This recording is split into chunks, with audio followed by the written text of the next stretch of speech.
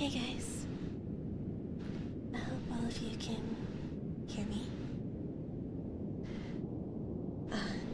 I had to do some little troubleshooting with my mic, which is why it takes so long. But please let me know if things don't sound right or anything like that. But I hope everyone's doing well on this Christmas Eve. Tonight I have a story that I'm going to be reading all of you today. It is the original edition of A Christmas Carol by Charles Dickens. I hope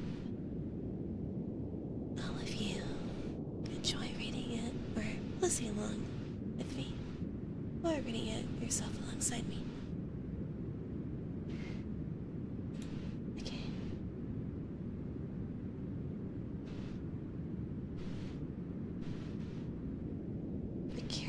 A Christmas Carol, prose being a ghost story of Christmas by Charles Dickens. Preface. I have endeavored in this ghostly little book to erase the ghost of an idea, but shall not put my readers out of humor with themselves, with each other, with the season, or with me. They haunt their houses pleasantly, and no one wished to late. Their faithful friend and servant, CD, December 1843. Wow, this book is almost 200 years old.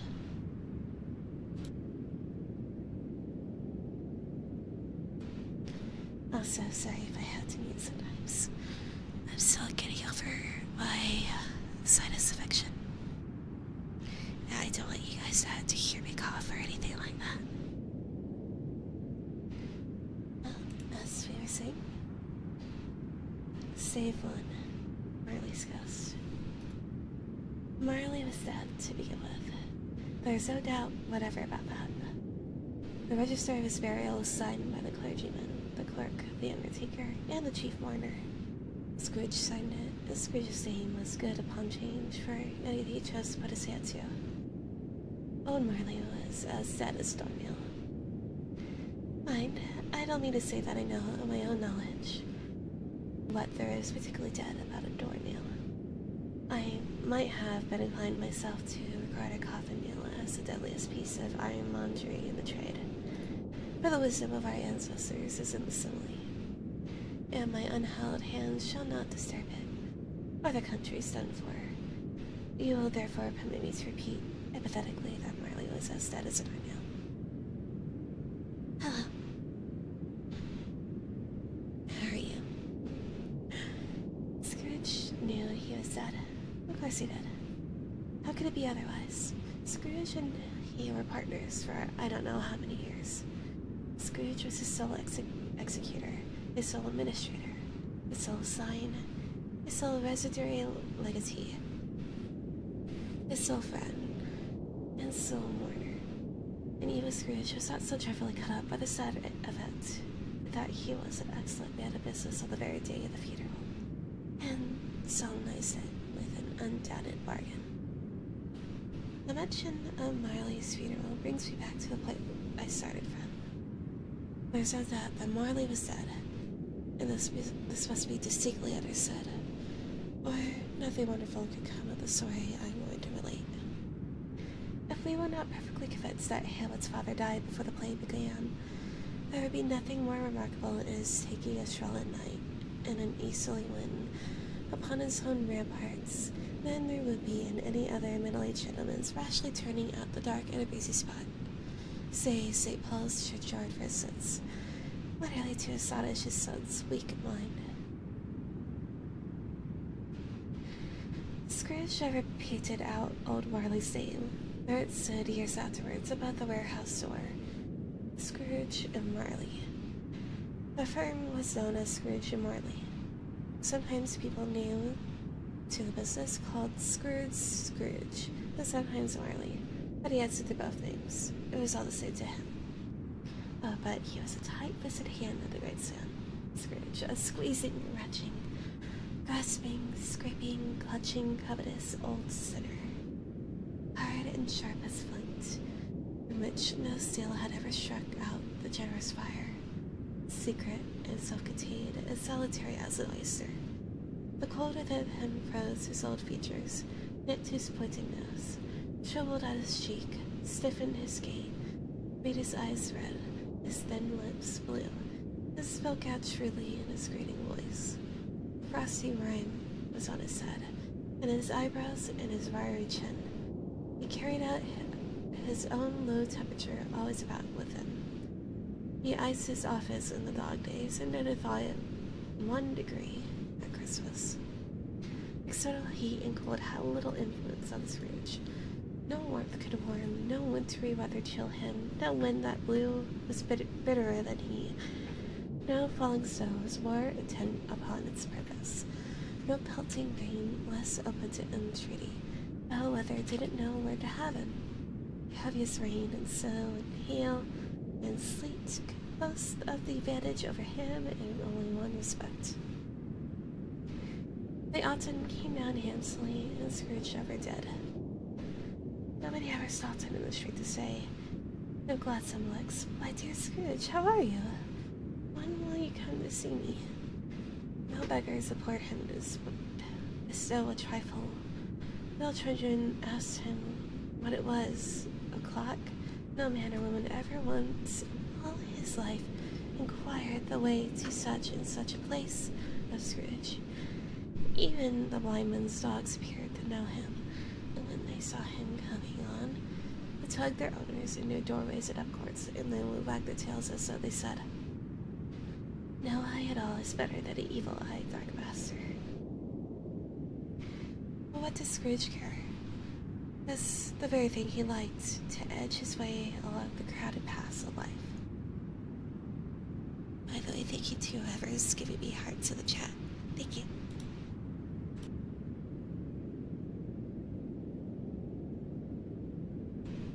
Okay. Where were we?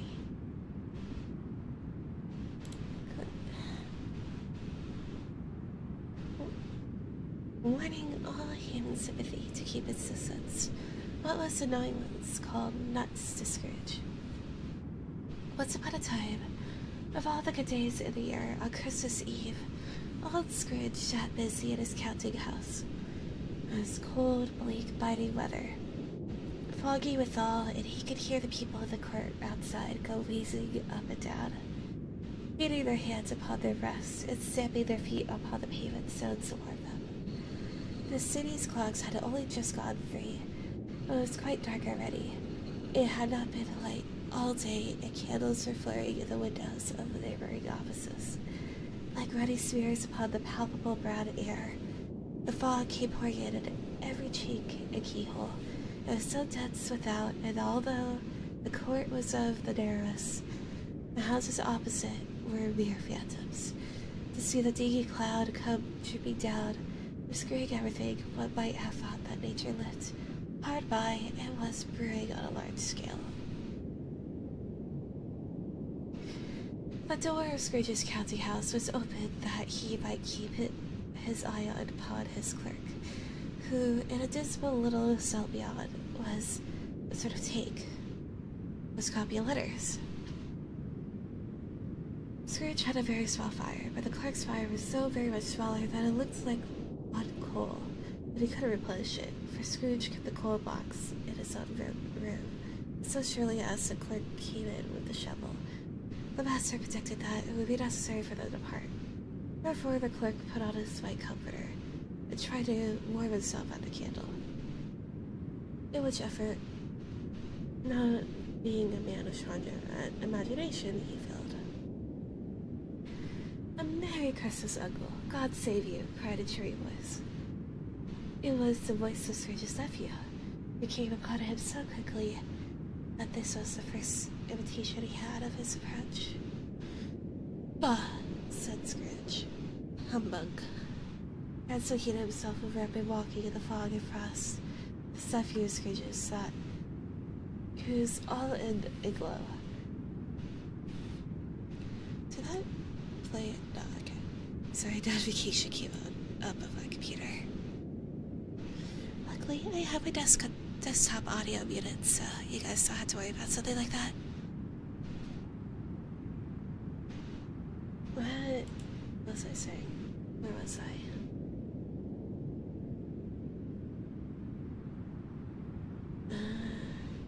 He had so heated himself over after walking in the falling frost to Sophia Scrooge's that he was all in a glow. His face was ruddy and handsome, his eyes sparkled, and his breath swept again.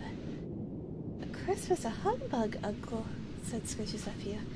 "You don't mean that, I am sure." "I do," said Scrooge. "Merry Christmas! What right have you to be merry? What reason have you to be merry? You're poor enough." "Come then," returned the nephew gaily. "What right have you to be dismal? What reason have you to be morose? You're rich enough." Scrooge, having no better answer ready on the spur of the moment, said "bah" again and followed it up with humbug. "Don't be cross, Uncle," said the nephew. "What else can I be?" returned the uncle. "When I live in such a world of fools as this, Merry Christmas, out upon Merry Christmas. What Christmas time to you but a time for paying bills without money, a time for finding yourself a year older, but not an hour richer, a time for balancing your books and having every item, and in through a round dozen of months presented dead against you. If I could work my will," said Scrooge indignantly, "every idiot who goes about with Merry Christmas on his lips should be boiled with his own pudding and buried with a stick of holly through his heart. He should." "Uncle," pleaded the nephew. "Nephew," returned the uncle sternly, "keep Christmas in your own way, and let me keep it in mine." "Keep it," repeated Scrooge's nephew. "But you don't keep it." "Let me leave it alone, then," said Scrooge. "Much good may it do you. Much good it has ever done you. There are many things for which I may have done good, for which I have not profited, I dare say," returned the nephew. "Christmas among the rest, but I am sure I have always thought of Christmas time when it has come around, apart from the veneration due to its secret name and origin. If anything belonging to it can be apart from that, as a good time, a kind, forgiving, charitable, pleasant time. The only time I know of, the long calendar of the year, when men and women seem, by one consent, to open their shut-up hearts freely, and to think of people below them as if they really were fellow passengers to the grave, and not another race of creatures bound on other journeys. And therefore, Uncle, though it has never put a scrap of gold or silver in my pocket, I believe that it has done me good, and will do me good, and I say, God bless it." The clerk of the take involuntarily applauded. If I may say, out of script. The whole crowd clapped. And as I was saying, becoming immediately sensible of the impropriety, he poked the fire and extinguished the last frail spark forever. "Let me hear another sound from you," said Scrooge, "and you'll keep your Christmas by losing your situation. You're quite a powerful speaker, sir," he added, turning to his nephew. "Wonder you don't go into Parliament."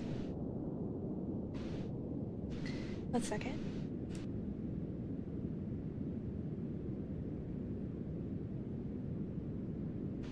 As I said, I'm still recovering from my sinus infection, so I may need to meet myself from time to time to take care of it."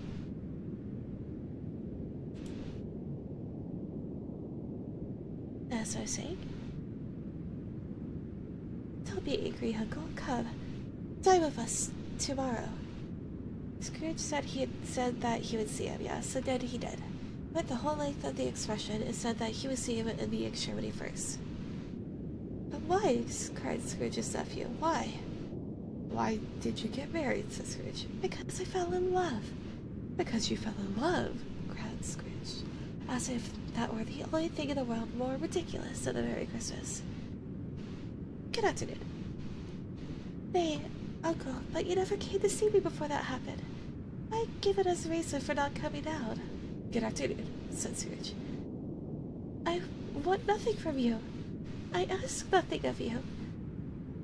Why cannot we be friends?" "Good afternoon," said Scrooge. I am sorry with all my heart to find you so resolute. We have never had any quarrel to which I have been a party. I have made the trial in homage to Christmas. I will keep my Christmas humor to last. So a Merry Christmas, Uncle. Good afternoon, said Scrooge. And a Happy New Year. Good afternoon, said Scrooge. His nephew left the room without an angry word notwithstanding. He stopped at the outer door to bestow the greetings of the season on the clerk, who, cold as he was warmer than Scrooge, for he returned them cordially. There's another fellow, muttered Scrooge, who overheard him. My clerk, with 15 shillings a week and a wife and family, talking about a Merry Christmas. Oh, I'm tired of bedlam. This lunatic, in letting Scrooge's nephew out, had let 2 other people in. They were portly gentlemen, pleasant to behold, and now stood, with their hats off, in Scrooge's office. They had books and paper in their hands and bowed to him. Scrooge and Marley's, I believe, said one of the gentlemen, referring to his list. Have I the pleasure of addressing Mr. Scrooge or Mr. Marley? Mr. Marley has been dead these 7 years, Scrooge replied. He died 7 years ago, this very night. I have no doubt his liberality was well represented by his surviving partner, said the gentleman, presenting his credentials. It certainly was, for they had been 2 kindred spirits. And the youngest were liberality. Scrooge frowned and shook his head and handed the credentials back. At this festive season of the year, Mr. Scrooge, said the gentleman, taking up a pen, it is more than usually desirable that we should make some light provision for the poor and destitute. They suffer greatly at the present time. Many thousands are in want of common necessaries. Hundreds of thousands are in want of common comforts, sir. Are there real prisons? Asked Scrooge. Plenty of prisons, said the gentleman, laying down the pen again. And the Union workhouses, demanded Scrooge. Are they still in operation?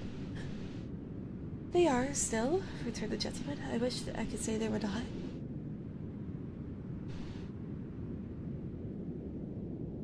The treadmill and the port law are in full vigor then, said Scrooge. Both very busy, sir.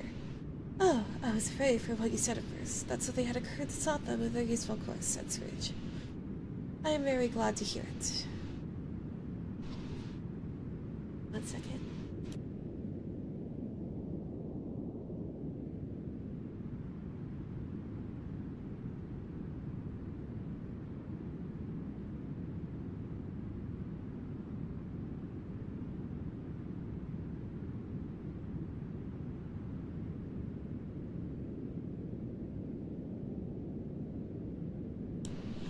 Okay.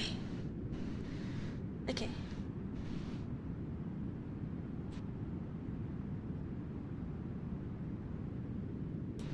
Alright, I can continue. Under the impression that they could scarcely furnish Christian cheer of mind or body to the multitude, returned the gentleman. If you must are endeavoring to raise a fund to buy the poor some meat and drink, and means of worth. We choose this time because it is a time of all others, when want is keenly felt and abundance rejoices. What shall I put you down for? Nothing, Scrooge replied. You wish to be anonymous? I wish to be let alone, said Scrooge. Since you ask me what I wish, gentlemen, that is my answer. I don't make merry myself at Christmas, and I can't afford to make idle people merry. I ought to support the establishments I imagine. They cost enough, and those who are badly off must go there. Many can't go there, and many would rather die. If they would rather die, said Scrooge, they had better do it and decrease the surplus population. Besides, excuse me, I don't know that. But you might know it, observed the gentleman. It's not my business, Scrooge returned. It's enough for a man to understand his own business, and not to interfere with other people's. Mine occupies me constantly. Good afternoon, gentlemen. Seeing that it clearly would be useless to pursue their point, the gentlemen withdrew. Scrooge resumed his labors, with an improved opinion of himself, and in a more facetious temper than was usual with him. Meanwhile, the fog and darkness thickened so that people ran about with flaring blinks, proffering their services to go before horses and carriages, and conduct them on their way. The ancient tower of a church, whose gruff old bell was always peeping slyly down at Scrooge out of a Gothic window in the wall, became invisible. It struck the hours and quarters in the clouds. The tremulous vibrations afterwards, as if its teeth were chattering in the frozen head up there. The cold became intense. In the main street, at the corner of the court, so the laborers were repairing the gas pipes, and had lighted a great fire in the brazier, round which a party of recommended boys were gathered, warming their hands and blinking their eyes before the blaze in rapture. The water plague being left in solitude, its overflowing solidly congealed, and turned into misanthropic ice. The brightness of the shops where holly sprigs and berries crackled at the lamp of the windows, their pale faces ruddy as they passed. Vultures, the grocers' trades, became a splendid joke, a glorious pageant, with which it was next to impossible to believe that such dull principles as bargain and sale had anything to do. The Lord Mayor, in a stronghold of the mighty mansion house, gave orders to his 50 cooks and butlers to keep Christmas as a Lord Mayor's household should. Even the little tailor, whom he had fined 5 shillings on the previous Monday for being drunk and bloodthirsty in the streets, stirred up to the 2 hours pudding in his garret, while his lean wife and babies sallied out to buy the beef. Foggier yet and colder, piercing, searching, biting cold, and the good Saint Dunstan had but nipped the evil spirit's nose with a touch of such weather as that. Instead of using his familiar's weapons, indeed he would have more to lusty purpose.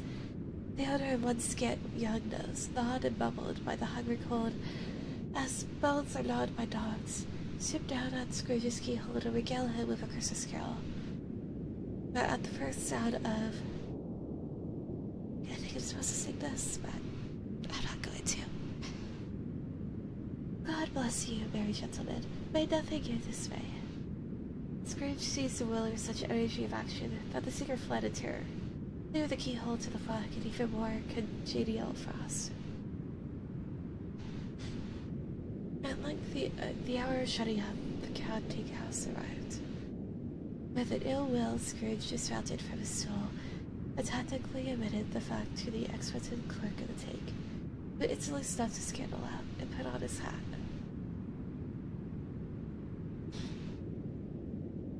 "I want all day tomorrow, I suppose," said Scrooge. "It's quite convenient, sir." "It's not convenient," said Scrooge, "and it's not fair. If I was to stop a half a crown for it, you think yourself ill-used, I'll be bound?" The clerk smiled faintly. "And yet," said Scrooge, "you don't think me ill-used, when I pay a day's wages for no work." The clerk observed that it was only once a year. "Or excuse for picking a man's pocket every 25th of December," said Scrooge, buttoning his greatcoat to the chin. "But I suppose you must have the whole day. Be here all the earlier next morning." The clerk promised that he would, and Scrooge walked out with a growl. The office was closed in a twinkling, and the clerk, with the long ends of his white comforter dangling below his waist, where he busted no greatcoat, went down a slide on Cornhill at the end of the lane of boys 20 times, in order of being Christmas Eve, then ran home to Camden Town as hard as he could pelt, to play at Blind Man's Bluff. Scrooge took his melancholy dinner in his usual melancholy tavern, and having read all the newspapers, and beguiled the rest of the evening with his baker's book, went home to bed. He lived in chambers which had once belonged to his deceased partner. They were a gloomy suite of rooms, and a slumbering pile of building up a yard where had no little business to be, that one could scarcely help fancying it must have run there when it was a young house, playing at hide and seek with other houses, and forgotten the way out again. It's old enough now, enduring enough, for nobody lives in it but Scrooge. The other rooms being all lit out as offices. The yard was so dark that even Scrooge, who knew its every sound, was fain to grub with his hands. The fog and frost so hung about the black old gateway of the house that it seemed as if the genius of the weather sat in mournful meditation on the threshold.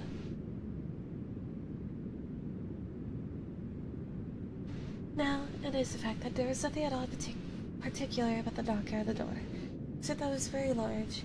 It is also a fact that Scrooge had seen it night and morning during his whole residence in that place. Also, that Scrooge had as little of what is called fancy about him as any man in the city of London. Ubiquity, which is a bold word, the corporation, alderman, and livery. Let it also be borne in mind that Scrooge had not bestowed one thought on Marley since his last mention of his 7 years dead partner that afternoon. And then, let any man explain to me, if he can, how it happened that Scrooge, having his key in the lock of the door, saw in the darker, without its undergoing any intermediate process of change, but on a knocker of Marley's face. Dun dun dun. A second.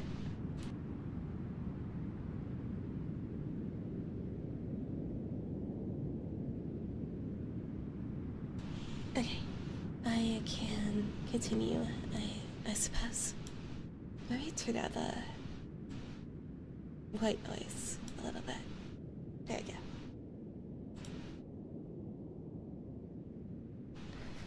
Marley's face. It was not an impenetrable shadow as the other objects of the yard were, had a dismal light about it, like a bad lobster in a dark cellar. It was not angry or ferocious, but looked at Scrooge as Marley used to look, with ghostly spectacles turned up on its ghostly forehead. The hair was curiously stirred, as if by breath or hot air, and, though the eyes were wide open, they were perfectly motionless. That and its livid color made it horrible, but its horror seemed to be in spite of the face, beyond its control, rather than a part of its own expression. As Scrooge looked fixedly at this phenomenon, it was a knocker again. To say that he was not startled, or that his blood was not conscious of the terrible sensation to which it had been a stranger from infancy would be untrue. But he put his hand upon the key he had relinquished, turned it sturdily, walked in, and lighted his candle. He did pause, with a moment's irresolution, before he shut the door, and he did look cautiously behind it first, as if he had half expected to be terrified with the sight of Marley's pigtail sticking out into the hall. But there was nothing on the back of the door except the screws and nuts that held the locker on. So he said, "Pooh-pooh," and closed it with a bang. The sound resounded through the house like thunder. Every room above and every cask in the wine merchant cellars below. Every time served a peal of echoes of its own. Scrooge was not a man to be frightened by echoes. He fastened the door and walked across the hall and up the stairs slowly, too, trimming his candle as he went. He may talk vaguely about driving a coach and six up a good flight of stairs, but through a bad young act of Parliament. I mean to say you might have got a hearse up that staircase and taken a broadwise, with a splinter bar towards the wall and the door towards the balustrades. It done it easy. There was plenty of width for that and room to spare, which is perhaps the reason why Scrooge thought he saw a locomotive hearse going on before him in the gloom. A half-dozen gas lamps at the street would have lighted the entry too well, so you may suppose that it was pretty dark with Scrooge's step. Up Scrooge went, not carrying a button for that. Darkness was cheap. Scrooge liked it, but before he shut his heavy door, he walked through his rooms to see that all was right. He had just enough recollection of the face to desire to do that.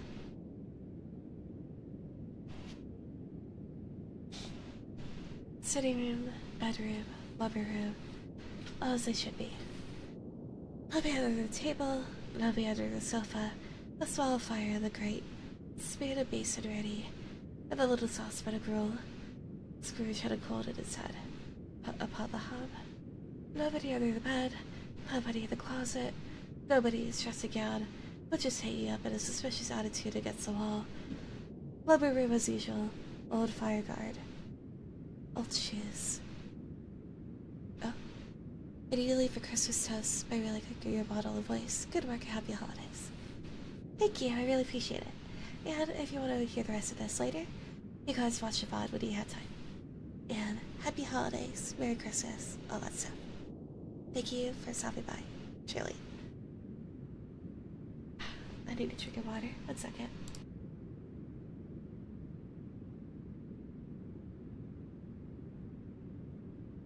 I don't know if this water bottle would be too loud.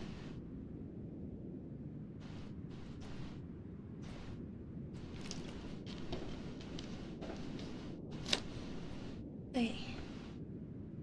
And I'll take a sip of my coffee.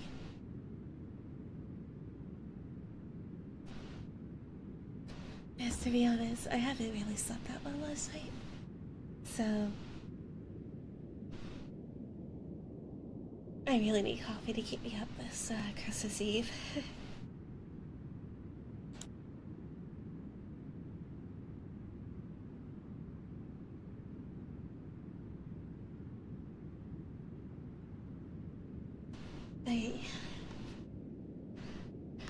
Alright, let's keep going, I suppose. Okay, where was I? This is a really long book, by the way. I'm hoping I can read all of this tonight. If not, I guys finish it in the morning. After I open up all the presents and do all the Christmas activities, of course.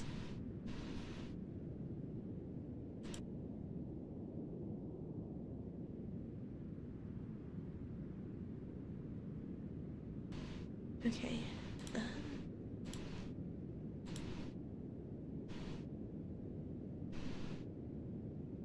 I think I was at... Right. Old fire guard, old shoes, 2 fish baskets, washing stand on 3 legs, and a poker. Quite satisfied, he closed his door and locked himself in. Double locked himself in, which was not his custom. Thus secured against surprise, he took off his cravat, put on his dressing gown and slippers, and his nightcap, and sat down before the fire to take his gruel. If I could ask to people in the audience, does anyone even wear a nightcap anymore? I can't because my ears get in the way, you know, my bunny ears. But do like normal humans wear that at night anymore? No? Anyways. And sat down before the fire to take his gruel. It was a very slow fire indeed, and nothing on such a bitter night. He was obliged to sit close to it and brood over it, before he could extract the least sensation of warmth from such a handful of fuel. The fireplace was an old one, built by some Dutch merchant long ago, and paved all around with quaint Dutch tiles, designed to illustrate the scriptures. There are Cain's and Abel's, Pharaoh's daughters, Queens of Sheba, angelic messengers descending through the arrow clouds like feather beds, Abraham's Belzahars, I think, apostles putting off to sea, and butterpets, hundreds of figures to attract his thoughts. They get that face of Marley, 7 years dead, came like the ancient prophet's rod, still at the hole. If each smooth tiled had been a blanket verse with power to shape to some picture on its surface, of the disjointed fragments of his thoughts, there would have been a copy of old Marley's head on every one. A bug, said Scrooge, once across the room. After several turns, he sat down again, as he threw his head back in the chair. His glance happened to rest upon a bell, a disused bell, that hung in the room, and communicated for some purpose not forgotten with a chamber in the highest story of a building. It was with great astonishment and with a great inexplicable dread that as he looked, he saw this bell begin to swing. It swung so softly at the outset that it scarcely made a sound, but soon it rang out loudly. It sounded every bell in the house.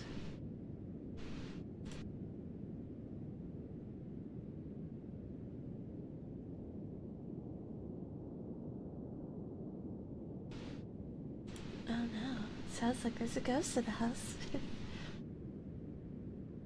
This might have lasted half a minute or a minute, but it seemed like an hour. The bells ceased as they had begun together.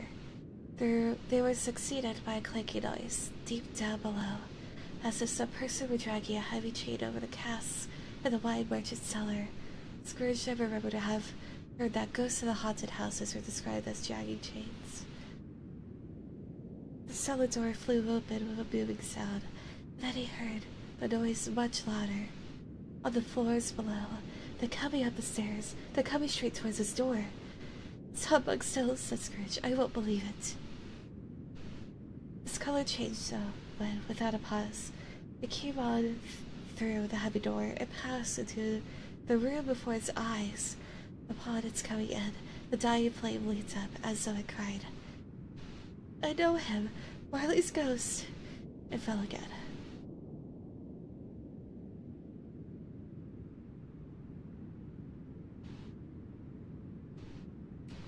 I think that's the end of chapter 1, but I don't quite see that. So give me 1 second to drink some more water, and then we'll continue with the next, I guess, stay section of the book? Yeah, I'll be right back.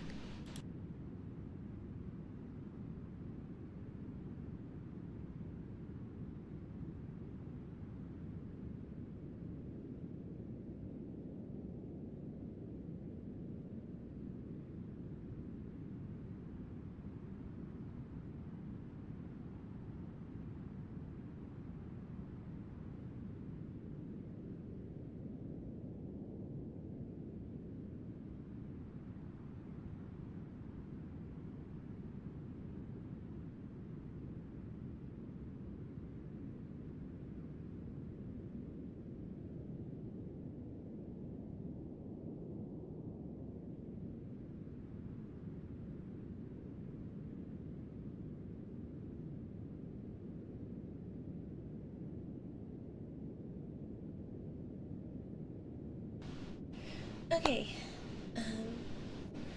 I think you guys can still hear me. Alright. The next section of the book is labeled Marley's Ghost. So, I guess I'm gonna get started on that. How long is this section? Okay. Not super long. I think after this section, we'll move on to stage 2, and then after that,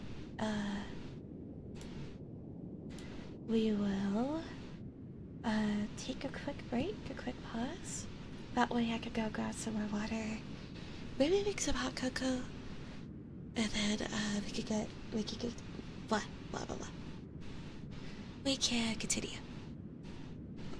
I guess that was a good time of setting the center versus actually Saturday should be over my words while waiting.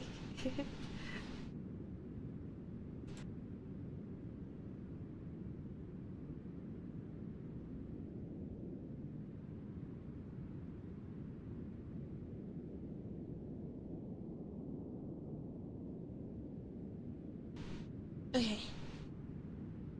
Sorry, again, as I said, I am still dealing with a sinus infection, but I really wanted to do this stream tonight, and maybe if you guys really like it, I can always re-record this as a video to release sometime in January once I actually feel better fully.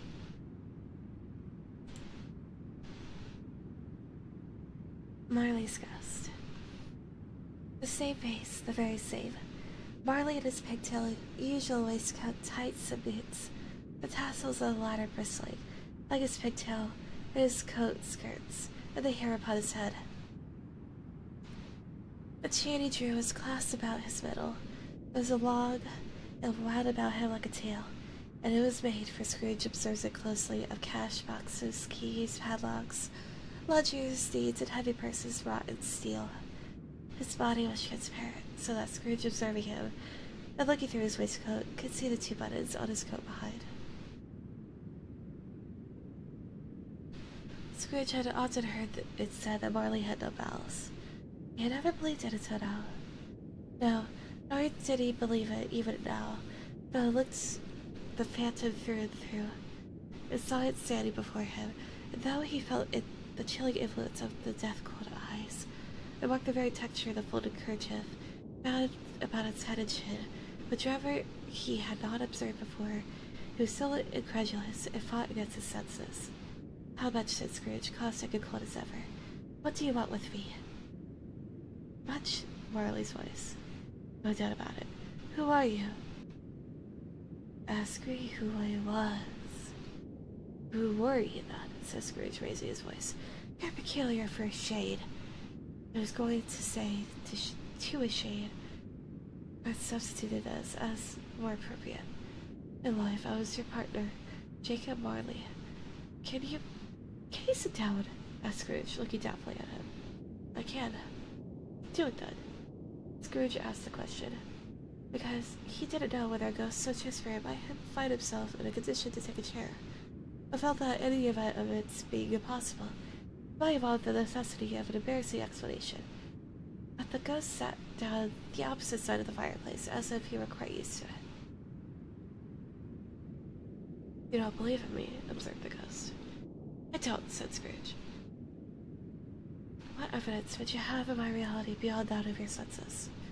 "I don't know," said Scrooge. "Why do you doubt your senses?" "Because," said Scrooge, "a little thing affects them. A slight disorder of the stomach makes them cheats. Maybe an undigested bit of beef, a blot of mustard, a crumb of cheese, a fragment of an underdone potato. There's more of gravy than that of grave about you, whatever you are." Scrooge was not much in the habit of cracking jokes, nor did he feel in his heart by any means waggish then. The truth is that he tried to be smart as a means of distracting his own attention, and keeping down his terror. The respect's voice disturbed the very marrow of his bones. To sit, staring at those fixed glazed eyes, in silence for a moment, would play. Scrooge felt the very deuce with him. There was something very awful, too, in the spectre's being provided with an infernal atmosphere of its own. Scrooge could not feel it himself, but this was clearly the case, for the ghost sat perfectly motionless. Its hair, its skirts, and tassels were still agitated as by the hot vapor from an oven. "You see this toothpick," said Scrooge, turning quickly to the charge, for the reason just assigned, and wishing, though it would only for a second, to divert the vision's steady gaze from himself. "I do," replied the ghost. "You're not looking at it," said Scrooge. "But I see it," said the ghost, notwithstanding. "Well," returned Scrooge, "I have but to swallow this, and be, for the rest of my days, persecuted by a legion of goblins. All of my own creation humbug, I tell you, humbug." At this, the spirit raised a frightful cry, and shook his chain with such a dismal and appalling noise that Scrooge held on tight to his chair, to save himself from falling in his swoon. But how much greater was this horror, with the phantom taking off the bandage round its head, as if it were too warm to wear indoors. His lower jaw dropped down upon its breast. Scrooge fell upon his knees, clasped his hands before his face. "Mercy," he said. "Dreadful apparition, why do you trouble me?" "Man of the worldly mind," replied the ghost, "do you believe in me or not?" "I do," said Scrooge. "I was. But why do spirits walk the earth? And why do they come to me?" "It is required of every man," the ghost returned, "that the spirit within him should walk abroad among his fellow men, travel far and wide, and if that the spirit does not goes not forth in life, it is condemned to do so after death. It is seen to wander through the world, and oh, woe is me, and witness what it cannot share, but it might have shared on earth, it turned to happiness." Again, the spectre raised a cry and shook its shade around its shadowy hands. You are fettered, said Scrooge, trembling. Tell me why. I wear the chain I forged in life, replied the ghost. I made it link by link, and yard by yard. I girded it on of my own free will, and of my own free will I wore it. Is this pattern strange to you? Scrooge trembled more and more. Or, what do you know? Said the ghost.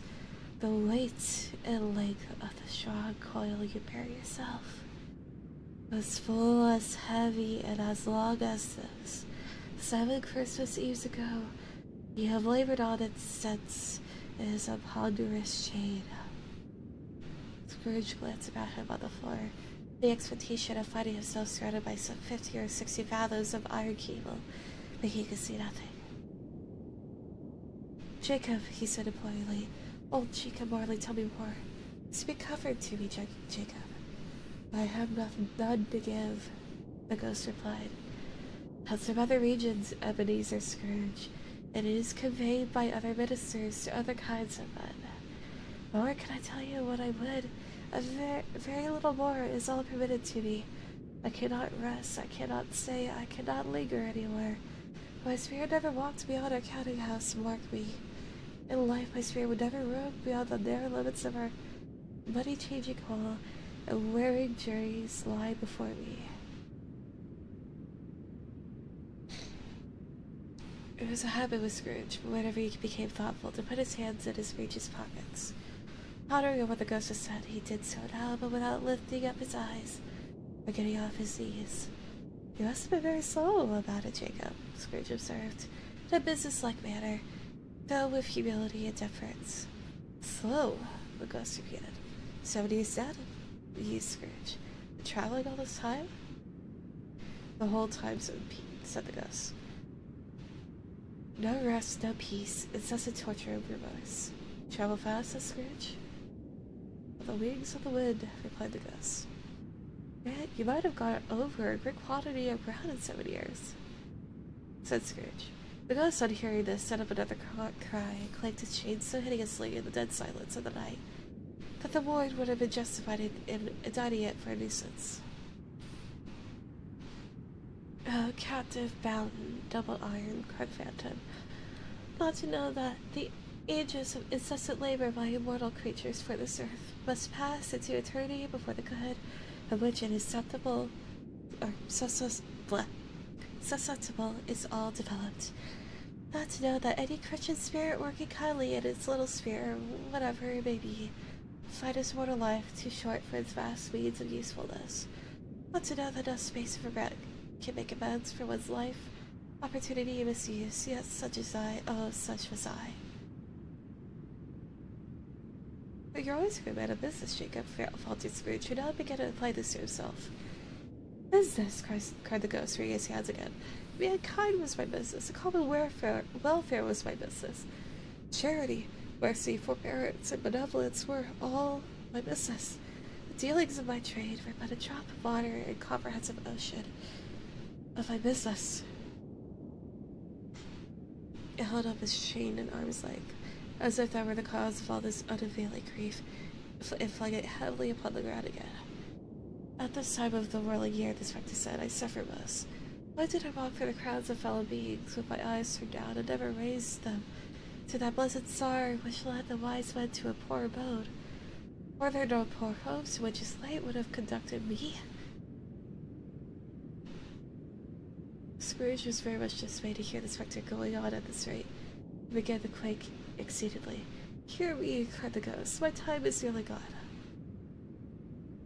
I will, said Scrooge. Don't be hard upon me. Don't be fiery, Jacob. Pray. What is it that I appear before you to shoot that you can see I may not tell? I have sat invisible beside you many and many a day. It was thought an agreeable idea. Scrooge shivered and wiped the perspiration from his brow. That is not my part of my penance, pursued the ghost. I am here tonight to warn you that you have yet a chance of hope of escaping my fate, a chance of hope of my procuring Ebenezer. You're always a good friend to me, said Scrooge. Thank ye. You will be haunted, resumed the ghost, by 3 spirits. Scrooge's countenance fell almost as low as the ghost had done. Is that the chance of hope you mentioned, Jacob? He demanded in a faltering voice. It is. I think I'd rather not, said Scrooge. Rather visits, said the ghost. He cannot hope to show the path I tread. Expect the first tomorrow, when the bell tolls 1. Can I take him all at once and have it over, Jacob? Hinted Scrooge. Except the second on the next night at the same hour, the third upon the next night, when the last stroke of 12 has ceased to vibrate. Look to see me no more, and look that, for your own sake, you remember what has passed between us. 1 second.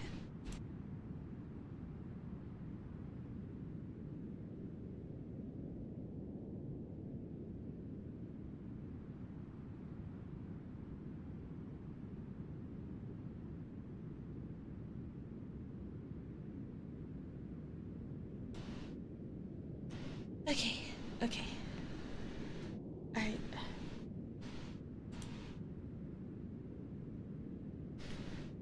As I was saying, when I had said these words, the spectre took its wrapper from the table and bound it around its head.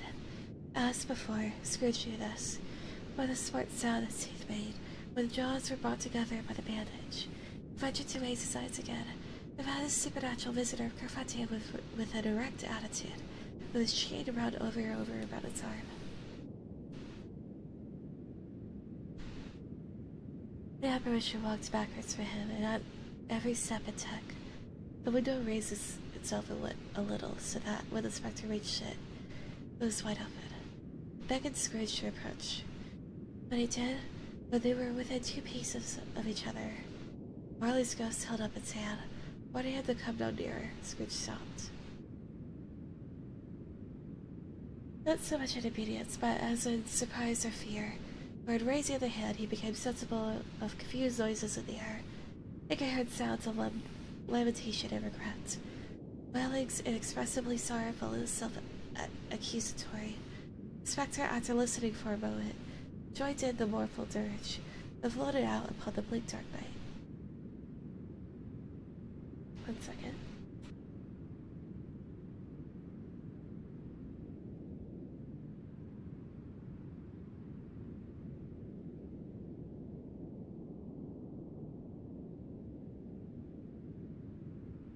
Okay. Let us see. Scrooge followed to the window, desperate in his curiosity, and looked out. The air was filled with phantoms, wandering hither and thither in restless haze, and budding as they went. Every one of them wore chains like Marley's ghosts. Some few, there may be guilty governments, were linked together. None were free. Many had been personally known to Scrooge in their lives, and been quite familiar with one old ghost, the white waistcoat, who watched through his orange safe attached to his ankle, cried piteously, unable to assist the wretched woman with an infant, who would sob alone upon a doorstep. The misery with them all was clearly that they sought to interfere for good in human matters, and had lost the power forever. Whether these creatures faded into mist or mist shrouded them, he could not tell. But they and their spirit voices faded together. The night became as it had been when he walked home. Scrooge closed the window and examined the door by which the ghost had entered. It was double locked, as he unlocked it with his own hands. The bolts were undisturbed. He tried to say humbug, but stopped at the first syllable. And being, from the emotion he had undergone, of the fatigues of the day, or his glimpse of the invisible world, or the dull conversation of the ghost, or the lateness of the hour, much need of repose, went straight to bed, without undressing, and fell asleep upon the instant. Alright, that was day 1. I'm gonna go and grab some more water, and maybe make some hot cocoa. Maybe not. I might do that later, honestly. Just grab water so that way I'm not gone for too long. I hope you guys are enjoying this so far. And I'll be right back.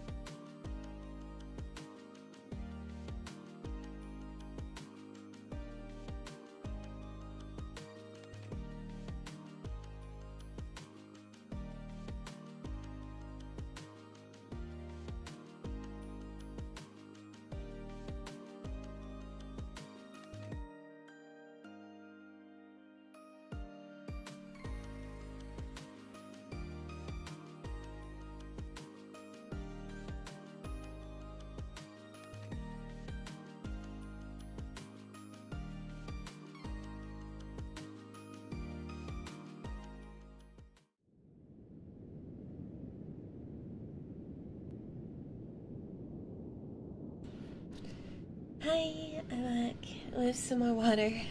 I just grabbed like 3 bottles of water for the kitchen, so that way I don't have to get up again.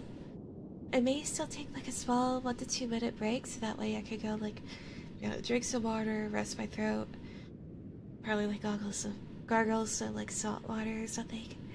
Cause this is a lot of talking nonstop. In that way, that also give you guys a chance to grab like, I don't know, popcorn or something.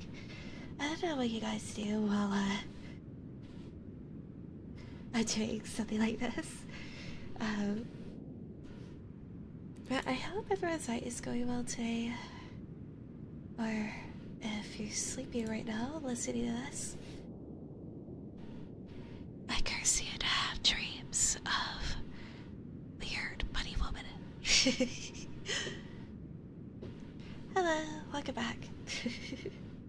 Yeah, I hope everyone's doing well, and we are about to start on save 2 out of how many saves is there? Okay, 3. Oh my god. 4. 5. 5, okay. Okay. I didn't realize how long this is. Okay, I could do this. I could do all of this tonight, I think. I just might have to be a faster reader. Right. Save 2. The first of 3 spirits. was Scrooge awoke, it was so dark. By looking at a bed, he could scarcely distinguish the transparent window from the opaque walls of his chamber. Listen, 1 second. I don't need to wear my headset. I'm not listening to anything like a game. There, I can actually hear myself speak. Anyways, as I was saying, without looking at a bed, he could scarcely distinguish the transparent window from the opaque walls of his chamber. He is endeavoring to pierce the darkness of his ferret eyes. Ferret eyes? Really? But the chimes of the neighboring church struck the 4 quarters, so he listened for the hour. To his astonishment, the heavy bell went on from 6 to 7, and from 7 to 8, regularly up to 12, then stop. 12. It was past 2 when he went to bed. The clock was wrong. An icicle must have gotten into works. 12. He touched the spring of his repeater to correct this most preposterous clock. Its rapid little pulse beat 12 and stopped. Why, is it possible that I could have slept through a whole day and far to another night? But it's impossible that anything has happened to the sun, and this isn't 12 at noon. The idea of being an alarming one, he scrambled out of bed and groped his way to the window. He was obliged to rub the frost off with the sleeve of his dressing gown before he could see anything. He could see very little then. All he could make out was that it was so very foggy and extremely cold, that there was no noise of people running to and fro, making a great stir, as there unquestionably would have been if the night had beaten off bright day, had taken possession of the world. This is a great relief because 3 days after sight of this first exchange to pay, Mr. Ebenezer Scrooge's order and so forth would have become a mere United States security if there were no days to count by. I wonder if that's supposed to be like a joke that I don't get because the story was made in 1843. Maybe? Scrooge went to bed again and thought it over and over and over. I could make nothing of it. The more he thought, and the more perplexed he was. The more he endeavored not to think, and the more he thought. Marley's ghost bothered him exceedingly. Every time he resolved within himself, after mature inquiry, that it was all a dream, his mind flew back again, like a strong spring released to its first position, presented the same problem to be worked out through. Was it a dream, or not? Scrooge lay in this state until the chime had gone 3 quarters more, when he remembered on a sudden that the ghost had warned him of a visitation. The bell tolled 1. He resolved to lie awake until the hour was past, and considering that he could no more go to sleep than to go to heaven, this is perhaps the wisest resolution in his power. The quarter was so long, and that he was more than once convinced that he must have sunk into a doze unconsciously. It was the clock. At length it broke upon his listening ear. Ding-dong, 1/4 said Scrooge, counting. Ding-dong, 1/2 said Scrooge. Ding-dong, 1/4 to it, said Scrooge. Ding-dong.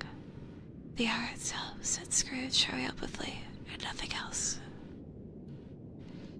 He spoke before the hour bell sounded, which it now did with a deep, dull, hollow, melancholy one. A light flashed up in the room upon the instant. The curtains of his bed were drawn.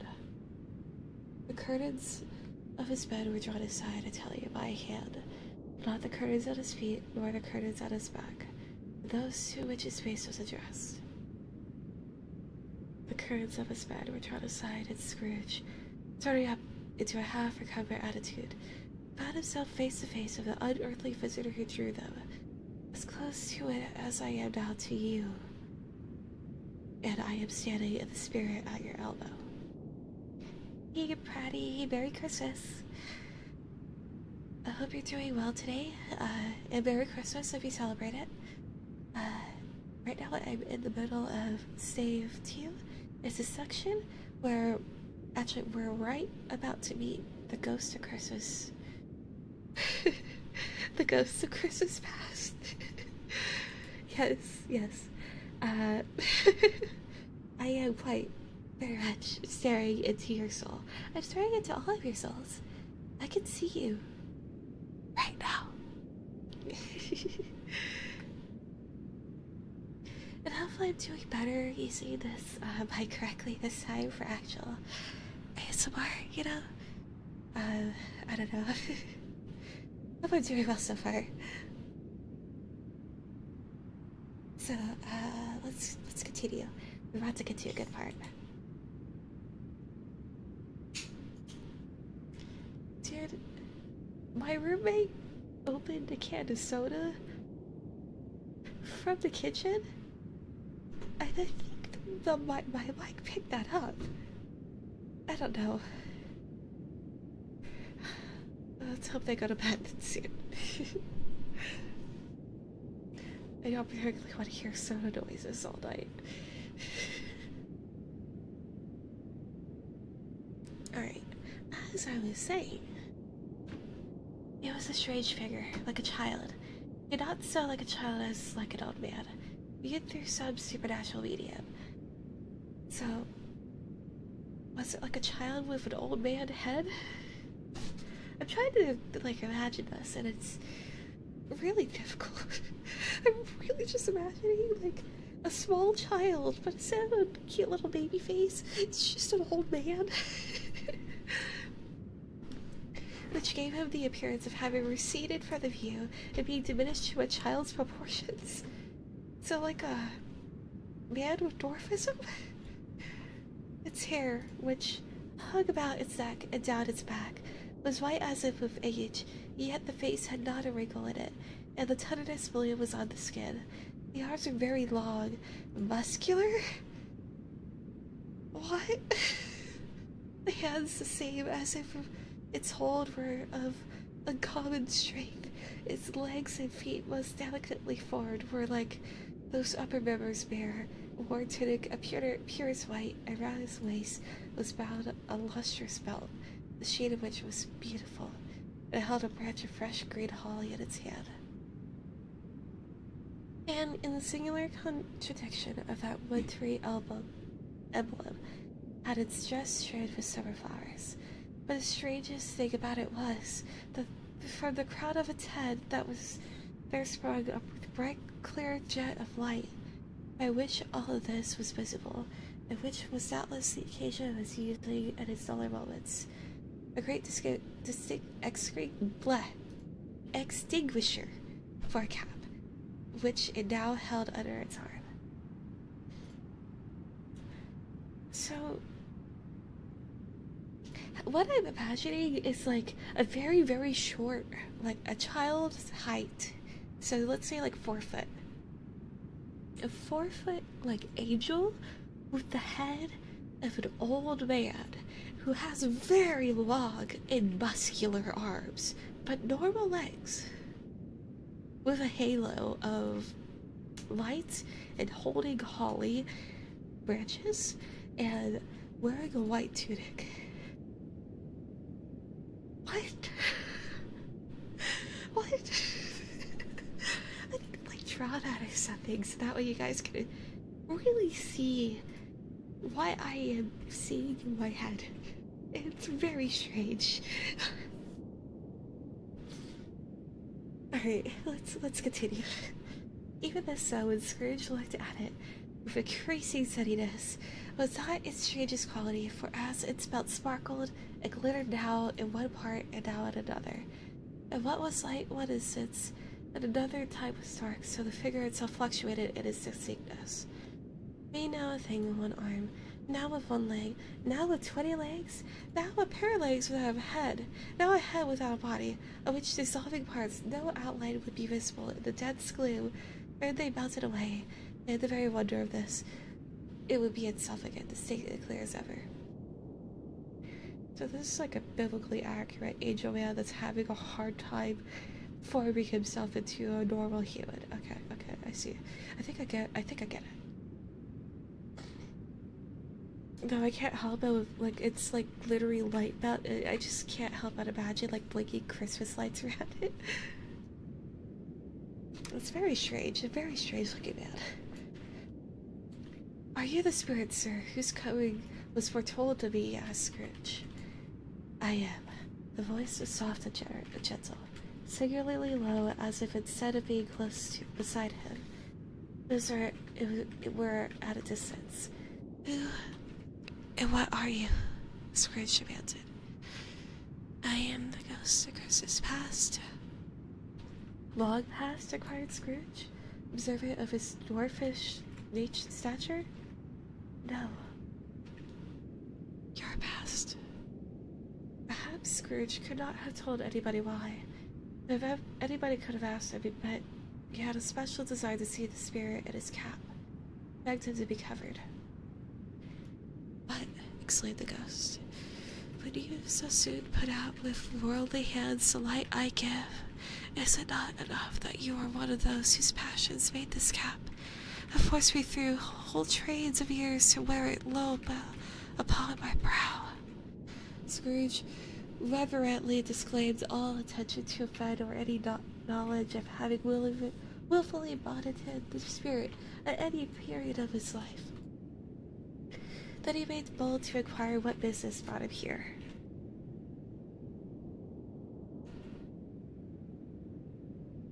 Your welfare, said the ghost. Scrooge expressed himself much obliged, but could not help but thinking that a night of unbroken rest would have been more conducive to that end. The spirit must have heard him thinking, for it said immediately, Your recollection, then, take heed. It put out its strong hand as it spoke, and clasped him gently by the arm. Rise and walk with me. It would have been in vain for Scrooge to plead that the weather and the hour were not adapted to pedestrian purposes, that the bed was warm, and the thermometer a long way below freezing. That he was clad but lightly in his slippers, dressing gown and nightcap, and that he had a cold upon him at that time. The grass, though gentle as a woman's hand, was not to be resisted. He rose, and finding that the spirit made towards the window, clasped his robe in supplication. I am immortal, Scrooge remonstrated, and liable to fall. Bear but a touch of my hand. There, said the spirit, laying upon his heart, and you shall be upheld. And more than this. As the words were spoken, they passed through a wall, and stood upon an open country road, with fields on either hand. The city had entirely vanished. Not a vestige of it was to be seen. The darkness in the mist had vanished with it. It was a clear, cold winter day, with snow upon the ground. Good heavens, said Scrooge, clasping his hands together as he looked about him. I was bred in this place. What? Okay. I was bred in this place. I was a boy here. The spirit gazed upon him mildly. His gentle touch, though it had been light and instantaneous, appeared still present to the old man's sense of feeling. He was conscious of 1,000 odors floating in the air, each one connected with 1,000 thoughts and hopes and joys and cares long forgotten. Your lip is trembling, said the ghost. And what is that upon your cheek? Scrooge muttered, with an unusual catching in his voice, that it was a pimple, and begged the ghost to lead him where he would. You recollect the way? Inquired the spirit. Remember it, cried Scrooge in fervor. I can walk it blindfold. Strange to have forgotten it for so many years, observed the ghost. Let us go on. They walked along the road, Scrooge recognizing every gate and post and tree, until a little market town appeared in the distance, with its bridge, its church, and winding river.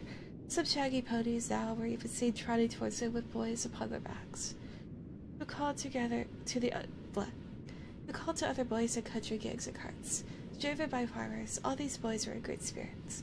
They shouted to each other, till the broad fields were so full of merry music that the crisp air laughed to hear it. These are but shadows of the things that have been, said the ghost. They have no consciousness of us. I actually haven't seen this word before. Jocund? Travelers came on, and as they came, Scrooge knew and named them everyone. Why was he rejoiced beyond all bounds to see them? Why did his cold eye glisten, and his heart leap up as they passed? Why was he filled with gladness when he heard them give each other Merry Christmas, as they parted at crossroads and byways for their several homes? What was Merry Christmas to Scrooge? Out upon Merry Christmas. What good had it ever done to him?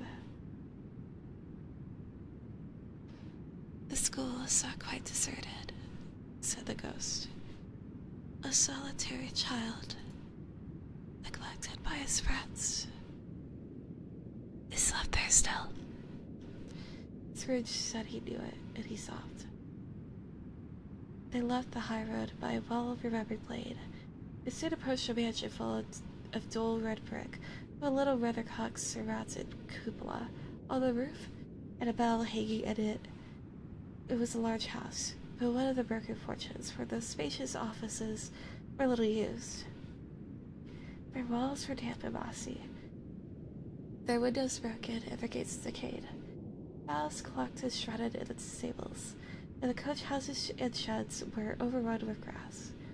Nor was it more retentive of its ancient state within, for entering the dreary hall and then glancing through the open doors of many rooms, they found them poorly furnished, cold, and vast. There was an earthly savor in the air, and a chilly bareness in the place, which associated itself somehow with too much getting up by candlelight, and not too much to eat.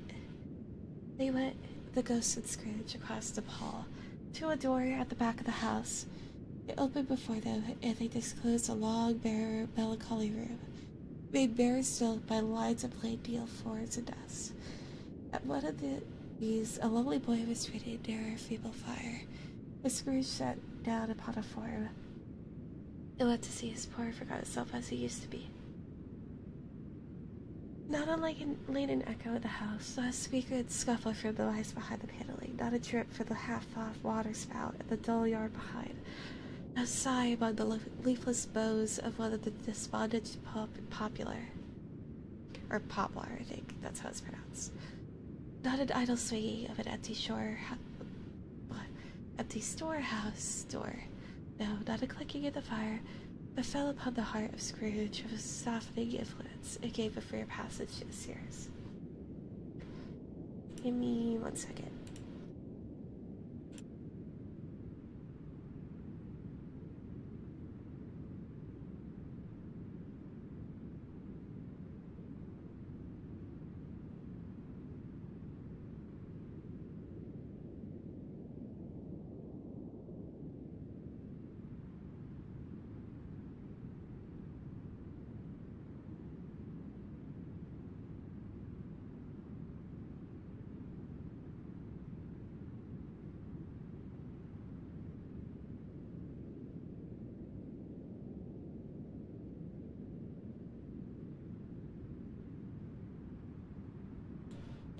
Okay, sorry, I had a coughing fit. As I said, still have a sinus infection, even if I don't sound like it. Luckily, throughout my sickness, my throat hasn't actually hurt or anything, since it's all in my sinuses. It's all fucking, coughing and, like, runny nose and, like, ugh.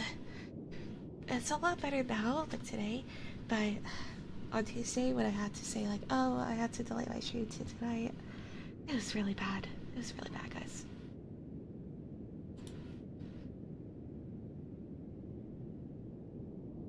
Where was I? Right. What the fuck is my cat doing? 1 second.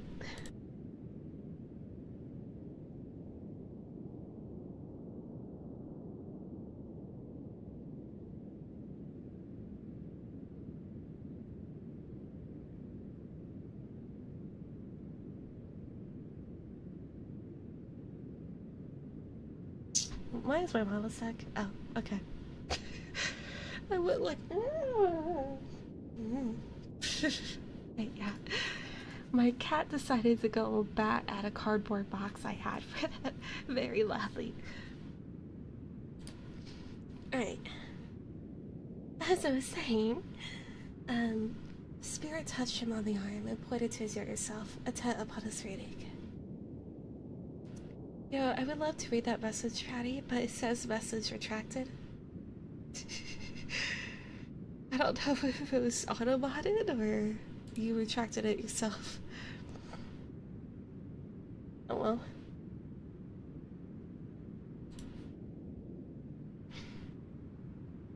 Anyways, suddenly a man in foreign garments. Mocha! I'm trying to do a stream here. No, it was like she's scratching cardboard. Oh my god. My cat, everyone. Hey GC, how's it going? Merry Christmas, Happy Holidays, and all that. Alright, as I was saying, suddenly a man in foreign garments, wonderfully real and distinct to look at, stood outside the window with an axe stuck in his belt. The lady by the bridle an ass laden with wood. An ass? An ass. An ass laden with wood? You know, it's probably a donkey, not a butt. Is that right? No, it's Mocha. She's a troublemaker. Why, it's Alibaba. What a great foreign name. Wow. 1840s writing. 1840s British writing, everyone. Scrooge exclaimed in ecstasy. It's dear old honest Alibaba. Yes, yes, I know. One Christmas time, but a yonder solitary child was left here all alone. He did come. For the first time, just like that. Poor boy, and Valentine, said Scrooge, and his wild brother, Orson. There they go, and what's his name? Was put down in his drawers, asleep, at the gate of Damascus. Don't you see him? In the Sultan Scrooge, turned upside down by the Jedi. There he is upon his head. Serve him right, I'm glad of it. What business had he to be married to the princess? Yes, Scrooge is having ecstasy. To hear Scrooge expounding all the earnestness of his nature on such objects, or subjects. The most extraordinary voice between laughing and crying. To see his heightened and excited face would have been a surprise to his business friends in the city indeed. There's the parrot, cried Scrooge. Green body and yellow tail, with a thing like a lettuce growing out of the top of his head, and there he is, poor Robin Crusoe, he had called him, when he came home again after sailing around the island. Poor Robin Crusoe, where have you been, Robin Crusoe? The man thought he was dreaming, but he wasn't. It was the parrot, you know. There goes Friday, running for his life to the little creek. Hello? Hoop? Hello. What? Okay. Then, with a rapidity of transition very foreign to his usual character, he said, in pity for himself, poor boy, and cried again. I wish, Scrooge muttered, putting his hand in his pocket, looking about him. Yeah, literally, Scrooge says, hello, hoop, hello. Randomly, I don't know why. I wish, Scrooge muttered, putting his hand in his pocket and looking about him, after drying his eyes of his cuff. But it's too late now.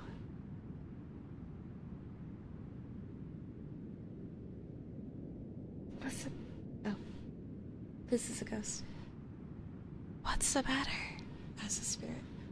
Nothing, said Scrooge. Nothing. There was a boy singing a Christmas carol at my door last night. I should have liked to have given him something, that's all. Maybe that's what some dog of 1840. Yeah, you know, hello is British 1840s slang for the hip kids on the block. Yeah, it's their version of Skibbity.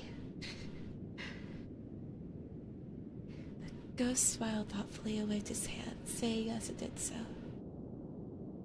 "Let us see another Christmas." Scrooge's form himself grew larger at the words, and the room became a little darker, a little more dirty. The panels shrunk, the windows cracked, fragments of plaster fell out of the ceiling. The naked leaves were shone instead. But how all this was brought about, Scrooge knew no more than he knew. He only knew that it was quite correct, that everything had happened so that there he was alone again when all the other boys had gone home for the jolly holidays. He was not reading now, but walking up and down despairingly. Scrooge looked at the ghost, with Warble shaking his head, glanced anxiously towards the door. It opened, and a little girl, much younger than the boy, came darting in and putting her hands around his neck, and often kissing him, and addressed him as her dear, dear brother? What?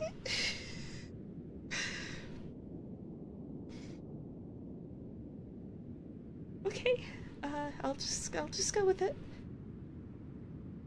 "I have come to bring you home, dear brother." God, oh, maybe not that voice. "I have come to bring you home, dear brother," said the child, clapping her tiny hands and bending down to laugh. "To bring you home, home, home." "Oh, little man," returned the boy. "Yes," said the child, brimful of glee. "Home, for good of all and all. Home, forever and ever. Father is so much kinder than he used to be. That home's like heaven. He spoke so gently to me one dear night when I was going to bed. I was not afraid to ask him once more if he might come home. And he said yes, you should. And to send me in a coach to ring you, and you're to be a man," said the child, opening eyes. "And are never to come back here.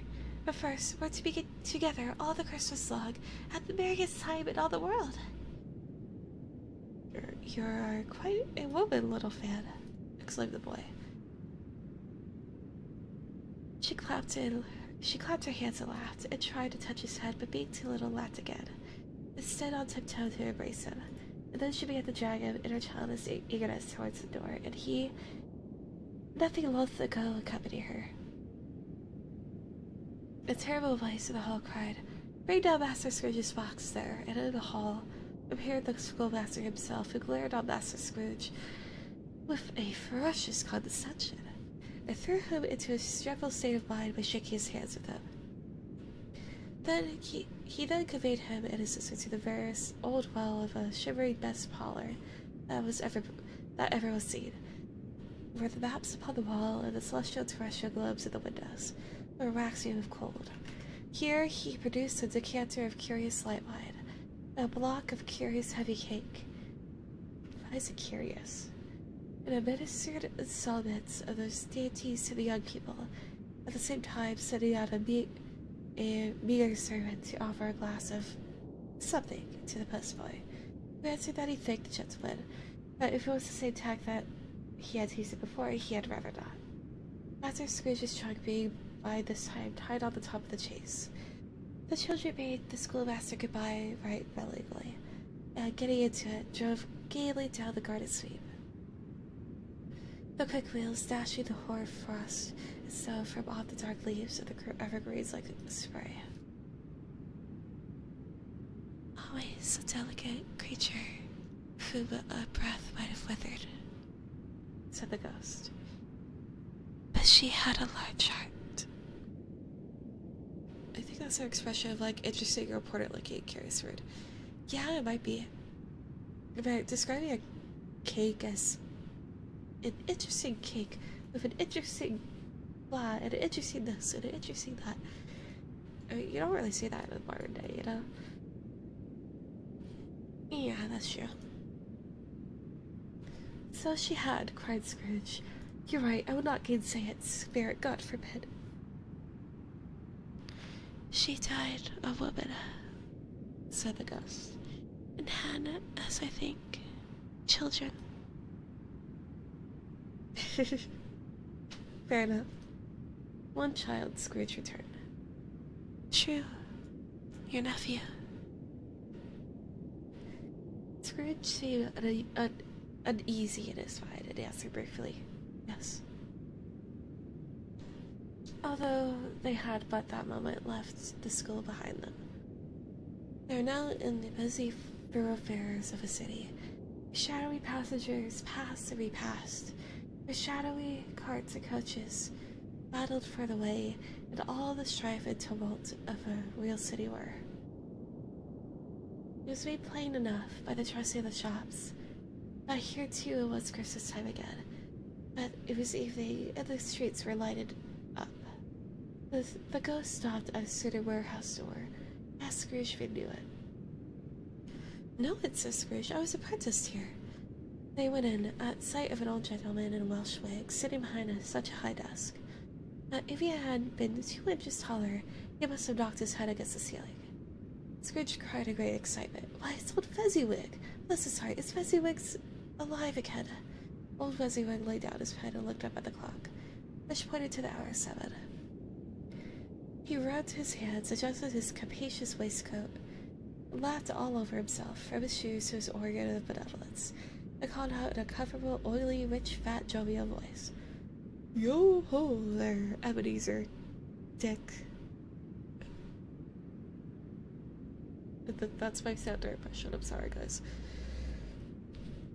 Scrooge's former self, now a grown young man, came briskly in, accompanied by his fellow apprentice. Santa did. God. Yes, yes.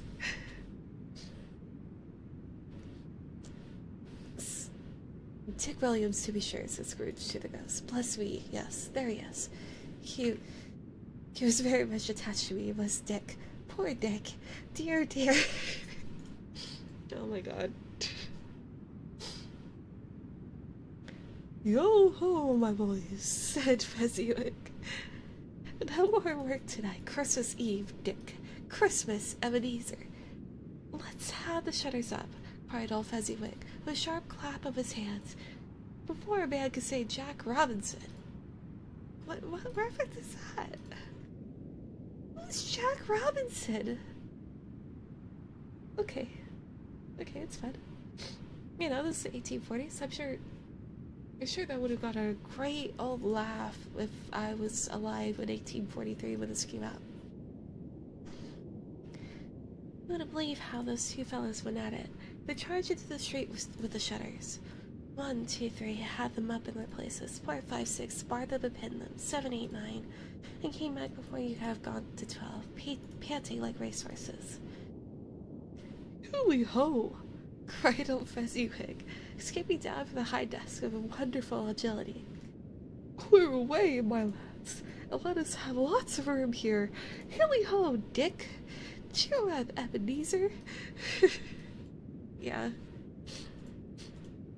Clear away. There was something they wouldn't have cleared away, or couldn't have cleared away, with old Fezziwig looking on. The sun in a minute, every movable was packed off, as if it were dismissed from public life forevermore. The floor was swept and watered, the lamps were trimmed, fuel was heaped upon the fire, and the warehouse was snug and warm and dry, and bright a ballroom as you would desire to see upon a winter's night. In came a fiddler with a music book, and went up to the lofty desk, and made an orchestra of it. It tuned like 50 stomach aches. In came Mrs. Fezziwig. One vast, substantial smile. It came 3 Miss Fezziwigs, beaming and lovable. It came 6 young followers whose hearts they broke. It came all the young men and women employed in the business. It came the housemaid with her cousin and the baker. It came the cook with her brother's particular friend, the milkman. It came the boy from over the way, who was suspected of not having borne enough from his master, trying to hide himself from the girl from the next door, but one who was proved to have her ears pulled by her mistress. In all they came, one after another, some shyly, some boldly, some gracefully, some awkwardly, some pushing, some pulling. In all they came, anyhow and everyhow. Away they all went, 20 couples at once, hands half round and back again the other way, Down the middle and up again, round and round in various stages of affection and grouping. Old top couple always starting up in the wrong place. New top couple starting off again. As soon as they got there, all top couples. What the fuck is a top couple? And not a bottom one to help them. When this result was brought out, old Fezziwig, clapping his hands to stop the dance, cried out, "Well done!" And the fiddler plunged his hot face into a pot of porter, specially provided for that purpose. Yeah, they're both top. But squirting rest upon his appearance, he instantly began again. There was no dancers yet, as if the other fiddler had been carried home exhausted on a shutter. And he were a brand new man resolved to beat him out of sight or perish. There are more dances, and there are more forfeits, and more dances, and there is cake, and there is Vegas? What's Vegas? And there was a great piece of cold roast, and there was a great piece of cold boiled, and there were mince pies, and plenty of beer. But the great effect of the evening came after the roast and boiled. What a fiddler! A dollar for a dog by the sort of man who knew his business better than you and I could have told him. Struck up Sir Roger de Coverley. Then old Fezziwig stood out to dance with Mrs. Fezziwig. Top couple too, with a good stiff piece of work cut out for them. 3 or 4 20-pair partners, people who were not to be trifled with, people who would dance, and had no notion of walking.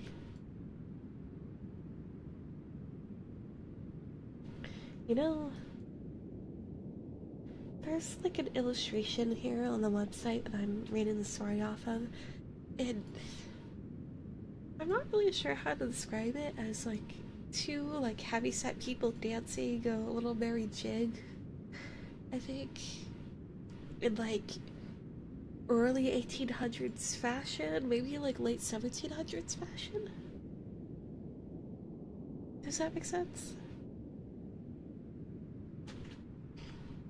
I don't know. Let me... Okay, it says so at least. Yes. Let me grab a little bit more water. I'm gonna mute myself real quick.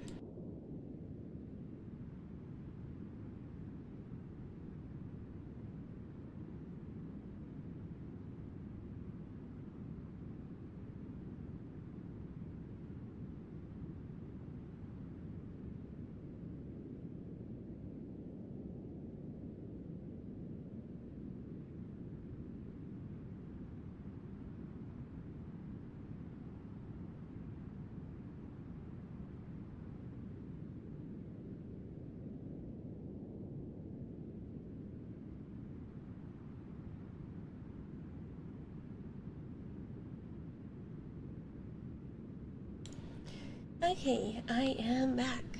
I got some sips of coffee and some sips of water. And I also coughed like half a lung out.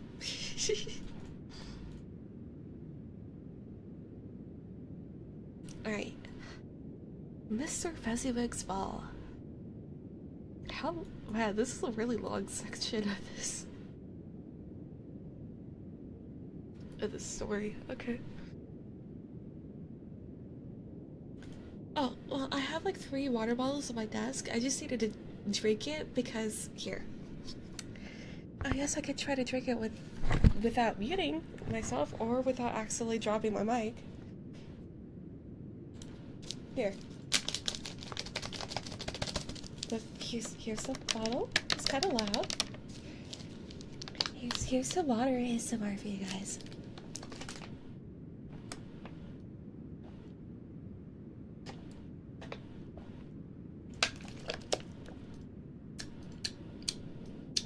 Fresh.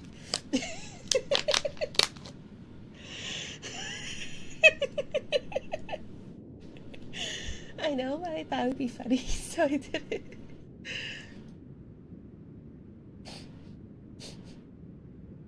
I could also like half a lung out on mic if you like, but I don't think that's gonna be very pleasant. Alright. Actually, I do actually need to cough. 1 second.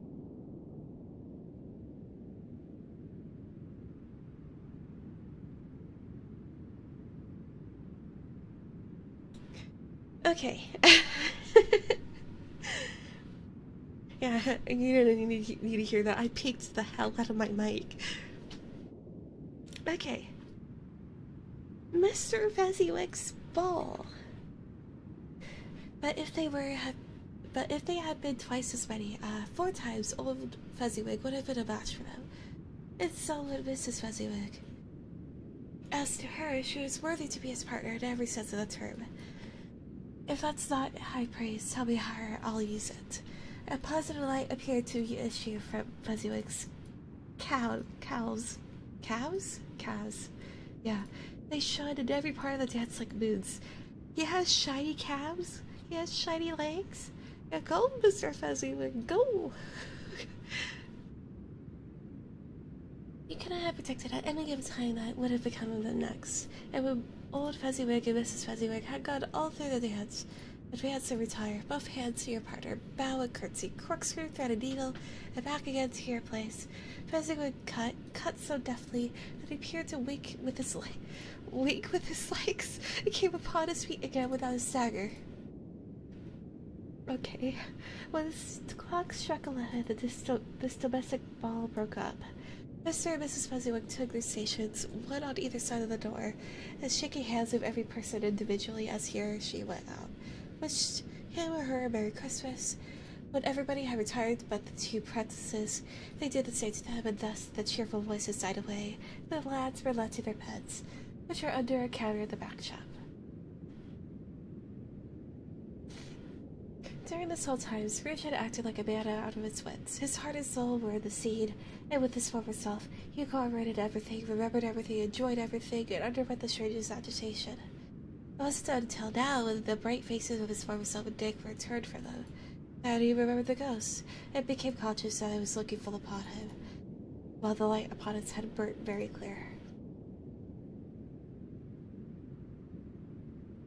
"You swell better," said the ghost, "to make these silly folks so full of gratitude."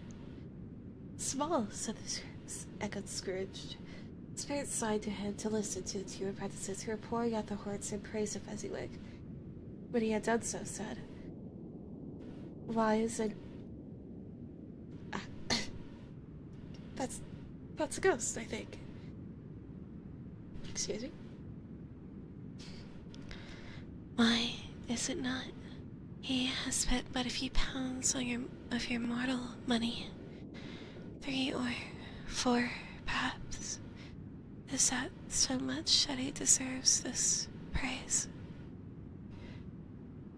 "It isn't that," said Scrooge, heated by the remark, and speaking unconsciously like his former, not his latter, self. "It isn't that, Spirit. He has the power to render us happy or unhappy, to make our service light or burdensome, a pleasure or a toil, say that his power lies in words and looks, in things so slight and insignificant that it is impossible to add or count him up. But then the happiness he gives is quite as great as if it cost a fortune." He felt the Spirit's glance and stopped. "What is the matter?" asked the ghost. "Nothing particular," said Scrooge. "Something, I think." "No," said Scrooge. "No, I should like to be able to say a word or 2 about my clerk just now, that's all." His former self turned down the lamps as he gave utterance to the wish, and Scrooge and the ghost again stood side by side in the open air. "My time grows short. Quick." This was not a jest to Scrooge, or to anyone whom he could see, but it produced an immediate effect, for again Scrooge saw himself. He was older now, a man in the prime of life. His face had not the harsh and rigid lines of later years, but had begun to wear the signs of care and avarice. There was an eager, gritty, restless motion in the eye, which showed the passion that had taken root, where the shadow of a growing tree would fall. He was not alone, but sat by the side of a fair young girl in a morning dress, whose eyes were in whose eyes there were tears, which sparkled in the light that shone out of the ghosts of Christmas past. "It matters little," she said softly. "To you, very little. Another idol has displaced me, and if it could cheer and comfort you in time to come, as I would have tried to do, I have no just cause to grieve. What idol has displaced you? He rejoined. Golden one. This is an even-handed dealing with the world, he said. There is nothing on which it is so hard as poverty, and there is nothing it professes to condemn with such severity as the pursuit of wealth. You fear the world too much, she answered. Oh, I see you're in good hands. Have a good night. Thank you, I suppose.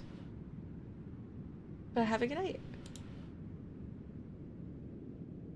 Oh, I actually opened up another web browser. Oops.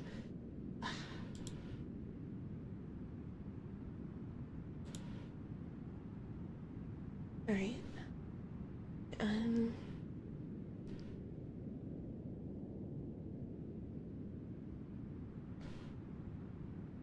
As I was saying, oh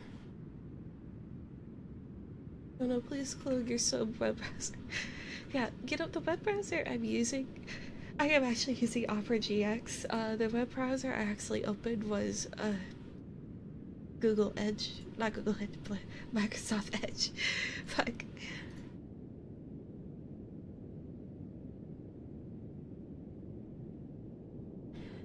Man, Google Edge. I'm sorry, it was a slip of the tongue. I have 4 web browsers on my computer. I have Opera GX, I have regular Opera, I have Google Chrome, and then Microsoft Edge.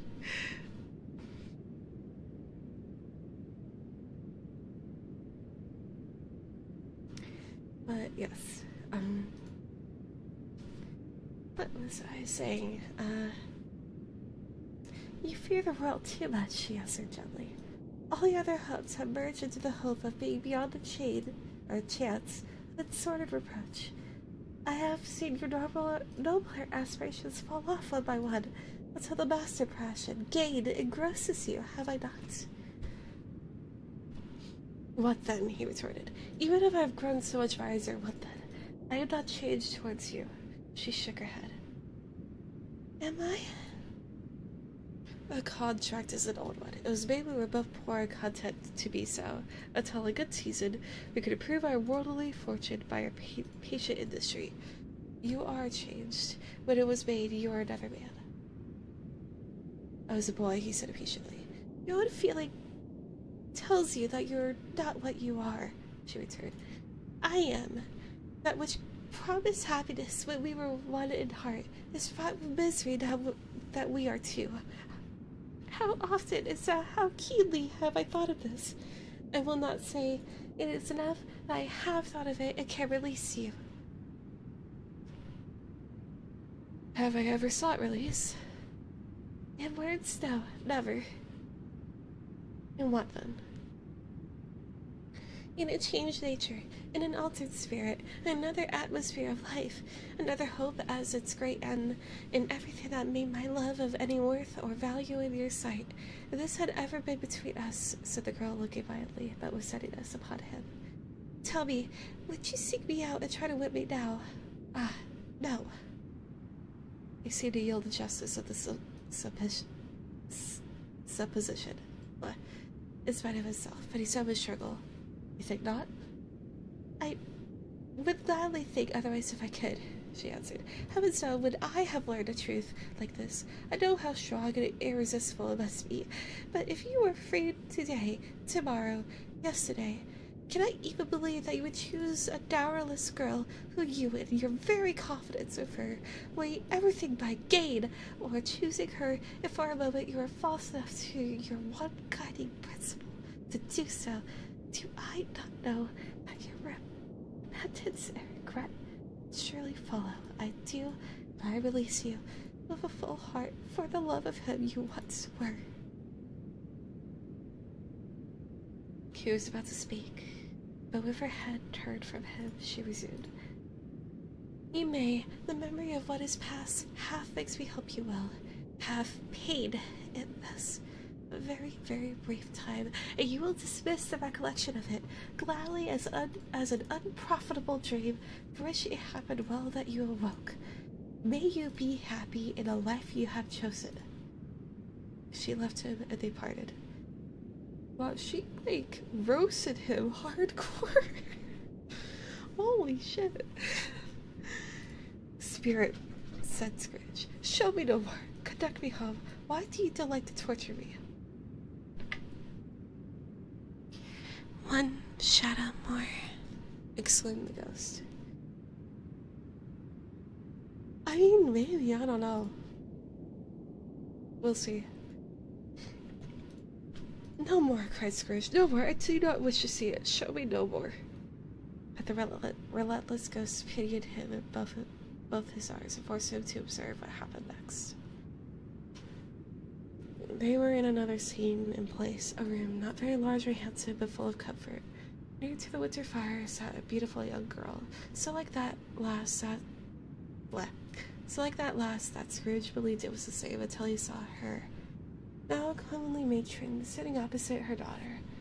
The noise in this room was perfectly tumultuous, but there were more children there than Scrooge in his agitated state of mind could count, and unlike the celebrated herd in the poem, there were not 40 children conducting themselves like one, but every child was conducting themselves like 40. The consequences were uproarious beyond belief, but no one seemed to care. On the contrary, the mother and daughter laughed heartily, and enjoyed it very much, and the latter soon beginning to mingle in the sports, and got pillaged by the young brigands ruthlessly. Not would I have not given to be one of them, though I could never have been so rude, no. I wouldn't for the wealth of all the world have crushed that braided hair and torn it down, and for the precious little shoe I wouldn't have plucked it off. God bless my soul to save my life. As to measuring her wasted sport as I did, bold young brood, I couldn't have done it. I should have expected my arm to grow round it, or punishment, and never come straight again. Yet I should have dearly liked, I own, to have touched her lips, to have crushed her, that she might have opened them, to have looked upon the lashes of her downcast eyes, and never raised a blush. What sort of tangent is this author fucking going on?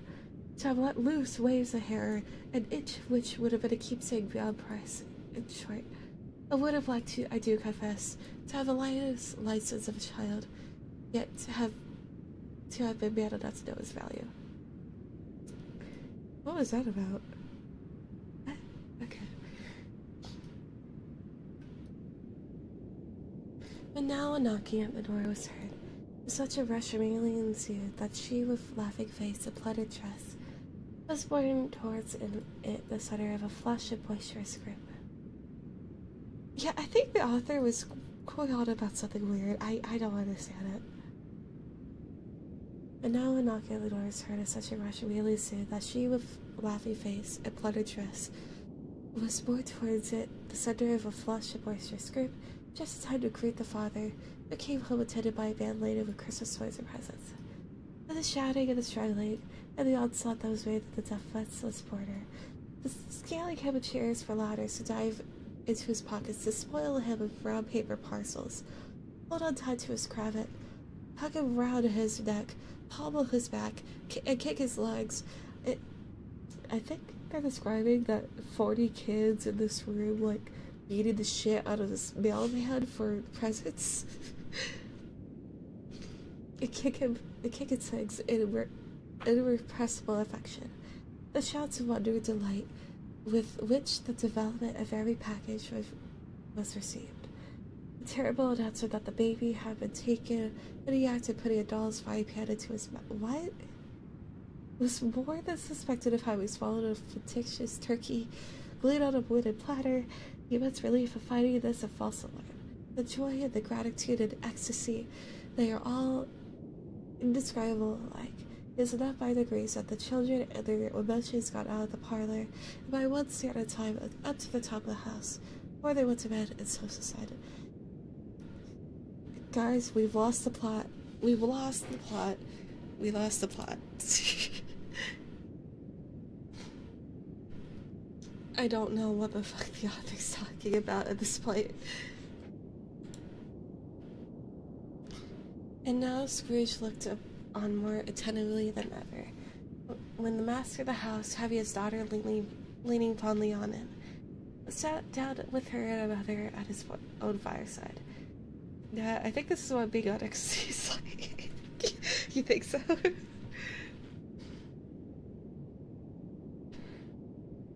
And then when he thought that such another creature, quite as graceful as full of promise, might have called him father, and been a springtime in the haggard winter of his life, his sight grew very dim indeed. Well, said the husband, turning his wife with a smile, I saw an old friend of yours this afternoon. Who was it? Yes. How can I? I don't I know? She added in the same breath and laughing as he laughed. Mr. Scrooge.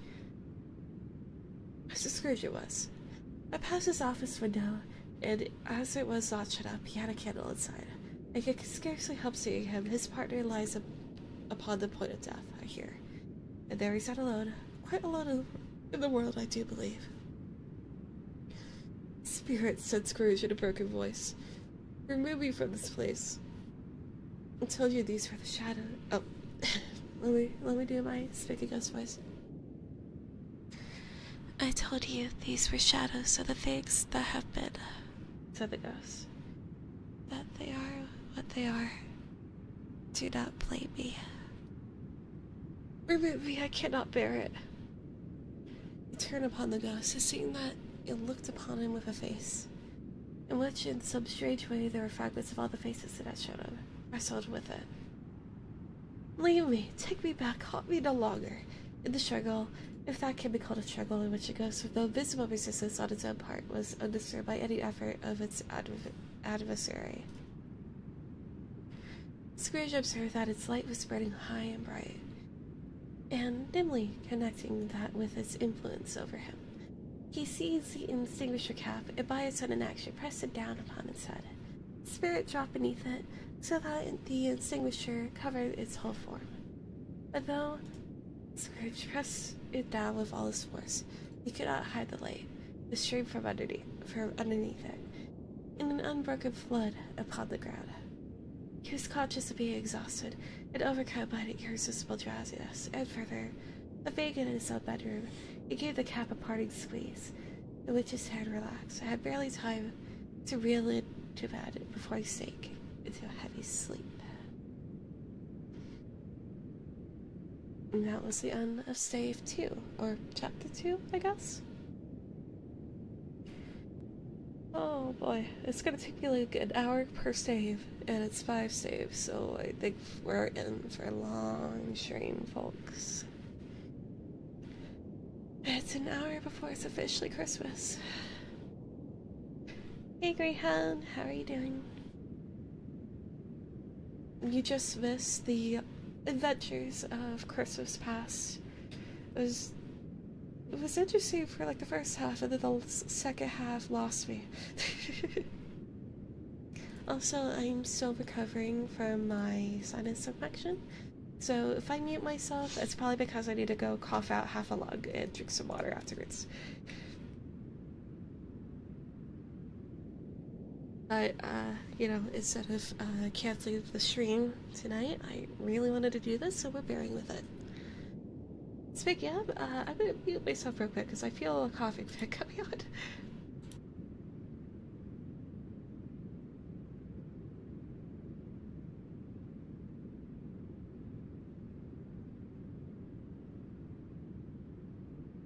Oh, hail the Phlegm Lord, Jesus Christ.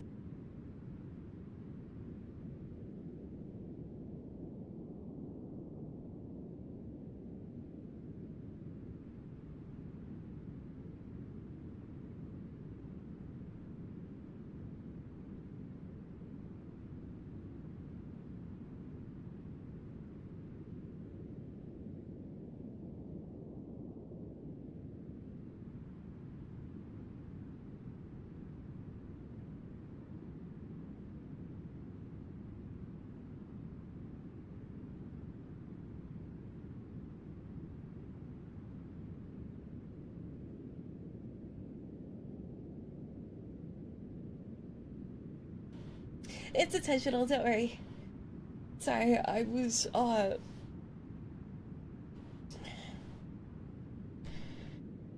was coughing loud enough to where my roommate heard me, Mr. Alex. And he was checking if I was okay. Right, Alex? Don't speak too loud. Bleh. Yeah, he says hi. Alright. Mr. Alex, Merry Christmas. Patty says Merry Christmas and love you. Love you.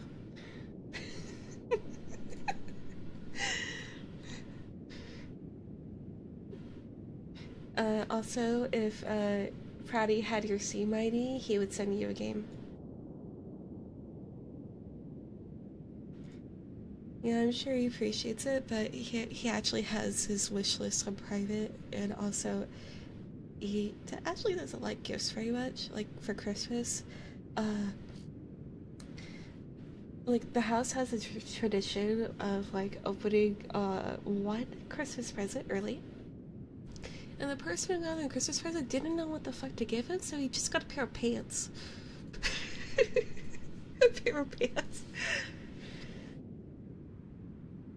What about New Year, monk? Also, my early Christmas present was a Hello Kitty themed calendar. Yay. Of course, because you know, he does wear pants, thank you.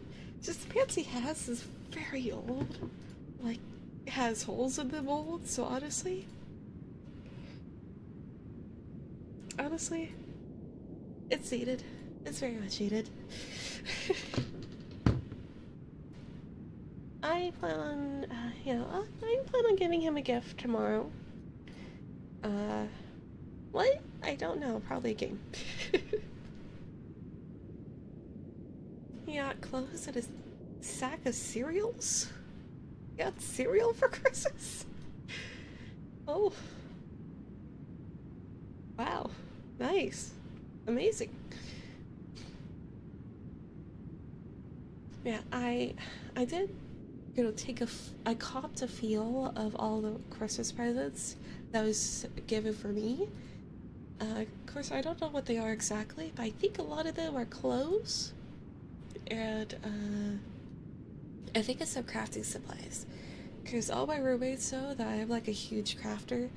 And, so I'm guessing like some crochet hooks, some like diamond painting stuff, all that. Alright. Oh, 1 second.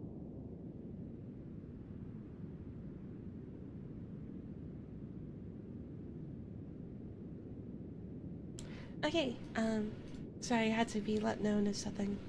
But yeah, let us continue to stave 3 out of 5. Stave 3, the second of the third spirits. Awaking in the middle of a prodigious tough snore, sitting up in bed to get his thoughts together, Scrooge had no occasion to be told that the bell was again upon the stroke of 1. He felt that he was restored to consciousness in the right nick of time. For the special purpose of holding a conference with the second messenger dispatched to him through Jacob Marley's intervention. And finding that he turned uncomfortably cold, when he began to wonder which of his curtains the Zeus spectre would draw back, he put them every one aside with his own hands and lay down again, established a sharp lookout all around the bed, for he wished to challenge the spirit on the moment of its appearance, and did not wish to be taken by surprise and made nervous. Gentlemen of the free and easy sort, who plume themselves on being acquainted with a move or two, and usually being equal to the time of day, express the wide range of their capacity for adventure by observing that they are good for anything from pitch and toss to manslaughter. Between which opposite extremes, no doubt, there lies a terribly wide and comprehensive range of subjects, without venturing for Scrooge quite as hardly as this. I don't mind calling upon you to believe that he was ready for a good broad field of strange appearances, and nothing between a baby and a rhinoceros would have astonished him very much. Also, 1 second. I need to cough.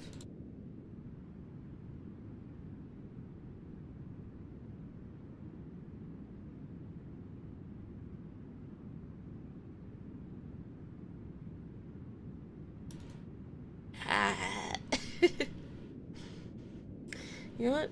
I hope the cereals you got at least taste good. Greyhound, I really do.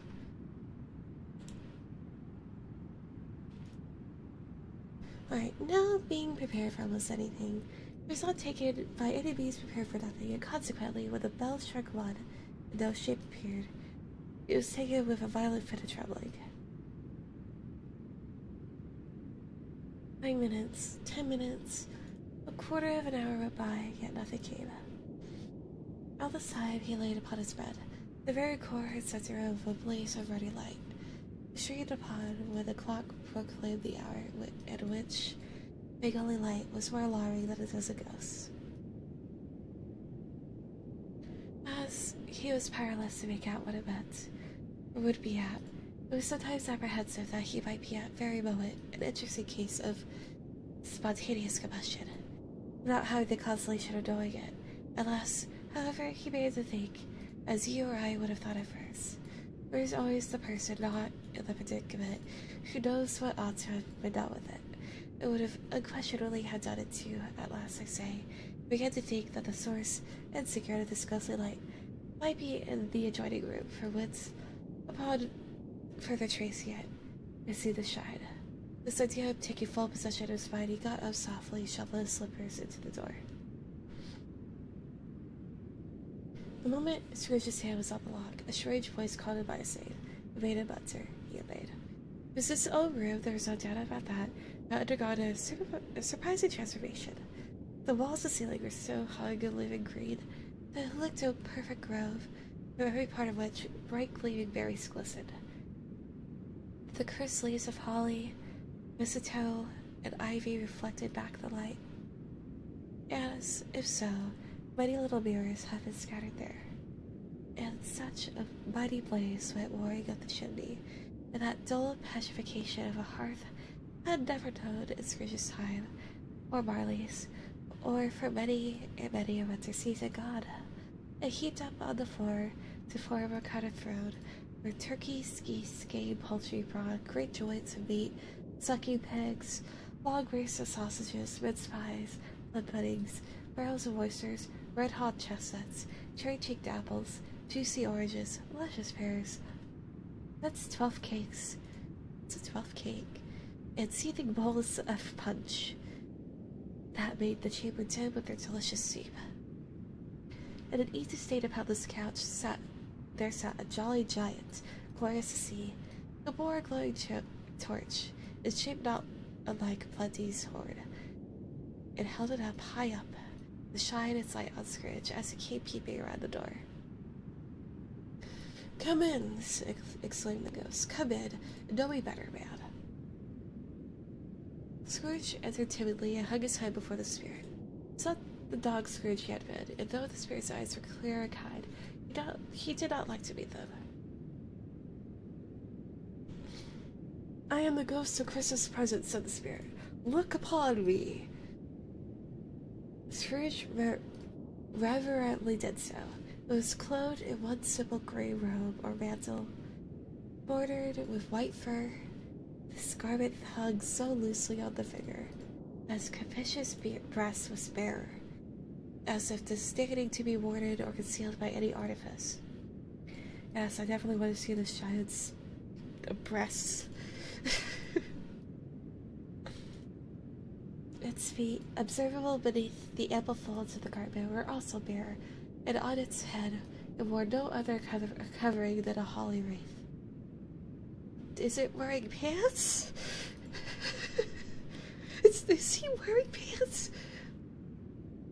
Sat there, and they're shining with shining icicles.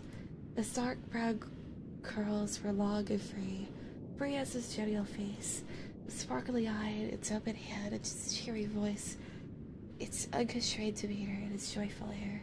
Girded round its middle was an antique scabbard, but no sword was in it, and then the ancient sheath was eaten up with rust.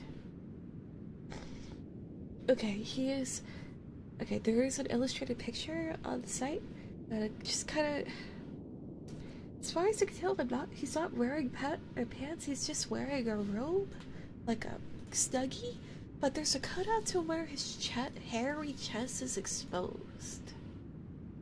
And, like, but it's right before, like, the crotch. It's very strange. This dude is, like, 8 feet tall.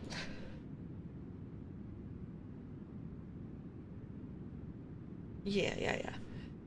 Like, imagine, like, green Christmassy Dionysus. Like, just imagine that, and I think you'd be good. Scrooge's third visitor. You have never seen the like of me before, exclaimed the spirit. Never, Scrooge made answer to it.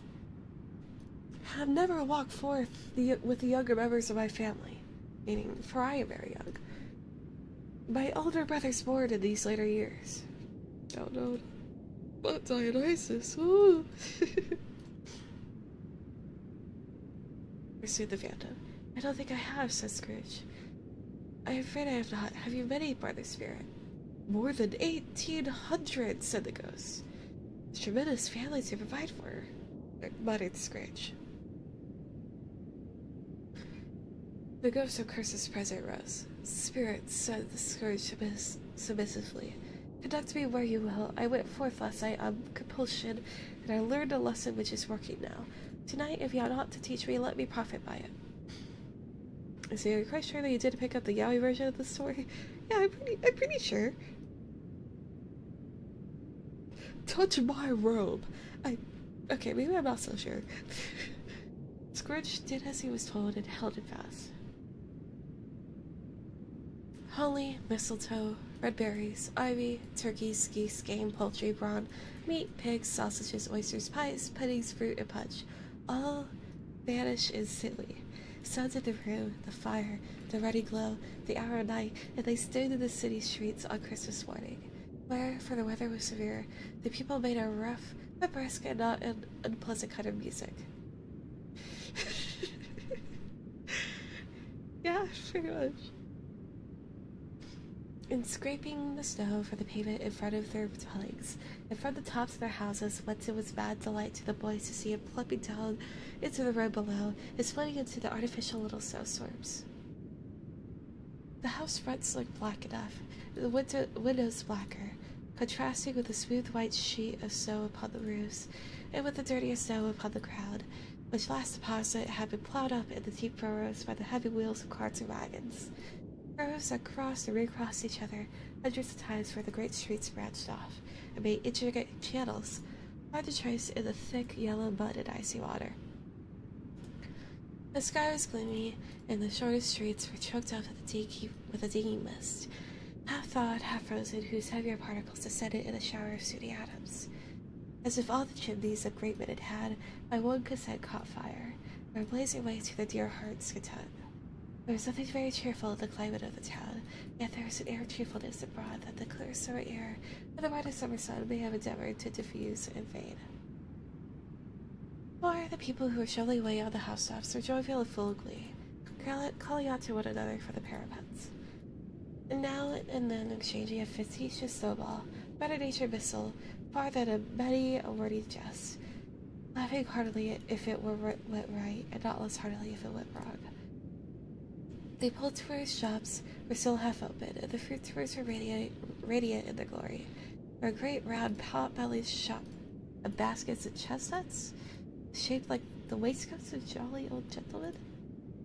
These are chestnuts? Shaped like gentlemen? Okay.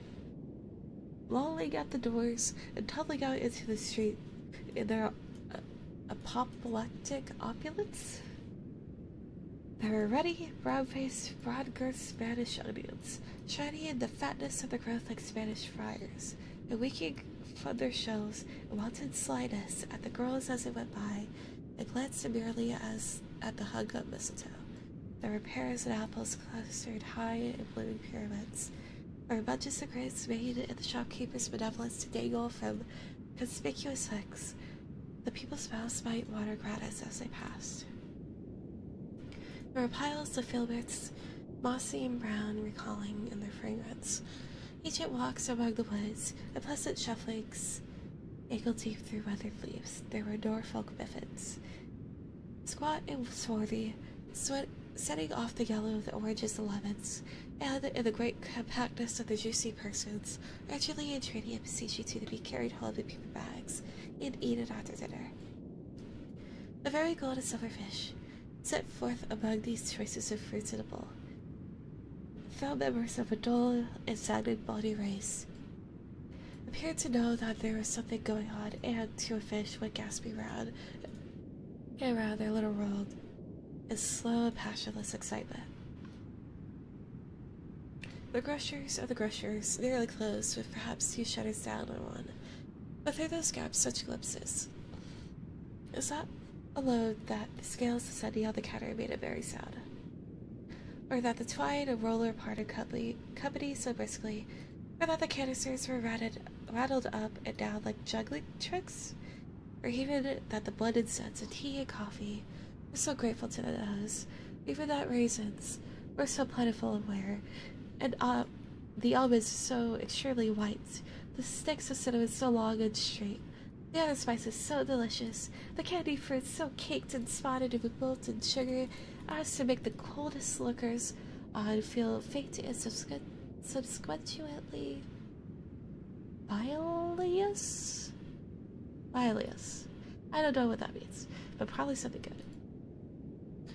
Nor was it that the figs were moist and pulpy, or that the French plums blushed in modest tartness for the highly decorated boxes, or that everything was good to eat in its Christmas dress. But the customers were also hurried and so eager in the hopeful promise of the day that they tumbled up against each other at the door, crashing their wicket baskets wildly, and left their purchases upon the counter. It came when we back to match them, and committed hundreds of the like mistakes in the best humor possible, while the grocer and his people were so frank and fresh that the polished hearts with which they fastened their aprons behind might have been their own.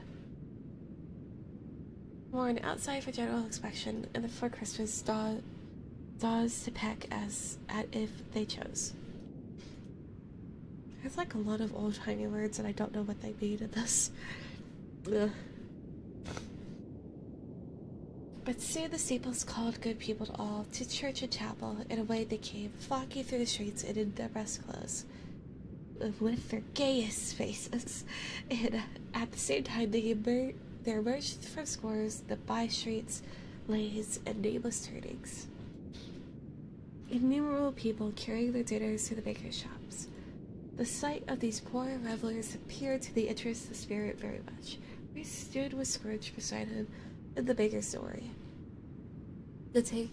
taking off the covers as the bearers passed, sprinkled incense in their dinners from his torch.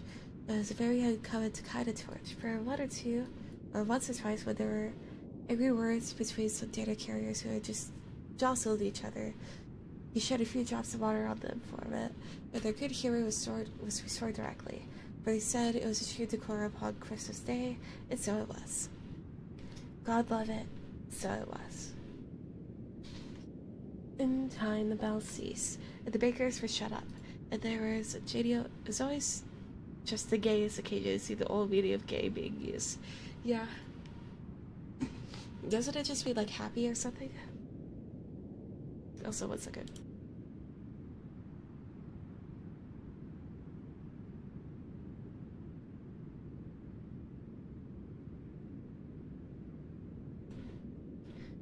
Yeah, I figure it was like gay or jolly. Yeah, jolly. Also, it came up gay.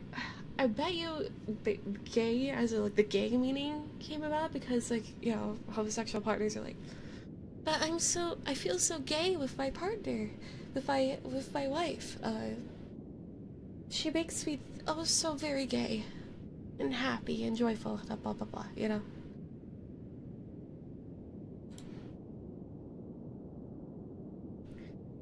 I can see that. In time the bell ceased, and the bakers were shut up, Yet there was a genial foreshadowing forth all these dinners of the progress of their cooking, with a thawed blotch of wet above each baker's oven, where the pavement smoked as if its stones were cooking too. Is there a peculiar flavor which you sprinkle from your torch? Asked Scrooge. There is. My own. Would it apply to any kind of dinner on this day? Asked Scrooge. To any kindly given to a poor one most. Why to a poor one most? Asked Scrooge. Because it needs it the most. Spirit, said Scrooge after a moment's thought, I wonder you if all the beings in the many worlds about us should desire to cramp these people's opportunities of innocent enjoyment. I, cried the spirit. You would deprive them of their means of dining every 7th day, often the only day on which they could be said to dine at all, said Scrooge. Wouldn't you?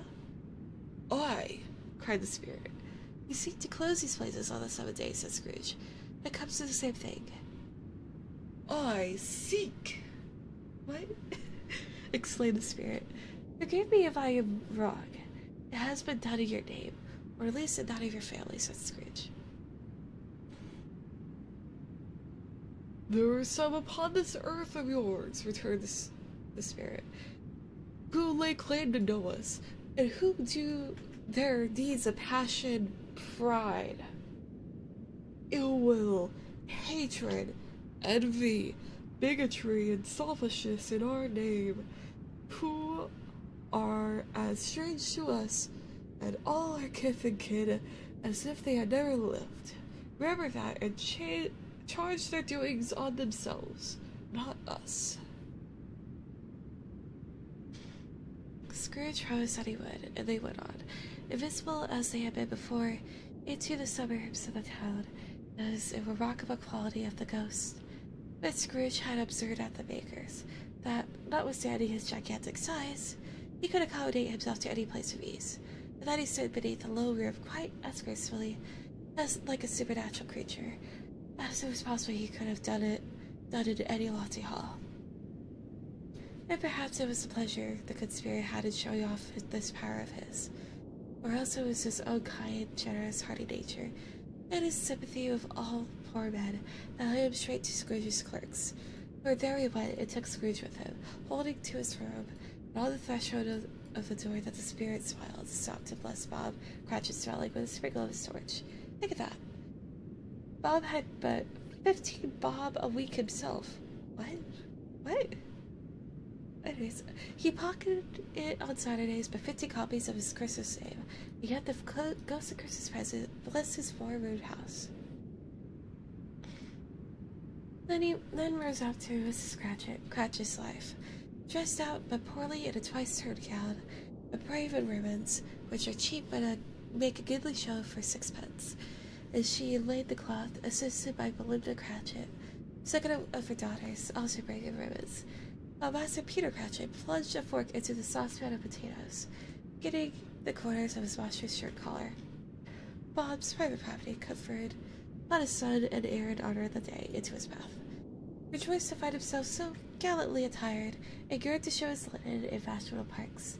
And now 2 smaller Cratchits, boy and girl, came tearing in, screaming that outside the baker's that they had smelled the goose, and known it for their own, and basking in luxurious sauce of sage and onion. These young Cratchits danced about the table, exalted Master Peter Cratchit to the skies, while he, not proud, although his collars nearly choked him, blew the fire until the slow potatoes bubbling up, knocked loudly at the saucepan lid to be let out and peeled. What has ever got your precious father, then? Said Mrs. Cratchit. And your brother, Tiny Tim? Oh boy, it's Tiny Tim, guys. And Martha, warned as late last Christmas Day by half an hour. Here's Martha, Mother, said a girl, preparing as she spoke. Here's Martha, Mother, cried the two young Cratchits. Hurrah, such a goose, Martha. Why, bless your heart alive, my dear, how late you are, said Mrs. Cratchit, kissing her a dozen times, and taking off her shawl and bonnet for her with a vicious zeal. We'd a deal of work to finish up last night, replied the girl, and had to clear away this morning, Mother. Well, never mind so long as you are come, said Mrs. Cratchit. Sit ye down before the fire, my dear. Have a warm Lord bless ye. No, no, there's father coming, cried the two young Cratchits, who were everywhere at once. Hide, Martha, hide. So Martha hid herself, and came in little Bob, the father, with at least 3 feet of comforter exclusive of the fringe, hanging out before him, and his threadbare clothes starred up and brushed to look seasonable, and Tiny Tim upon his shoulder. Alas for Tiny Tim! He bore a little crutch, and had his limbs supported by an iron frame. Oh my god, Tiny Tim is here. Oh. Why, where's our Martha? Cried Bob Cratchit, looking around. Not coming, said Mrs. Cratchit. Not coming, said Bob, with a sudden declension of his high spirits, for he had been Tim's blood horse all the way from church, and had come home rampant. Not coming on Christmas Day? Martha didn't like to seem disappointed, if it were only a joke, so she came out prematurely from behind the closet door, and ran into his arms, while the two young Cratchits hustled Tiny Tim and bore him off into the wash house. Now you might hear the pudding singing in the copper. And how did Tiny Tim behave? Said Mrs. Cratchit. She had rallied Bob on his credulity, and Bob had hugged his daughter to his heart's content. As good as gold, said Bob, and better. So I get thoughtful sitting by himself so much, and thinks the strangest things you'd ever heard. He told me coming home that he hoped the people saw him in church because he was a cripple. And it might be pleasant to him to remember upon Christmas Day the made lame beggars walk and blind men see. Bob's voice was tremulous as he told him this, and trembled more when he said that Tiny Tim was growing strong and hearty. His active little crutch was heard upon the floor, and back came Tiny Tim before another word was spoken, escorted by his brother and sister to his stool before the fire, and while Bob, turning his cuffs as if, poor fellow, they were capable of being made more shabby, crowded to some hot mixture in a jug and gin, and lemons, and stirred it round and round, and put on the hob to simmer.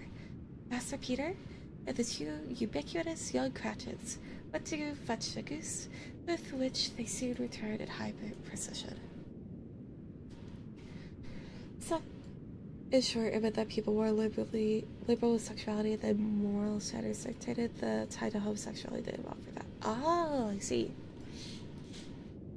Okay. Such a bustle ensured that you might have thought a goose, the rarest of all birds, a feather phenomena, to which a black swan was a matter, of course. And in truth, there was something very like it in that house. Mrs. Cratchit made the gravy, ready beforehand in a little saucepan, hissing hot. Master Peter mashed the potatoes with incredible vigor. Miss Belinda sweetened up the applesauce. Martha dusted the hot place. Bob took Tiny Tim beside him in a tiny corner at the table. The two young Cratchits set chairs for everybody, not forgetting themselves, and bodyguard upon their posts. Crammed spoons into their mouths, lest they should shriek for goose before their turns came to be helped. At last the dishes were set on. Sorry, the paragraphs on this page is super long, so it's hard to keep my place. Like, the formatting on this was like, ugh. At last the dishes were set on, and grace was said. It was succeeded by a breathless pause as Mrs. Cratchit, looking slowly all along the carving knife, prepared to plunge it into the breast. But when she did, and a long-expected gush of stuffing issued forth, one murmur of delight arose all around the board, and even Tiny Tim, excited by the two young Cratchits, beat on the table with the handle of his knife, and feebly cried, "Hurrah! There was ever such a goose." Bob said he didn't believe there was ever such a goose cooked. Its tenderness, the flavor, size, and cheapness were the themes of universal admiration, eked out by applesauce and mashed potatoes. It was a sufficient dinner for the whole family, indeed, as Mrs. Cratchit said with great delight, surveying one small atom of bone upon the dish. They hadn't eaten it all at last. Yet everyone had enough. The youngest Cratchits, in particular, were steeped in sage and onion to the eyebrows. Without the plates being changed by Miss Belinda, Mrs. Cratchit left the room alone to too nervous to bear witness to take the pudding up and bring it in.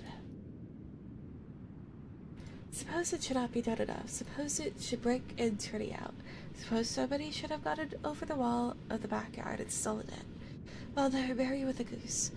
Suppose a supposition at the which the two young Cratchits became livid. All sorts of horrors were supposed. What? Hello! A great deal of steam. The pudding was out of the copper. It smelled like a washing day. That was the cloth, a smell like an eating house of pastry cooks next door to each other, with a laundress next door to that. That was the pudding. In half a minute, Mrs. Cratchit entered, flushed but slightly proudly, with the pudding, like a speckled cannonball, so hard and firm. Blazing in half a corn of ignited brandy, and midnight with Christmas holly stuck to the top. Not gonna lie, I've never had Christmas pudding before. Is it any good? Oh, a wonderful pudding, Bob Cratchit said, and calmly too, that he regarded it as the greatest success achieved by Mrs. Cratchit since their marriage. Mrs. Cratchit said that now the weight was off her mind. She would confess she had her doubts about the quantity of flour. Everybody had something to say about it, but nobody said or thought it was at all a small pudding for a large family. It would have been flat heresy to do so. Renee Cratchit would have blushed to hit at such a thing. Yes, that many hollies. There's so many hollies right now. At last the dinner was all done, the cloth was cleared, the hearth swept, and the fire made up. The compound and the jug being tasted and considered perfect. Apples and oranges were put upon the table, and a shovelful of chestnuts on the fire. Then all of the Cratchit family drew around the hearth, what Bob Cratchit called a circle, meaning half of one. And at Bob Cratchit's elbow stood the family display glass. 2 tumblers and a custard cup without a handle. These held the hot stuff from the jug, however, as well as golden goblets would have done, and Bob served it out with beaming looks, while the chestnuts on the fire sputtered and crackled noisily. Then Bob proposed, "Merry Christmas to us all, my dears. God bless us." Which all the family re-echoed. "God bless everyone," said Tiny Tim last of all. He sat very close to his father's side upon his little stool. Bob had held his withered little hand in his, as if he loved the child, and wished to keep him by his side, and dreaded that he might be taken from him. Christmas pudding? All I know is that it doesn't look like pudding, no jiggles, no interrupted mass of elastic goodness. Oh, okay. Do you know what it's made out of? Because I know Christmas pudding is a thing, but I've never, as I said, I've never eaten it, and I don't really even know what it's made out of.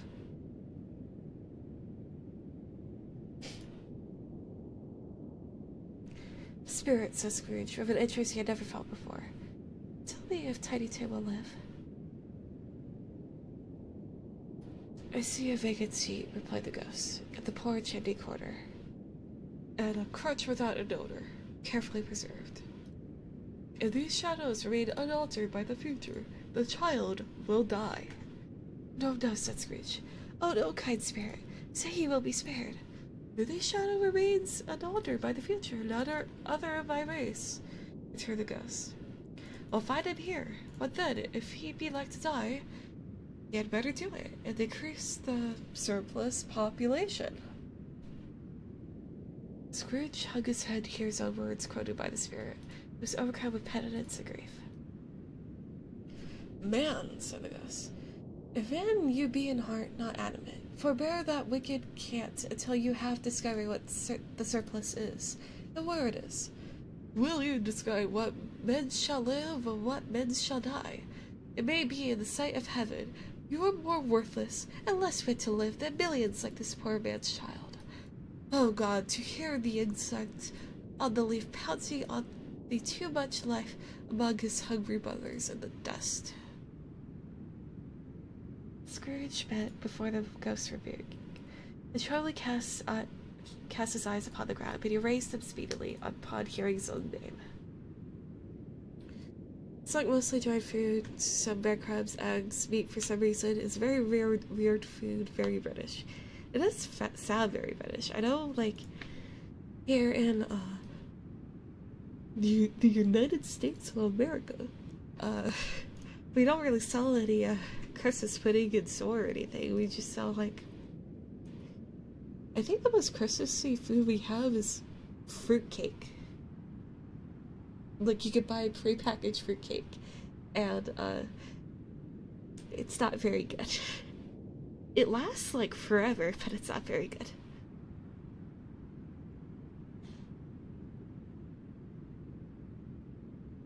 Mr. Scrooge, said Bob. I'll give you Mr. Scrooge, the founder of the feast.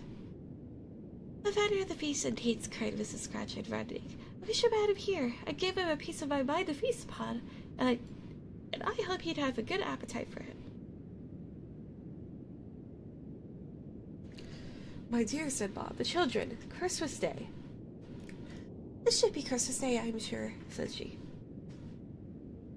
On which one drinks the health of such an odious, stingy, hard, unfeeling man as Mr. Scrooge. You know he is, Robert. Nobody knows it better than you do, poor fellow.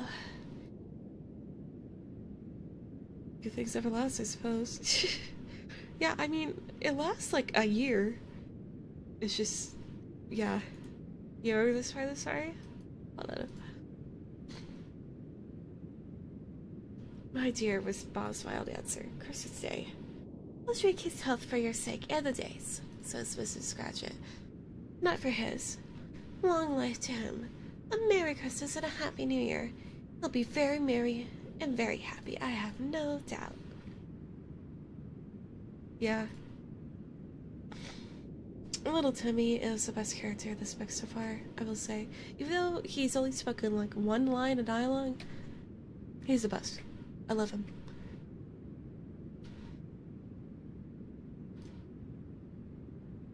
The children drank the toast after her. It was the first of their proceedings which had no heartiness.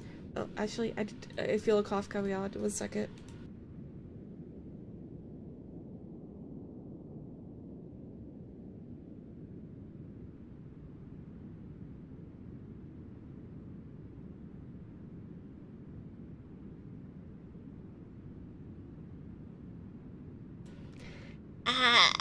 Alright, I'm back.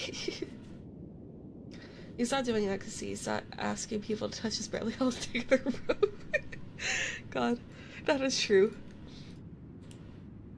The Ghost of Christmas Past is also kind of weird, though. He's almost a model citizen of the 1800s. Yeah, I know. The children drank the toast after her. It was the first of their proceedings which had no heartiness. Tiny Tim drank the last of all, but he didn't care 2 pence for it.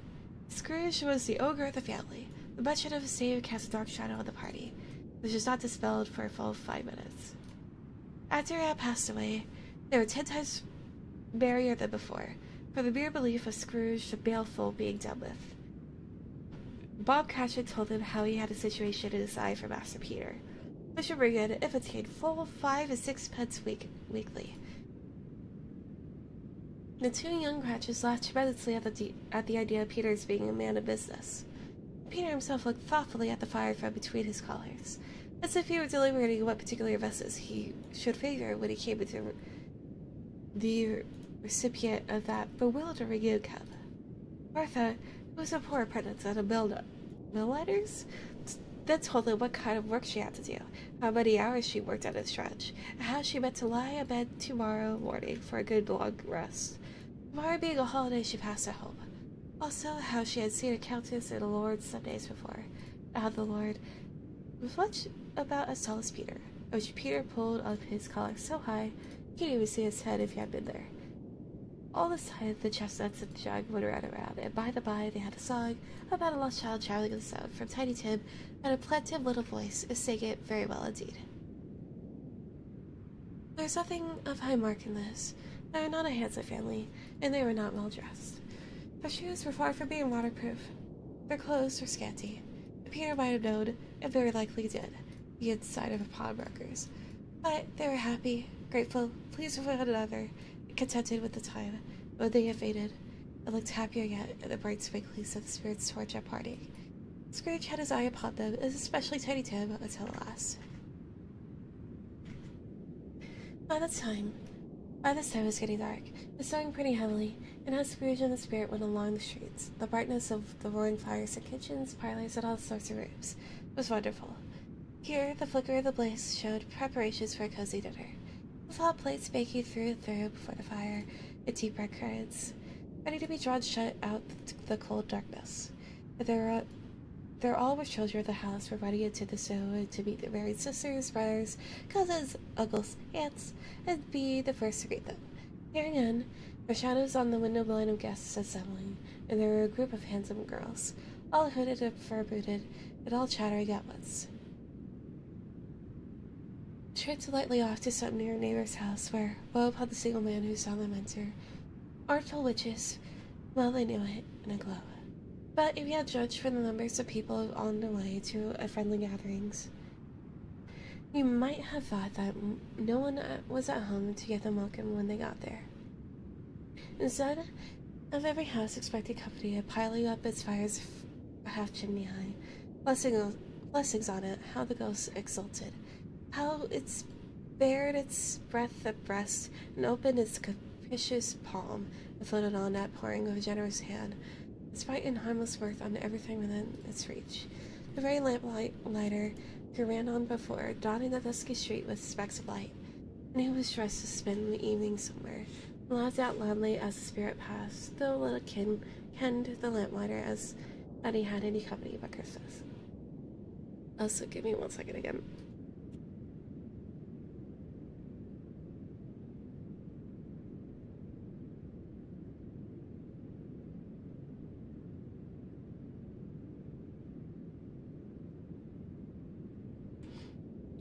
Okay, back to it.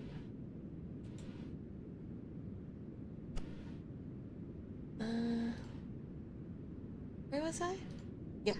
And now, without a word of warning for the ghosts, they stood upon a bleak and desert moor, where monstrous madness of root stone were cast about, as though it were the burial place of giants, and water spread itself where ever listed, or would have done so, but for the frost that held it prisoner, and nothing grew but moss and furs, and coarse white grass.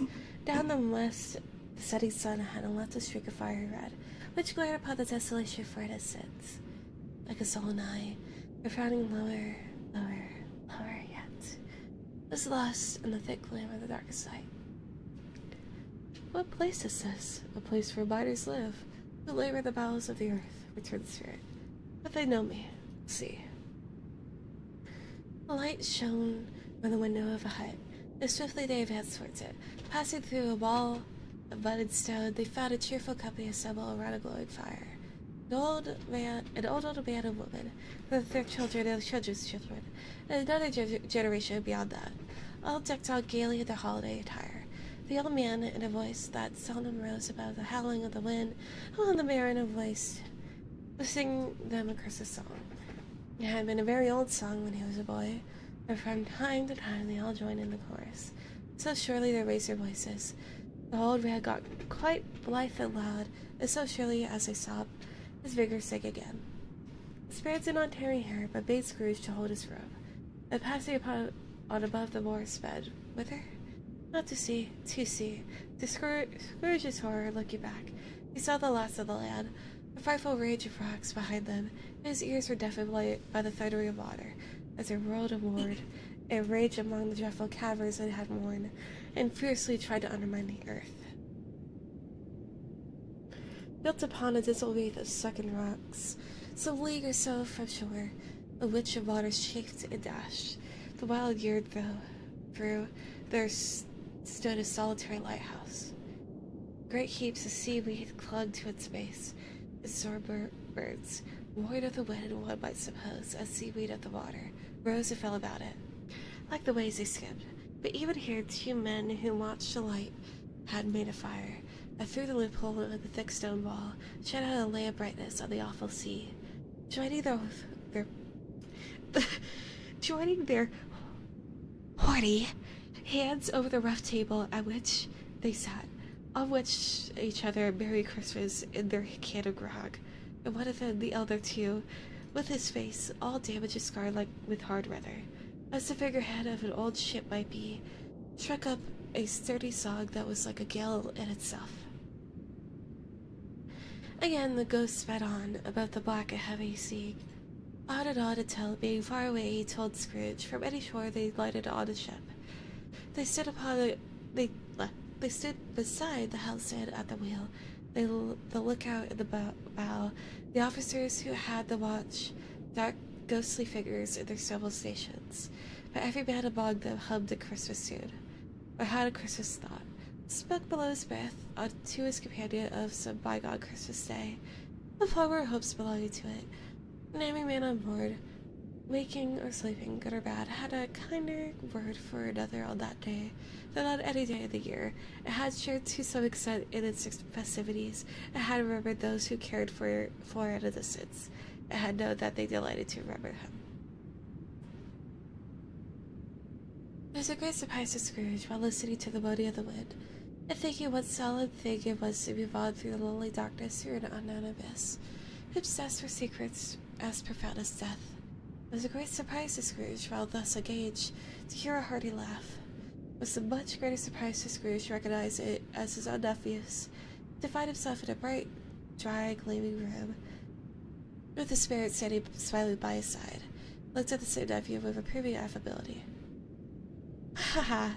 to laugh Scrooge's nephew. "Ha ha ha!" It's a realistic laugh here. If you should happen, by any unlikely chance, no man more blessed in a laugh than Scrooge's nephew, all I can say is, I should like to know him too. Introduce him to me, and I'll cultivate his acquaintance. He has a fair, even hand, noble adjustment of things, and while there is infection and disease and sorrow, there is nothing in the world so irresistibly contagious as laughter and good humor. Real sarcastic laugh, yeah. Yes, sorry for my fake laughter. When Scrooge's nephew laughed in this way, holding his sides, rolling his head, and twisting his face into the most extravagant contortions, Scrooge's niece, by marriage, laughed as heartily as he, and their assembled friends being not as bit behind, more down lustily. How do I laugh lustily, guys? Ha ha ha ha ha ha ha ha ha ha ha. Sorry, I laugh. I just made myself laugh. God damn it. You said that Christmas was a humbug, as I live, cried Scrooge's nephew. Don't. I don't even know how to do a lustful laugh. Like, what? Like, would it be, like, you laugh as you, like, are getting boned or something? I don't know. Cried Scrooge's nephew. He believed it, too. More shame for him, Fred, said Scrooge's niece, indignantly. Bless those women. They never do anything by halves. They are always in earnest. She was very pretty, exceedingly pretty, with a dimpled, surprising-looking capital face, a ripe little mouth that seemed made to be kissed, as no doubt it was. All kinds of good little dots about her chin that melted into one another when she laughed. I think they meant seductive. Yeah, I guess. I don't even know what a seductive laugh would be, because, like, I have never once in my life, and for context, I am bi, I've heard a woman laughed and got, like, turned on by it. Or something. Or a man, for that matter. Like, that's not something... I laugh like, oh, this person's happy. I like that they're happy, right? Not that, like, oh, you're laughing, I would have boned you so hard. Terrifying people with your laugh. God.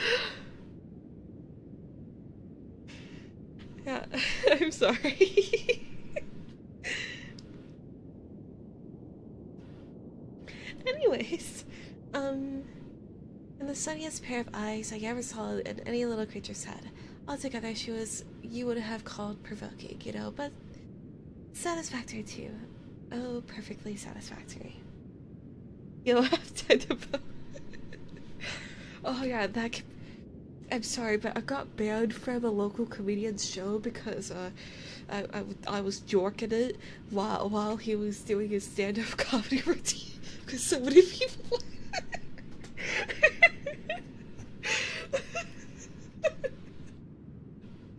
Yeah, I almost got arrested for public indecency for watching a comedy in a movie theater.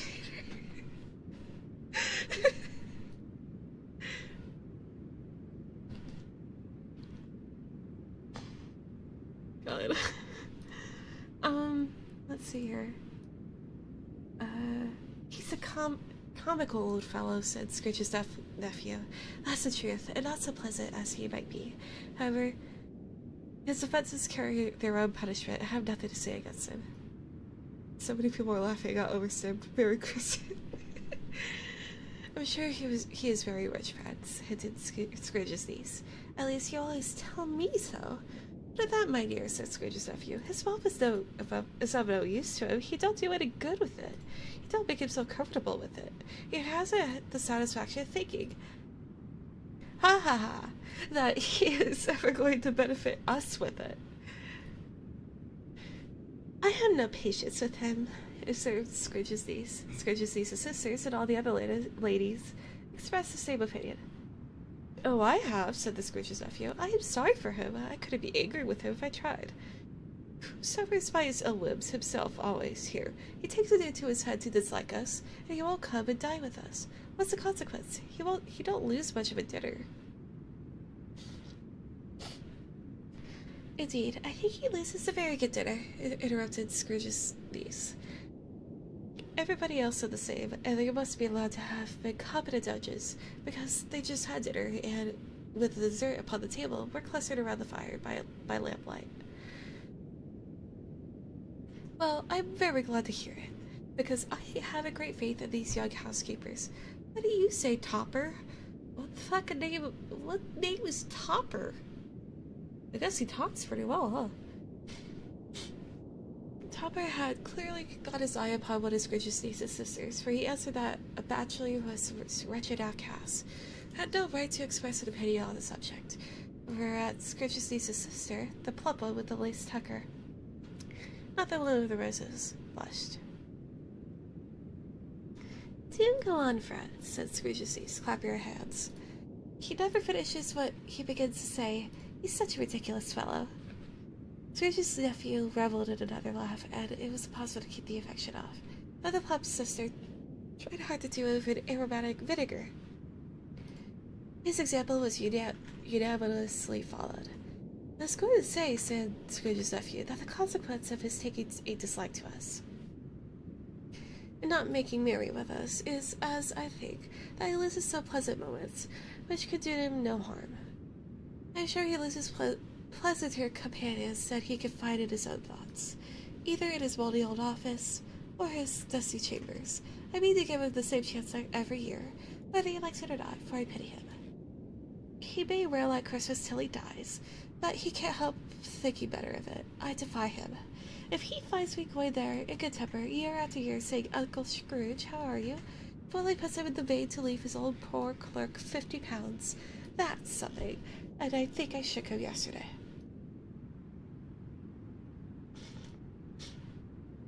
Sorry if you hear me sniffling. Again, sinus affection.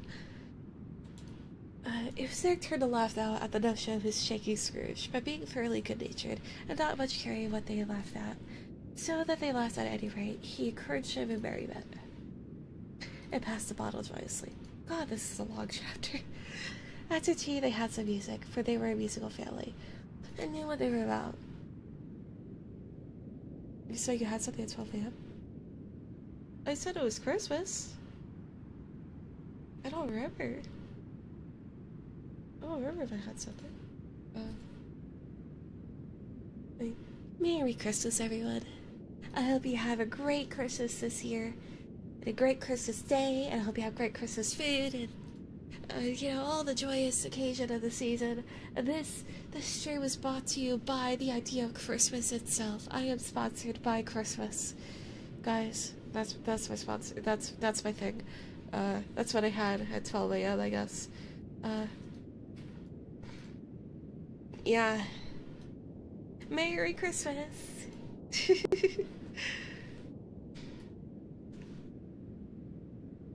Hopefully I don't get visited by the ghost of Christmas past, present, and future in an hour. That would be weird. Merry Krampus. Yes, Merry Krampus too. But being thoroughly good-natured and not much caring what they laughed at, so they laughed at any rate, he encouraged them in their merriment and passed the bottle joyously. Of course, another VTuber selling out to Big Santa. God, hey, if I got paid by Santa, that would be cool. Just saying. After tea, they had some music, for they were a musical family and knew what they were on about.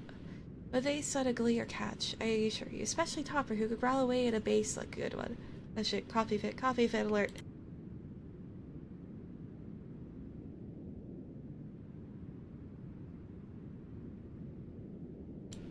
Ah!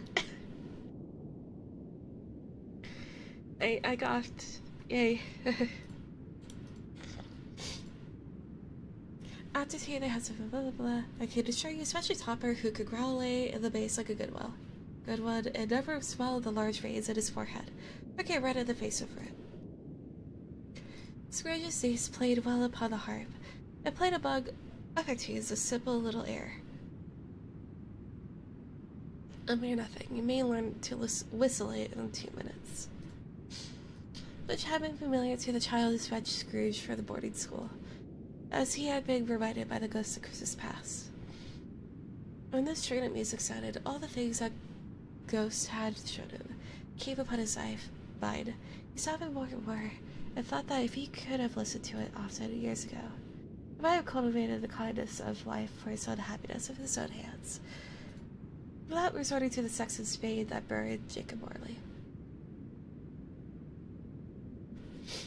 But they didn't devote the whole evening to music. After a while, they played at forfeits, for it's good to be children sometimes, but never better than at Christmas. When its mighty founder was a child himself. Stop. There was a first game at a blind man's bluff. Of course there was. I no more believe that Topper was really blind than I believe he had eyes in his boots. My opinion is that it was a done thing between him and Scrooge's nephew, and that the ghost of Christmas present knew it. The way he went after the plump sister and the lace tucker. I try to imagine what a lace tucker is. Is this just like a sexy dress or something? Because it's a lace. What is that?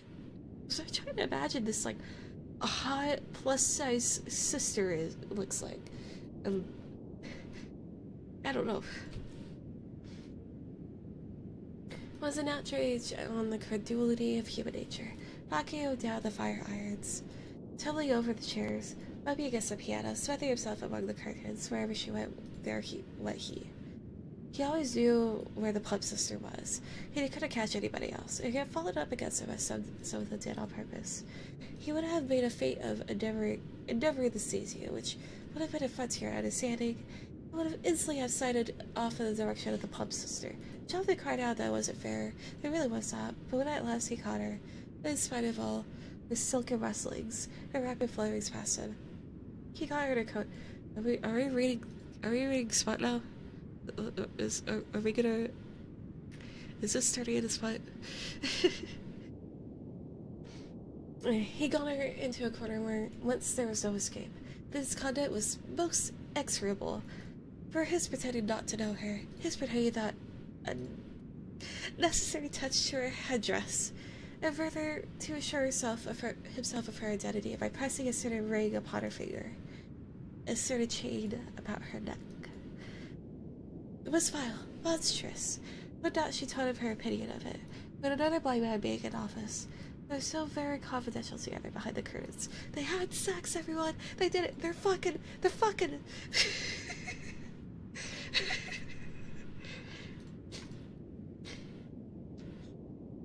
Good for her. Good for a thick lady getting it. You don't normally hear about that in the 1840s.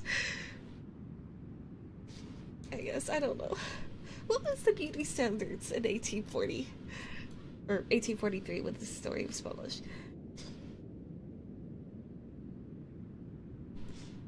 Scrooge's niece was not one of the blind man's buff party.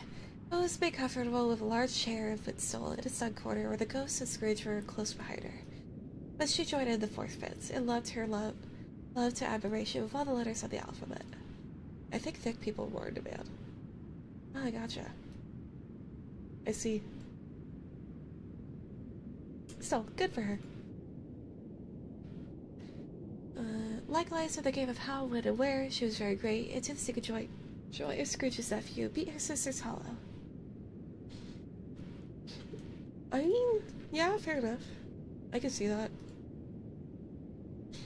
I mean, for someone to have like a successful birth, I guess, like be able to become a mom, you had to not be super fucking skinny most of the time.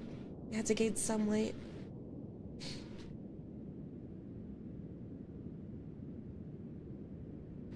But plus, if you were able to be a little fat, a little thick, you have to have enough money to be able to buy the food that makes you thick, you know? No, they were sharp. I bet you, like, with the American economy, how it is, I bet you maybe in like a decade or so, the cost of food is going to be so high that being thick is going to be seen as a is seen as a sign of wealth again.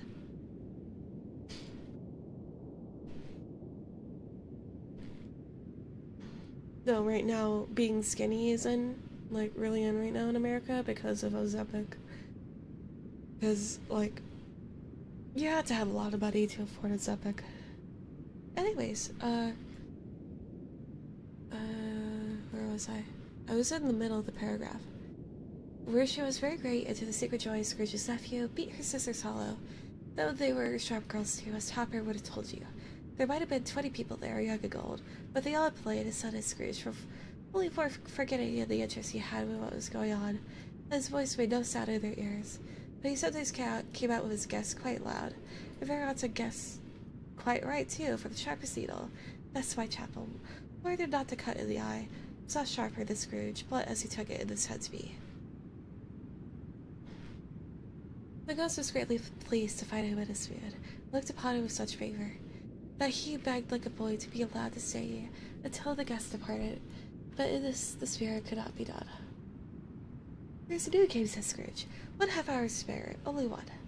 There's a game called Yes or No, where Scrooge's nephew had to think of something, and the rest must find out. I guess this is what a ghost is like. Being a ghost is like trying to participate in activities in your own way without actually being able to participate, you know? It's like, you know, say a viewer that's watching the stream right now is responding out loud to what I am saying, but of course instead of typing it, and I have no idea what they're saying. You know? So I could maybe guess that they are there, but I have no idea what they're talking about or saying. Oh, that's interesting. Honestly, I personally wouldn't mind being a ghost. Like, say a ghosts are real. And I died and became a ghost. I don't think I would necessarily mind it because I would do so much free tourism. So much. I would want to travel across the world. Like, actually, you know, get on a cruise ship or airplane, go to, like, Japan, or, like, I don't know, India, the Netherlands, like, just visit every country in the world before I decided to pass on, and, like, see all the sites and the destinations. Sure, I couldn't interact with anything, but you know how many concerts I could go to? For free? For free. That would be cool.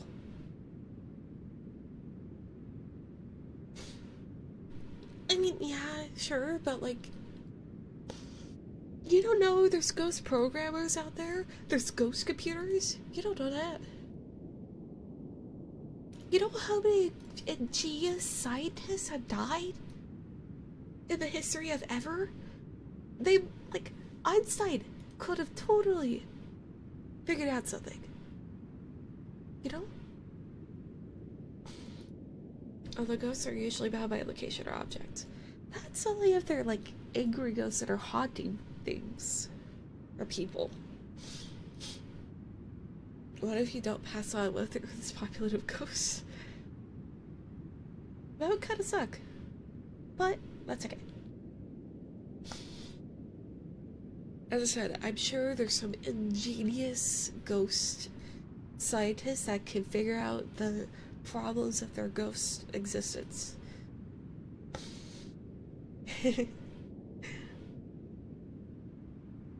Anyways, as I was saying, it was a game called Yes and No, where Scrooge's nephew had to think of something and the rest must find out what. To only answer the questions with yes or no, as the case was. Oh, 20 questions. Oh god. Please don't.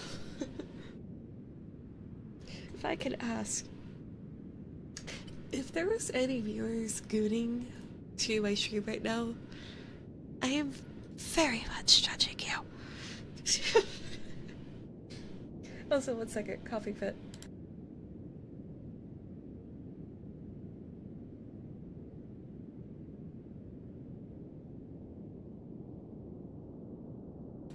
Okay, yes. What if there's a post-human economy? Yeah, kinda you. That's like if I, like, you know, I think you guys know I'm a big fan of Fauna from Hololive. That's like if I turned on her ASMR and just went at it. Like, what? No. Yeah, there's something hot. There's something that I'm doing about it. I'm sick right now. I'm talking about Ebenezer Scrooge. The Scroogies. Nobody's gonna be gooning the Scrooge. They're not gonna split into Scrooge.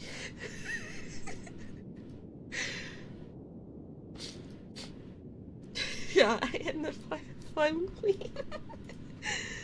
Yes, that is true. Alright. Right.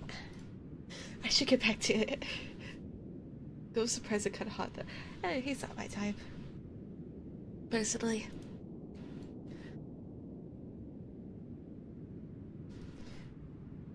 Alright, where's Scrooge's nephew? Had to think of something and the rest was 20 questions as the case was. The breast fire questioning which he was exposed to. People get aroused by yes, there is a fetish for that. I believe I actually saw fetish art of that on Twitter once where it was just a girl in lingerie, but she had like a really big, like, sick blush to her face, and she had a really runny nose, like snot, and that's supposed to be like hot. I personally found it kind of gross.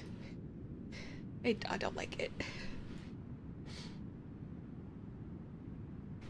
Anyways, the breast fire questioning to which he was exposed elicited from him that he was thinking of an animal, a live animal, rather a disagreeable animal, a savage animal, an animal that growled and grunted sometimes, and talked sometimes, and lived in London. It walked about the streets. It wasn't made a show of, it wasn't led by anybody, it didn't live in a menagerie. It was never killed in a market, it was on a horse or an ass or a cow or a bull, or a tiger or a dog or a pig or a cat or a bear. At every fresh question that was put to him, the nephew burst into a fresh roar of laughter.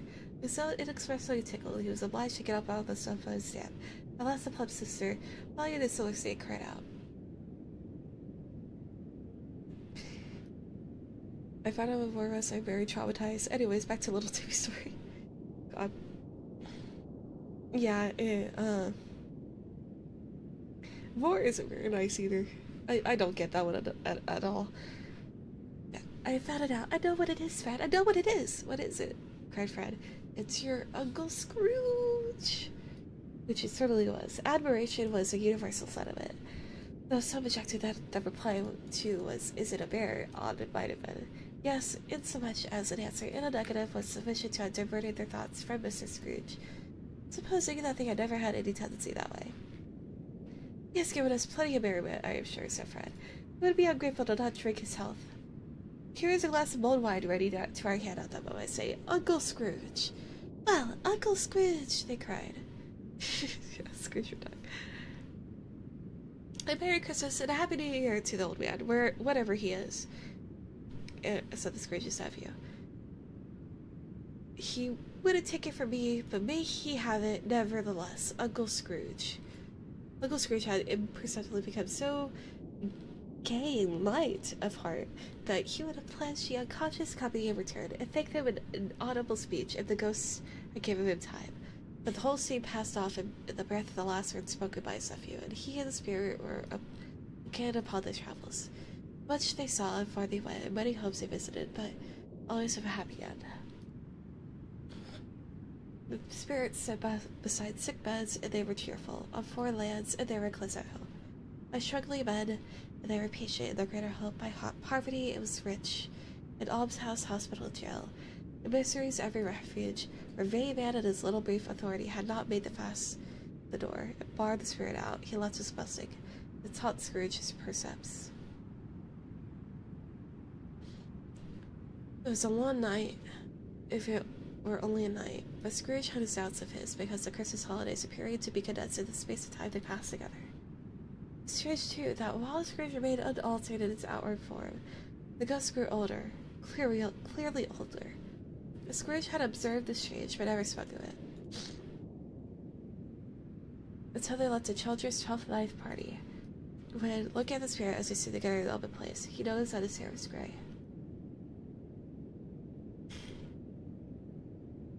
Are spirits' lives so short? Asked Scrooge.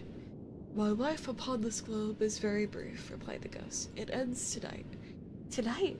Cried Scrooge. Tonight at midnight. Hark, the time is drawing near. The chimes are ringing the 11:75 at that moment. Forgive me if I am not justified in what I ask, said Scrooge, looking intently at the spirit's room.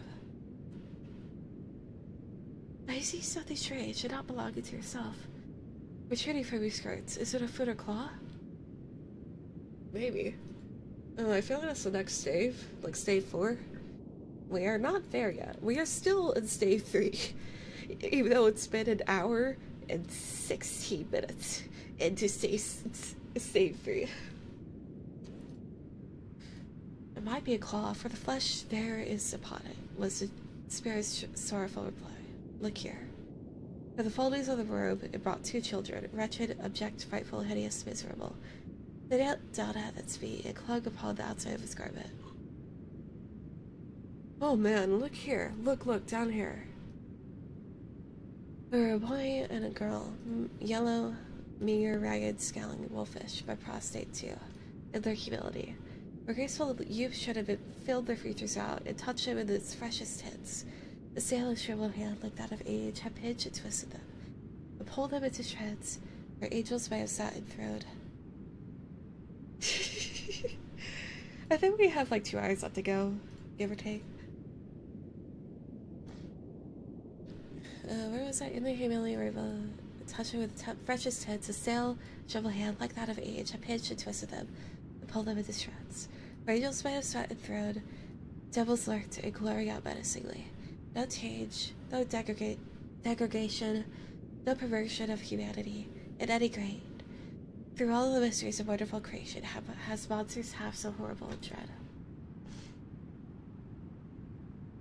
And there's an illustration of like old Christmas present with Scrooge, and it's showing like 2 like very, very starved poor children, like they're dying children.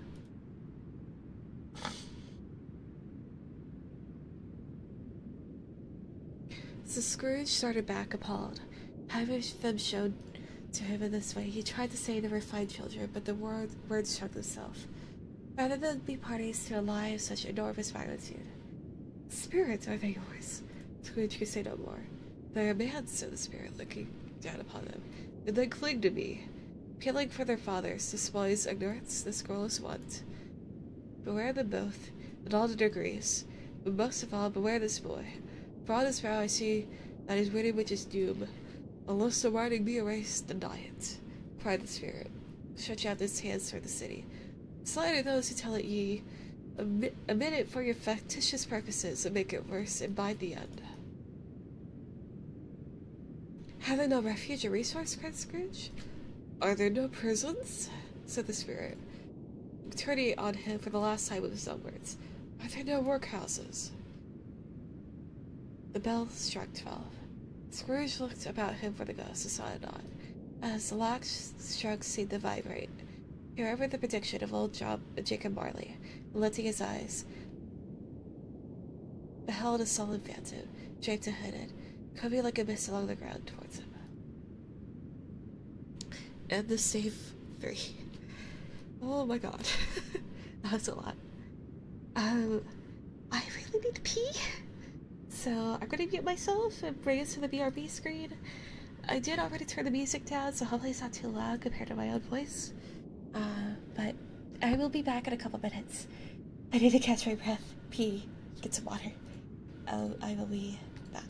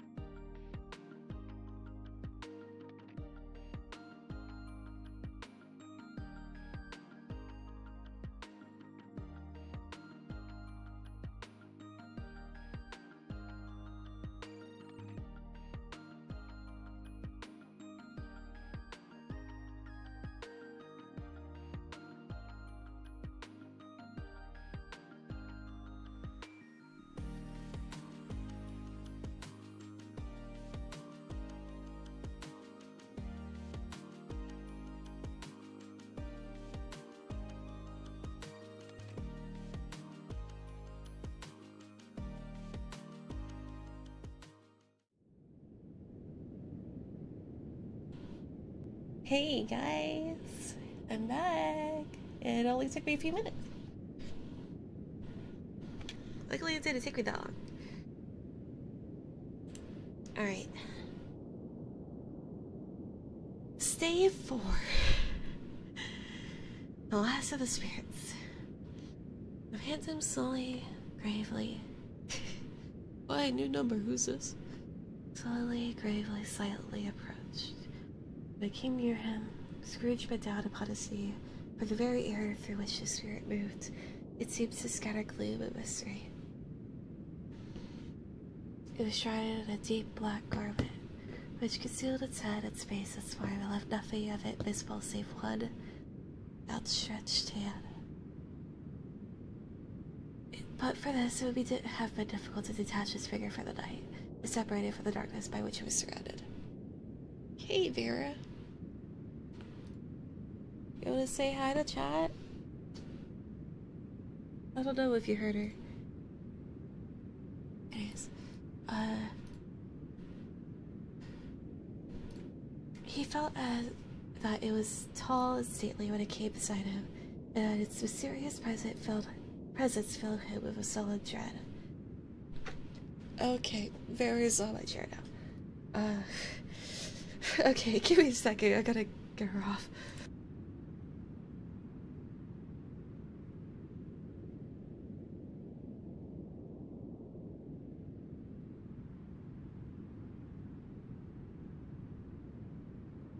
Alright, got her off.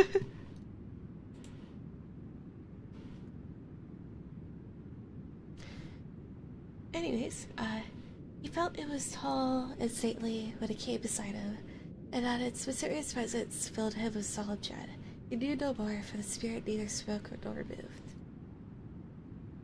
I am in the presence of the ghost of Christmas yet to come, said Scrooge. The spirit answered not, but pointed onward with its hand. You are about to show me shadows of the things that have not happened, but will happen in the time before us. Scrooge pursued. Is that so, spirit? The upper portion of the garment was contracted for an instant in its folds, as if the spirit had inclined its head. It was the only answer he received. Although well used to ghostly company by this time, Scrooge feared the spirit's shape so much that his legs trembled beneath him. He found that he could hardly stand when he was prepared to follow it. The spirit paused a moment, as is Ruby's condition, and giving him time to recover. But Scrooge resolved the worst for this. It thrilled him with a vague, uncertain horror to know that behind this dusky shroud there were ghostly eyes intently fixed upon him. While he, though he stretched his own to the utmost, could see nothing but a spectral hand and one great heap of black. Well, that's cute. Say hi to the pigeon for me. Ghost of the future, he exclaimed. I fear you more than any specter I have seen, but as I know your purpose is to do me good, and as I hope to live to be another man for what I was, I am prepared to bear you company, and do so with a thankful heart. Will you not speak to me?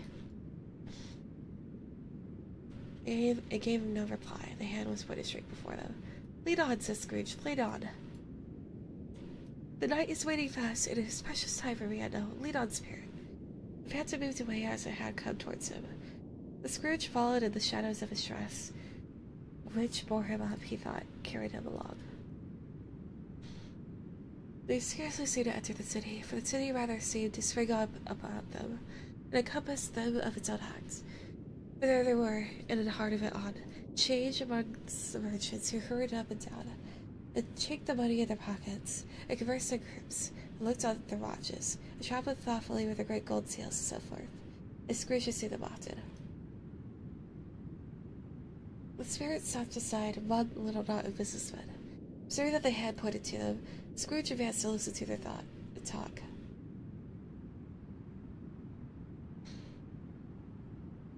No, said a great fat man with a monstrous chin. I don't know about it. Either way, I only know he said. Is did he die? Inquired another. Well, so I believe. Why, what's the matter with him? asked a third, taking vast quantities of stuff out of a very large stuffed box. I thought I'd never die. God knows, said the first for yawn. I guess I'll yawn. Oh, God knows.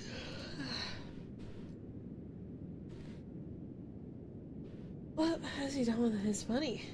A red-faced gentleman with penniless excrescence on the end of his nose, that shook like the gills of a turkey cock. I overheard, said the man with a large chin, yawning again. Left it to his company, perhaps? He hasn't left it to me, that's all I know. This pleasantry was doing a generous laugh. It's likely to be a very cheap funeral, said the same speaker. For upon my life, I don't know of anybody to go to it. Suppose we make up a party and volunteer? I don't mind going if a lunch is provided, observed the gentleman with the exercise on his nose. I must be fed if I make one. Another laugh. Well, I am the most disinterested among you, after all, said the first speaker, for I never wear black gloves, and I never eat lunch. But I'll offer to go, if anybody else will. When it comes to think of it, I'm not at all sure if I was his most particular friend, but we used to stop and speak whenever we meet. Bye-bye. Speakers and listeners strolled away and mixed with other groups. Scrooge drew the bed and looked towards the spirit for an explanation. Phantom glided onto his street. Its finger pointed to two persons meeting. Scrooge listened again, thinking that the explanation might lie here. He knew these men also perfectly. They were men of business, very wealthy and of very importance. He had made a point always of standing well in their esteem, in a business point of view, that is. Strictly in a business point of view. How are you, said one. How are you to return the other? Well, said the first. Old Scratch has got his own at last, hey? So I am told, returned the second. Cold, isn't it? Seasonable for Christmas time. I got a skater, I suppose. No, something else to think of. Good morning. Not another word. That was their meeting, their conversation, and their party. Scrooge was at first inclined to be surprised that the spirits should attach importance to conversations apparently so trivial, but feeling was so sure that they must have some hidden purpose, he set himself to consider what it was likely to be. They could scarcely be supposed to have been bearing on the death of Jacob, his own partner, for that was the past. The ghost province was the future. Nor could he think of anyone immediately connected to him, to whom he could apply them. But nothing doubting that to whomsoever they replied, they had some latent moral for his own improvement. He resolved to treasure up every word he heard and everything he saw, and especially to observe the shadow of himself when it appeared. He had an expectation that the conduct of his future self would give him the clue he best. It would render the solution of these riddles easy. He looked about in that very place for his own image. Another man stood in his accustomed corner, and thought the clock pointed to his usual time of day for being there. He saw no likeness of himself among the multitudes that poured into the porch. It gave him a little surprise, however, for he had been revolving in his mind a change of life, and thought and hoped that he saw his newborn resolutions carried out in dust. Quiet and dark, beside him stood the Phantom. With his outstretched hand, when he roused himself from his thoughtful quest, he fancied from the turn of the hand, its situation in reference to himself. The unseen eyes were looking at him keenly. It made him shudder. It feel very cold. They left the busy scene and went to an obscure part of town, where Scrooge had never penetrated before. Although he recognized its situation, its manner appeared. The ways were foul and narrow, the shops and houses wretched. The people half-naked, drunken, slipshod, ugly, alleys and archways like many cesspools. The scorcher fences of smell, dirt, and life. Upon the straggly streets, the whole quarter reeked with crime, filth, and misery. Far in the stead of infamous resort, there was a low-browed, beat-like shop below a penthouse roof, where iron, old rags, bottles, bones, and greasy offal were brought. Upon the floor within were piled up heaps of rusty keys, nails, chains, hinges, files, scales, weights, and refuse of iron of all kinds. Secrets that few would like to scrutinize were bred and hidden in the mountains of unseemly rags, masses of corrupted fat, sepulchres? Actually, I'm going to ask her. Hey, Alex, what do you think this word is pronounced like. Sepultures? This is British, not Spanish. Oh, sepultures. Sepultures? Sepultures, okay. Of bones, sitting in among the wares he dealt in, by a charcoal stove, a sepulchre. Oh, okay, sepulchre of bones. Sitting among the wares he dealt in by a charcoal stove, made of old bricks. Yeah, sepulchre. Actually, no, let me, copy and paste it into the chat. Copy. That. Do you know what that is? And it doesn't matter that much. Made of old bricks was a gray-haired rascal, nearly 70 years of age, that had screened himself from the cold air without by frowsy curtaining of miscellaneous tatters. Cura. Okay. Curse. Simple curse. Without, by a frowsy curtaining of miscellaneous tatters, hung upon a line and smoked his pipe in all the luxury of calm retirement. Scrooge and Mepanta came into the presence of this man just as a woman with a heavy bundle slunk into the shop. But she had scarcely entered, when another woman, similarly laden, came in too. She was closely followed by a man painted in black. He was no less startled by the sight of them than they had been upon the recognition of each other. After a short period of blank astonishment, which the old man with the pipe had joined them, they all three burst into a laugh. Oh, okay. Grave, huh? Yeah. Let the charwoman alone to be the first, cried as she who entered first. Let the laundress alone be the second, and let the entertainer's man alone be the third. Look here, old Joe, here's a chance, and we have it all three right here without media. You couldn't have met in a better place, said old Joe, moving his pipe from his mouth. Come into the parlor. We were made free of it long ago, you know. The other two ain't strangers. It's not until I shut the door of the shop. How much squeaks? There are such a recipe to meddle at the place on its own hinges, I believe. I'm sure there's no such beds here as mine. Well suitable to our calling. Well, match. Come into the parlor. Come into the parlor. The parlor was a space behind the screen of rags. The old man raked the fire together with an old stir rod, having trimmed his smoking lamp for his night. With the stem of his pipe, put it in his mouth again. While he did this, the woman who had already spoken threw her bundle on the floor and sat down in a flaunting manner on a stool, crossing her elbows on her knees, and looking with both of hands at the other two. What odds, Mrs. Dilber, said the woman. Every person had the right to take care of themselves, he always said. That's true indeed, said the laundress, so bad more so. Why then don't stand staring at us, you afraid woman, who's the wiser? You're not going to pick holes in each other's coats, I suppose. No indeed, said Miss Dilber and the man together. We should hope not. Very well then, cried the woman. That's enough. Who's worse for the loss of a few things like these? Not a dead man, I suppose. No, indeed, said Mrs. Dilber, laughing. We wanted to keep him after he was dead. A wicked old screw, pursued the woman. But wasn't he natural in his lifetime? If he had been, he'd have had somebody to look after him when he was struck with death. Instead of lying gasping out his last there alone by himself. It's the truest word that ever was spoke, said Mrs. Dilber. It's a judgment on him. I wish it was a little heavier judgment, replied the woman. It should have been. It may depend upon it if I could have laid my hands on anything else. Open that bundle, old Joe, and let me know the value of it. Speak out plain. I am not afraid to be the first, nor afraid for them to see it. We know pretty well that we were helping ourselves. Before we met here, I believe it is so said. Open the bundle, old Joe.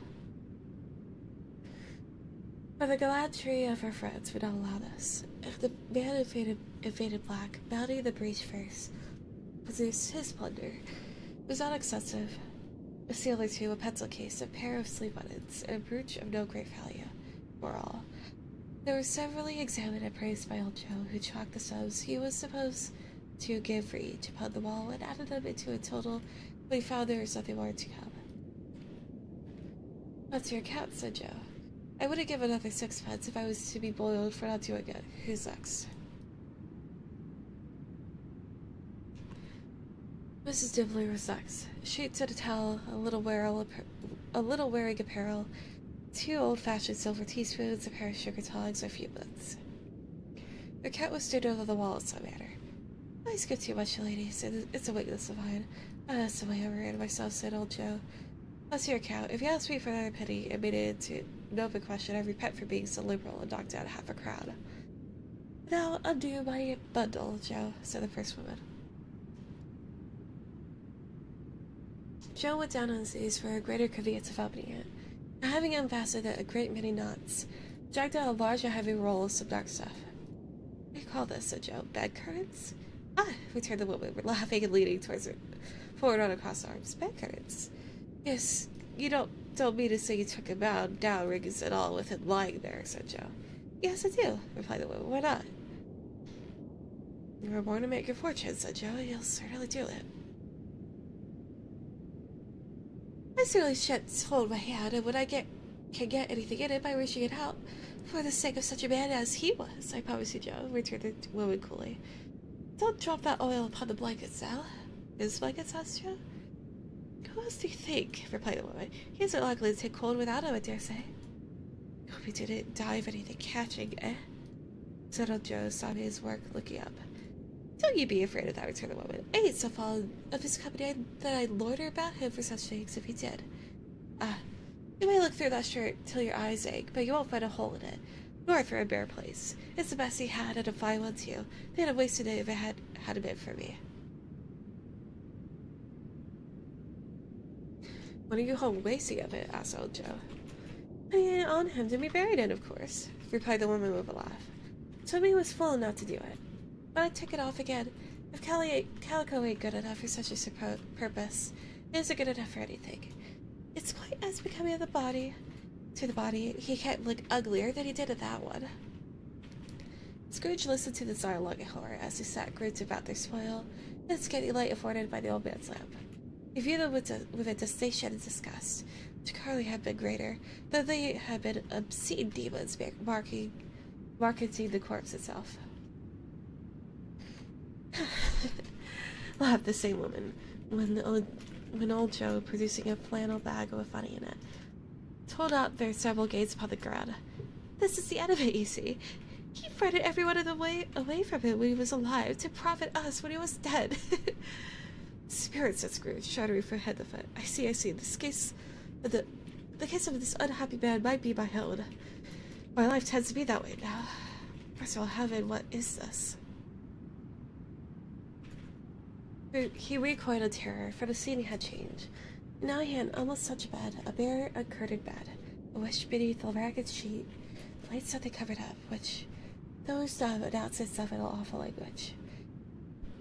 The room was very dark, too dark to be observed with any accuracy.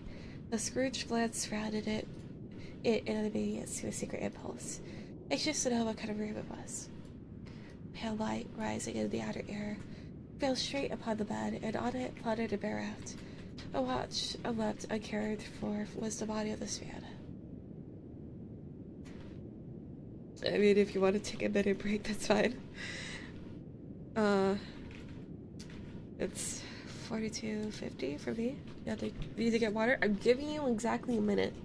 I guess I'll give you time to drink some coffee too.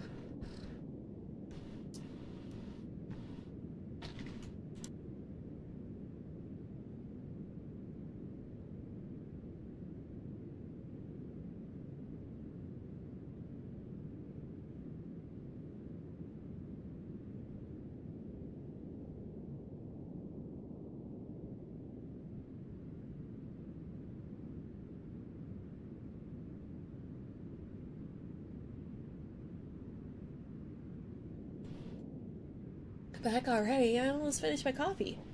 Give me a second.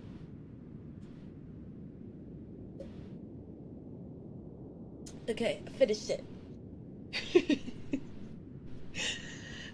Don't worry, I didn't even notice the bacon emoji. Alright, where was I? Yeah, well, I realize this is a straight amount of video, so you can't just pause it. A pale light rising in the outer air fell straight upon the bed, and on it, plundered and bereft, unwatched, unwept, uncared for, was the body of this man. Scrooge glanced towards the phantom. His steady hand was pointed to the head. The cover was so carelessly adjusted that the slightest raising of it, the motion of a finger upon Scrooge's part, would have disclosed the face. He thought of it, felt how easy it would be to do it, and longed to do it, but had no more power to withdraw the veil than to dismiss the spectre on the side.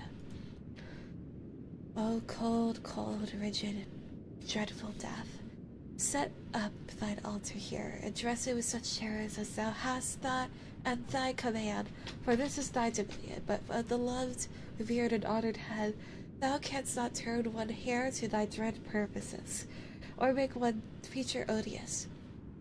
It is not that the hand is heavy, it will fall down when it is released. It is not that the heart imposed so still, but that the hand was open, generous and true, the heart brave, warm, and tender, and the pulse of a man's. Strike, shadow, strike, and see his good deeds springing from the wound to sound the world with life immortal. I don't know what the paragraph was on about, but I tried to say it in a da voice. No voice pronounced these words in Scrooge's ears, and yet he heard them when he looked upon the bed. He thought, if this man could be raised up to hell, what would be his foremost thoughts? Avarice, hard-dealing, griping cares. They had brought him to a rich end truly. He lay in the dark, empty house with not a man, a woman, or a child to say that he was kind to me, this or that, and for the memory of one kind word I will be kind to him. A cat was tearing at the door, and there was the sound of gnawing rats beneath the hearthstone. What they wanted in the room of death, and why they were so restless and disturbed, Scrooge did not dare to think. Spirit, he said, this is a fearful place, and Livia, I shall not leave its lesson. Trust me, let us go. Still, the ghost pointed with an unmoved finger to the head. I understand you, Scrooge returned, and I would do it if I could, but I have not the power, Spirit. I have not the power. Yet it seems to look upon it. If there's any person in this town who feels emotion caused by this man's death, said Scrooge, quite agonized, show that person to me.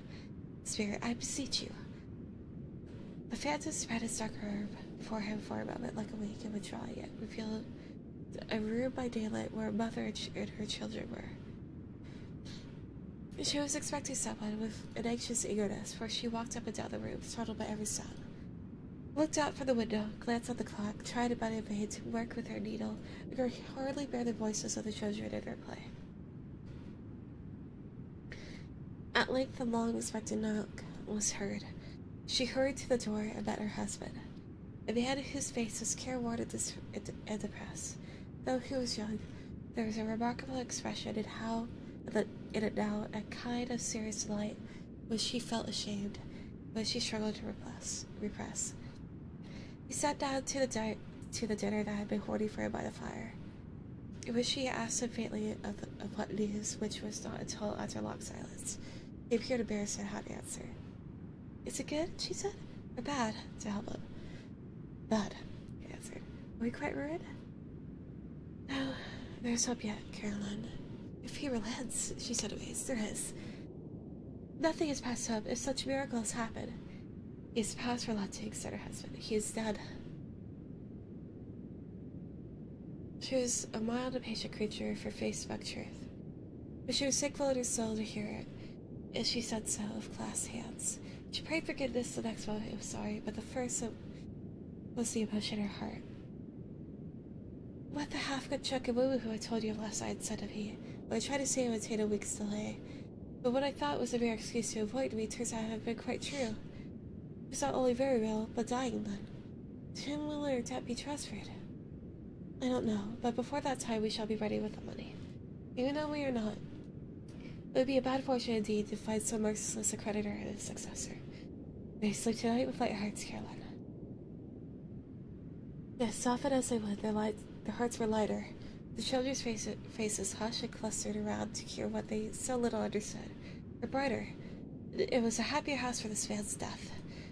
The only emotion that the ghost could show it caused by the event was one of pleasure. Let me see some tenderness connected with the death, said Scrooge. That dark chamber spirit, which we just left out. Be forever present to me. The ghost conducted him through several streets fairly to his feet, and as they went along, Scrooge looked here and there, find himself, and nowhere to be seen. They entered poor Bob Cratchit's house, the dwelling they had visited before. The house had the mother and the children seated around the fire. Quiet, very quiet.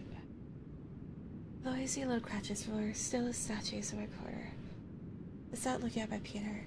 I had a book before him. The mother and her daughters were engaged in sewing, but surely they were very quiet. And he took a child and set him in the midst of them. Where had Scrooge heard these words?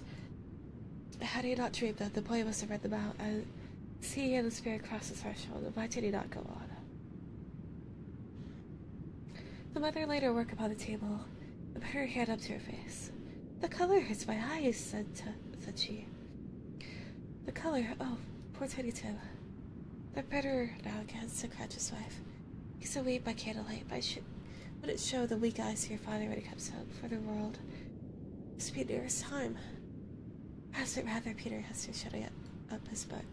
I think he has walked a little slower than he used this few last evenings, mother. Very quiet again, as last she said, and in a steady, cheerful voice that only faltered once.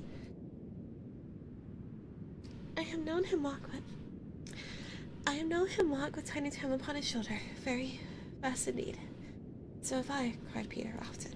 So have I, exclaimed another. So had all.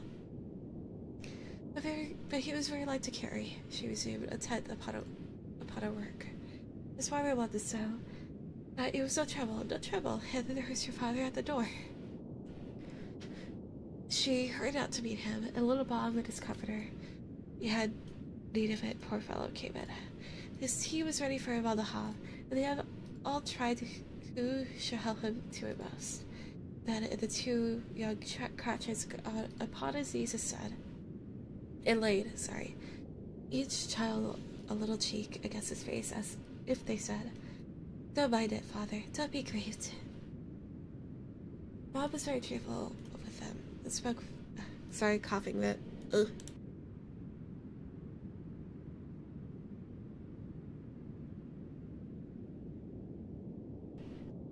Okay, Bob was very cheerful with him and spoke pleasantly to all the family. He'd look at the work upon the table and praise the industry and speed of Mrs. Cratchit. And the girls, they would be done long before the Sunday, he said.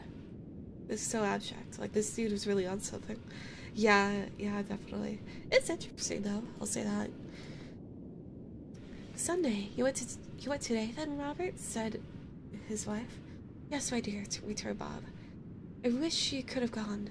It would have been done you good to see how great a place it is. But you'll see it often. I promised her that I would walk there on a Sunday, my little child. Cried Bob, my little child. He broke down all at once. He couldn't help it. If he could have helped it, he and his child would have been farther apart, perhaps, than they were. He left his room and went up the stairs to the room above, which was lighted cheerfully, hung with Christmas. There's a chair set close beside the child, and there are signs of someone having been there lately. Poor Bob had sat down on it. When he thought a little and composed himself, he kissed the little face. He reconciled to what had happened and went down again quite happy. They drew by the fire and talked. The girls and mother were good still. Bob told them of the extraordinary kindness of Mr. Scrooge's nephew, whom he had scarcely seen but once, and who, meeting him in the street that day, saying him that looked just a little down, said Bob. Prior to what had happened to distress him, on which, said Bob, for he is the pleasantest spoken gentleman you've ever heard. I told him, I'm heartily sorry for it, Mr. Cratchit, he said. I'm heartily sorry for your good wife, by the by. How he ever knew that, I don't know.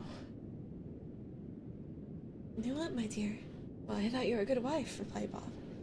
Everyone knows that, said Peter. Very well, just observe, my boy, said Bob. I hope they do. Heartily sorry, he said, for you're a good wife. If I can be of service to you in any way, He said, giving me his card, that's where I live. Pray come to me. No, it wasn't, cried Bob. For the sake of anything he might be able to do for us, so treacherous kind of way, that this was quite delightful. It really seemed as if he'd known our tiny Tim and felt with us. I'm sure he's a good soul, said Mrs. Cratchit. You may be sure of it, my dear, returned Bob. If you saw and spoke to him, I should not at all be surprised. Mark what I say, if he got Peter a better situation. Only heard that, Peter, said Mrs. Cratchit, and then cried about the girls. Peter will be keeping company with someone and setting up for himself. Get along with you, retorted Peter, grinning. That's just as likely as that, said Bob. One of those days there are plenty of time for that, my dear. However, whenever we part from one another, I'm sure we shall none of us forget poor Tiny Tim, shall we, or this first parting that there was among us. Never, father, cried they all. And I know, said Bob, I know, my dear son, when we recollect how patient and mild he was. Although he was a little child, we shall not quarrel easily among ourselves, and forget how poor Tiny Tim endured it. No, never, father. I am very happy, said little Bob. I'm very happy. God. Wow, so sassy. Baka, Grizzly, Ohio, Skibbity. Hey, don't look at me like that, Alex. Sorry. Mrs. Cratchit kissed him, his daughters kissed him, the two young Cratchits kissed him, and Peter and himself shook hands. The spirit of Tiny Tim, thy childish essence, was from God. Spectre, said Scrooge, something informs me that our party moment is at hand. I know it. But I know not how. Tell me what that Tell me what man that was whom we saw lying dead. The ghost of Christmas yet to come conveyed him, as before, though at a different time he thought, indeed. There seemed no order in these latter visions, save that they were in the future. Into the resorts of the businessmen, but show him not himself. Indeed, the spirit did not say anything, but went straight on, not seeing it just not desired, until besought by Scrooge to tarry for a moment. This court, said Scrooge, through which we hurry now, is where my place of occupation is. It has been for a length of time. I see the house. Let me behold what I shall be in days to come. The spirit stopped. The hand was pointed elsewhere. The house is yonder, Scrooge exclaimed. Why do you point away? The inexorable figure underwent no change. Scrooge hastened to the window of his office and looked in. It was an office still, but not his. Furniture was not the same, and the figure in the chair was not himself. The phantom pointed as before. He joined in once again, wondering why and whither he had gone, accompanied until they reached an iron gate. He paused to look around before entering. The churchyard here, then, the wretched man whose name he had now to learn laid underneath the ground. It was a worthy place, walled in by houses, overrun by grass and weeds. The growth of vegetation's death. Not life. Choked up with too much burying, fat with repleted appetite, a worthy place. The spirit stood among the graves and pointed down on one. He advanced towards it, trembling. The phantom was exactly as it had been. He had dreaded that he saw new meaning in the solid shape. Before I draw nearer to that stone at which you point, said Scrooge, answer me one question. Are these shadows of things that will be, or are they the shadows of things that may be only? So the ghost pointed downward to the grave by which it stood. Men's courses will foreshadow certain ends to which, if pursued, they much lead, said Scrooge. But if the courses be departed from, the ends will change. Say it is thus with what you will show me. The spirit was immovable as ever. Scrooge crept towards it, trembling as he went, and followed the figure, right upon the stone of the neglected grave of his own name, Ebenezer Scrooge. And there's an illustration of the scene of the ghost pointing down towards its grave, and Ebenezer Scrooge being very, very distraught.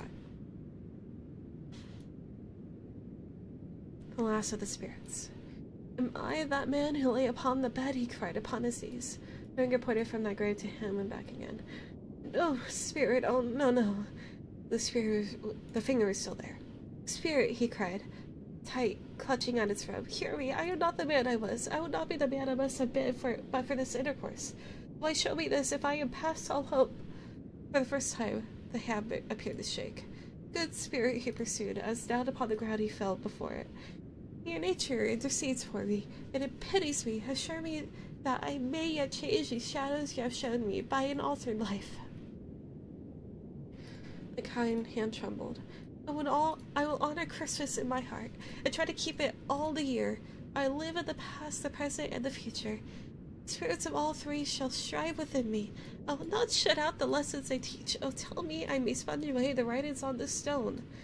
In his agony, he caught the spectral hand. It sought to free itself. He was strong in his entreaty, and it detained it. The spirit shrugged yet repulsive. Holding up his hands in the last prayer to have his fate reversed, he saw an alteration in the phantom's hood and dress. Its shrunk collapsed. It dwindled down into a bedpost.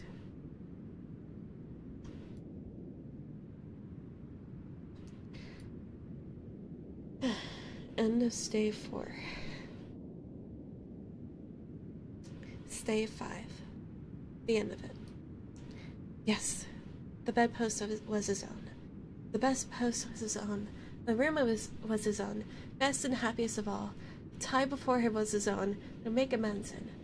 I will live for the past, the present, and the future, Scrooge repeated, as he scrambled out of bed. The spirits of all three shall strive within me. O Jacob Marley, heaven and the Christmas tide be praised for this. O say on my knees, old Jacob, on my knees. He was so fluttered and glowing with his own good intentions that his broken voice would scarcely answer his call. He had been sobbing violently in his conflict with the spirit. His face was wet with tears. They are not torn down, cried Scrooge, folding on one of his bed curtains in his arms. They are not torn down, rings and all. They are here, I am here. The shadows of the things that would have been, may be the spell. They will be, I know they will. His hands were busy with his garments all the time, turning them inside out, putting them on upside down, tearing them, mislaying them, making them parties to every kind of extravagance. I don't know what to do, cried Scrooge, laughing and crying in the same breath, and making a perfect look. What? Laocoon? There's like 2 dots above it. Hey, how do I pronounce that? Laocoon, I guess. Here, I'll post it in the chat so you guys can look at it.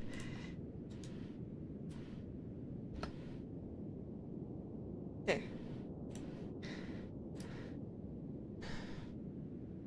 I don't know what to do, cried Scrooge, laughing and crying in the same breath and making a perfect lacoon of himself with stockings. I am as light as a feather. I am as happy as an angel. I am as merry as a schoolboy. I am as giddy as a drunken man. A Merry Christmas to everybody. Happy New Year to all the world. Hello here. Whoop. Hello. He had frisked into the sitting room and was now standing there perfectly winded. There was a saucepan that the gruel was in, cried Scrooge, starting off again, with going around the fireplace. There's a door by which the ghost of Jacob Marley entered.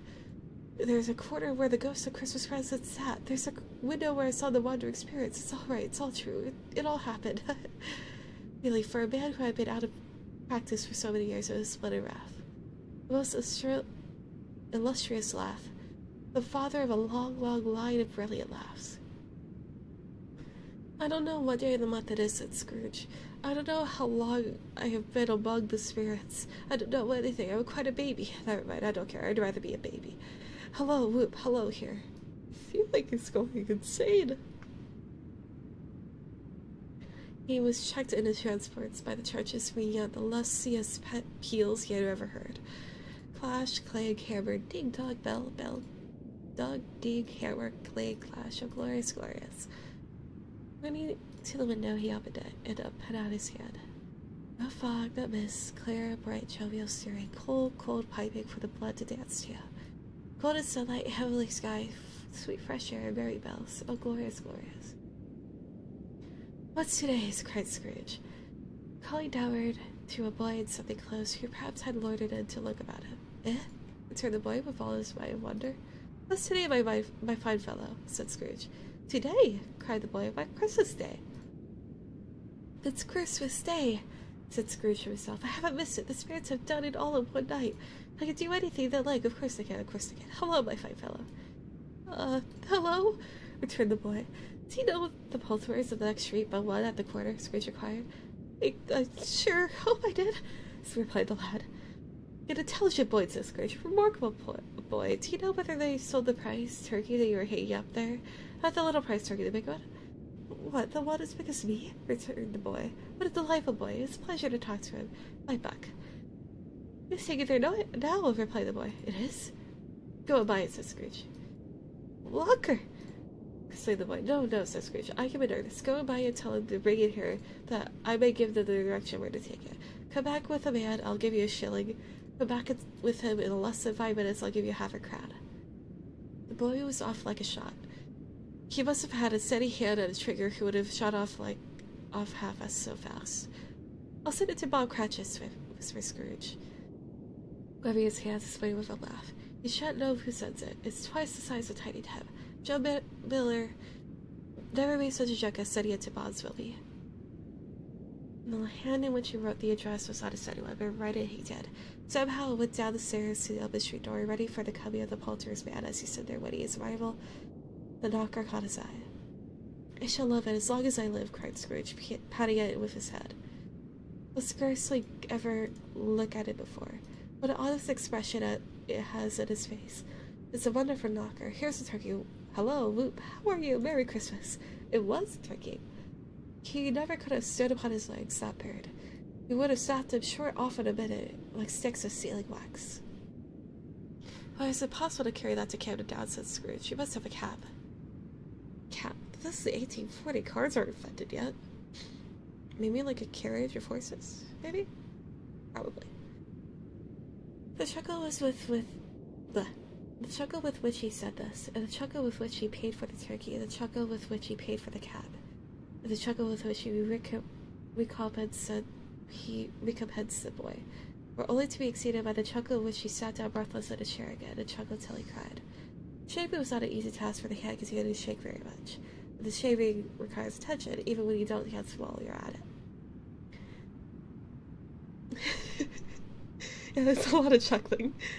But if he had cut the end of his nose off, he would have put a piece of sticking plaster over it and been quite satisfied. What? He's going mad. He's a mad lad right now. He dressed himself all in his best and at last got out into the streets. People were by this time pouring forth, as he had seen them with the ghost of Christmas present and walking with his hands behind him. Scrooge regarded every one of them with a delighted smile. He looked so irresistibly pleasant in a word that 3 or 4 good-humored fellows said, Good morning, sir. Good morning, sir. And Merry Christmas to you.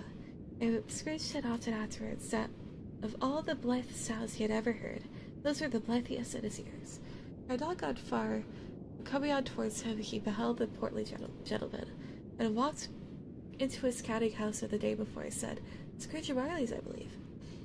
It sent a pang across his heart to think how this old gentleman would look upon him when they met. He knew what path lay straight before him, and he took it. My dear sir, said Scrooge, quickening his pace and taking the old gentleman by both his hands. How do you do? I hope you succeeded yesterday. It's very kind of you. A Merry Christmas to you, sir.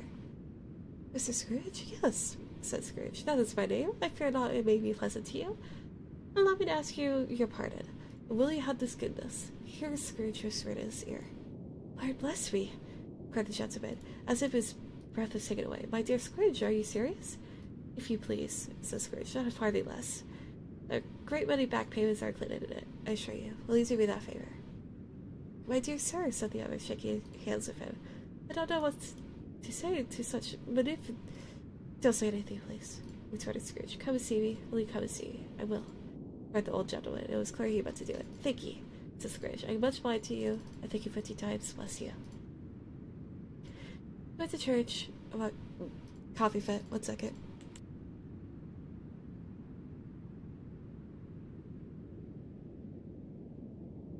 I chuckled so much that I go into a coffee fit. Yes, sir. Yes, indeed. Yes.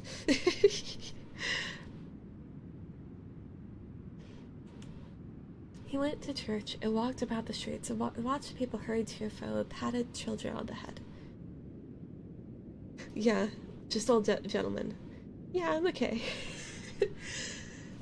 It's like 1 a.m., so I'm getting a little bit woozy. But, we're almost done, so I'm gonna power through it.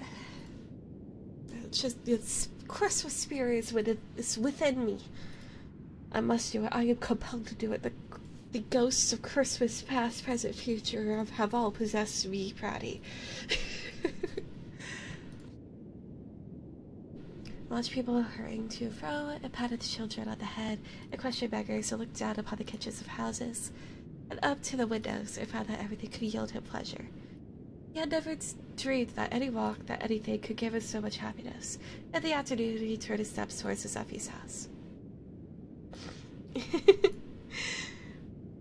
He passed the door a dozen times before he had the courage to go up and knock, but he might have dashed and did it. "Is your master at home, my dear?" said Scrooge to the girl. "Nice girl. Very." "Yes, sir." "Where is he, my love?" said Scrooge. "He's in the dining room, sir, along with the mistress. I'll show you upstairs, if you please." "Thank ye, he knows me," said Scrooge, with his hand already on the dining room lock. "I'll go with her, my dear." He turned it gently, and sidled his face in around the door. They were looking at the table, which is spread out in a greater way, for these young housekeepers are always nervous at such points, and like to see that everything's all right. "Fred," said Scrooge, "dear heart alive, how is my marriage started?" Scrooge hadn't forgotten for the moment about her sitting in the corner with the footstool, or he wouldn't have done it on any account. "Why, bless my soul," cried Fred. "Who's that?" "It is I, your Uncle Scrooge. I've come to dinner. Will you let me in, French? God, I'm tired enough to combine the names of Fred and Scrooge to French. French, my dear boy. French." Fred. "Let him in. It is a mercy he didn't shake his arm off. It was at the home in 5 minutes. Nothing could be hardier. His teeth looked just the same. So did Topper when he came." French. Yeah, French. Or, perhaps French? Fringe. Scred.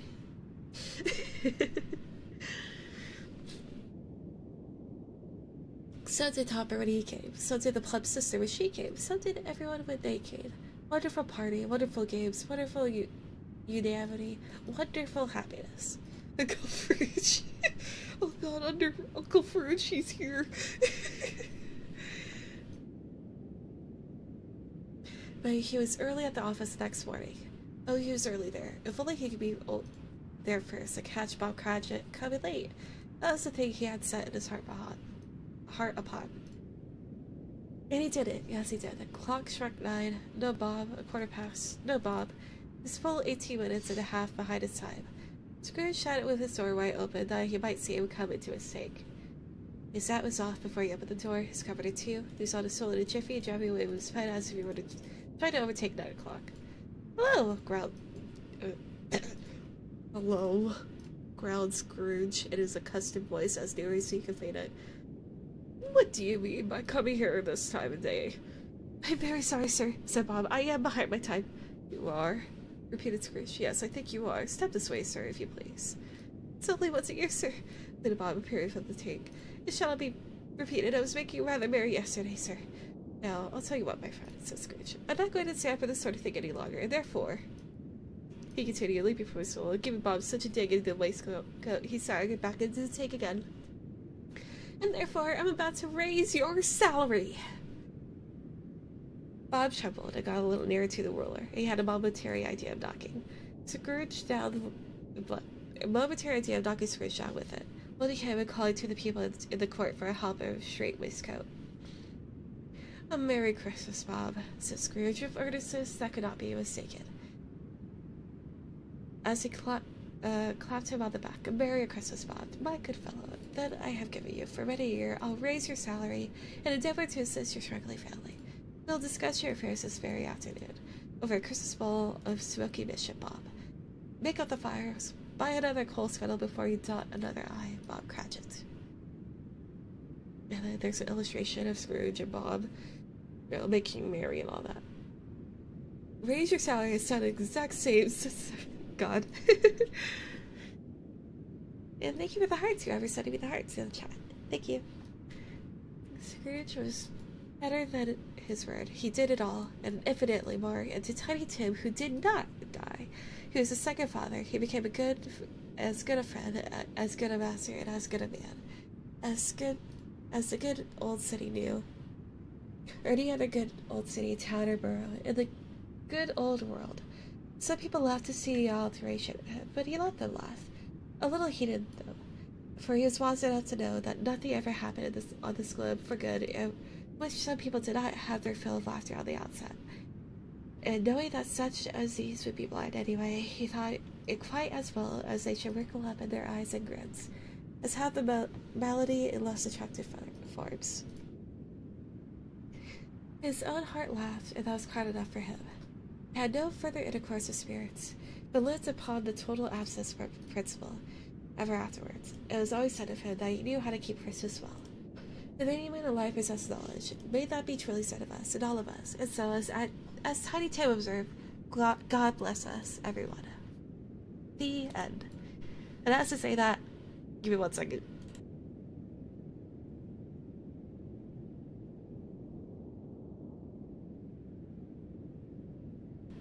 Okay, I'm going to repeat that last paragraph because I was trying to speed that up because I really needed to cough. He had no further intercourse with spirits, but lived upon the total abstinence principle ever afterwards. And it was always said of him that he knew how to keep Christmas well. If any man alive possessed the knowledge, may that be truly said of us, and all of us. And so, Tiny Tim observed, God bless us, everyone. The end. Is clear enough, to be honest? Oh, well, okay. Well, that was a Christmas Carol, through and through, the original edition. I hope everyone liked it. I had fun reading it, I would say.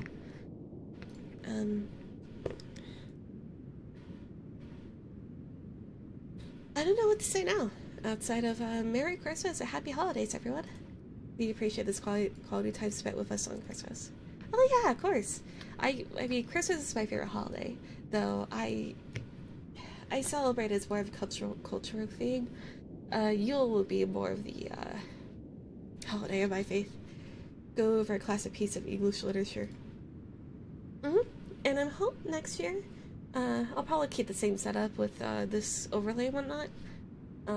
But I will try to find another story to read. That's also in the yes, Yule. That's also in the public domain.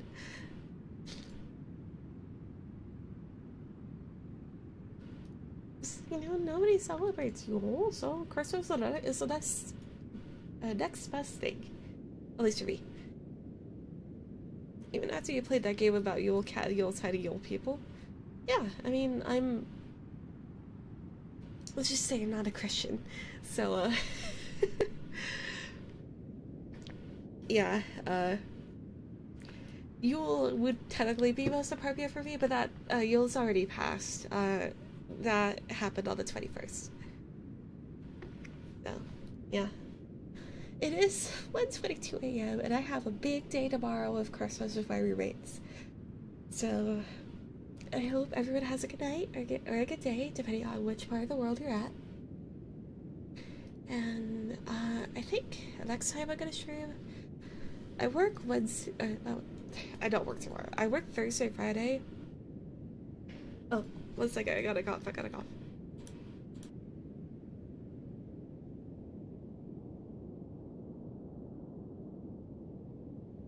Anyways, sorry, I'll probably stream again on Saturday if I had the time. And also, thank you, Alex, for keeping us company. Yeah, thank you, Alex, for being in the background. But, yeah, I'll try to stream Saturday. If I'm too busy, I'll probably stream on Tuesday. Next Tuesday. Yeah, I hope everyone has a good night. Merry Christmas. Happy holidays. I hope everything goes well for everyone tomorrow. Surely. Bye-bye.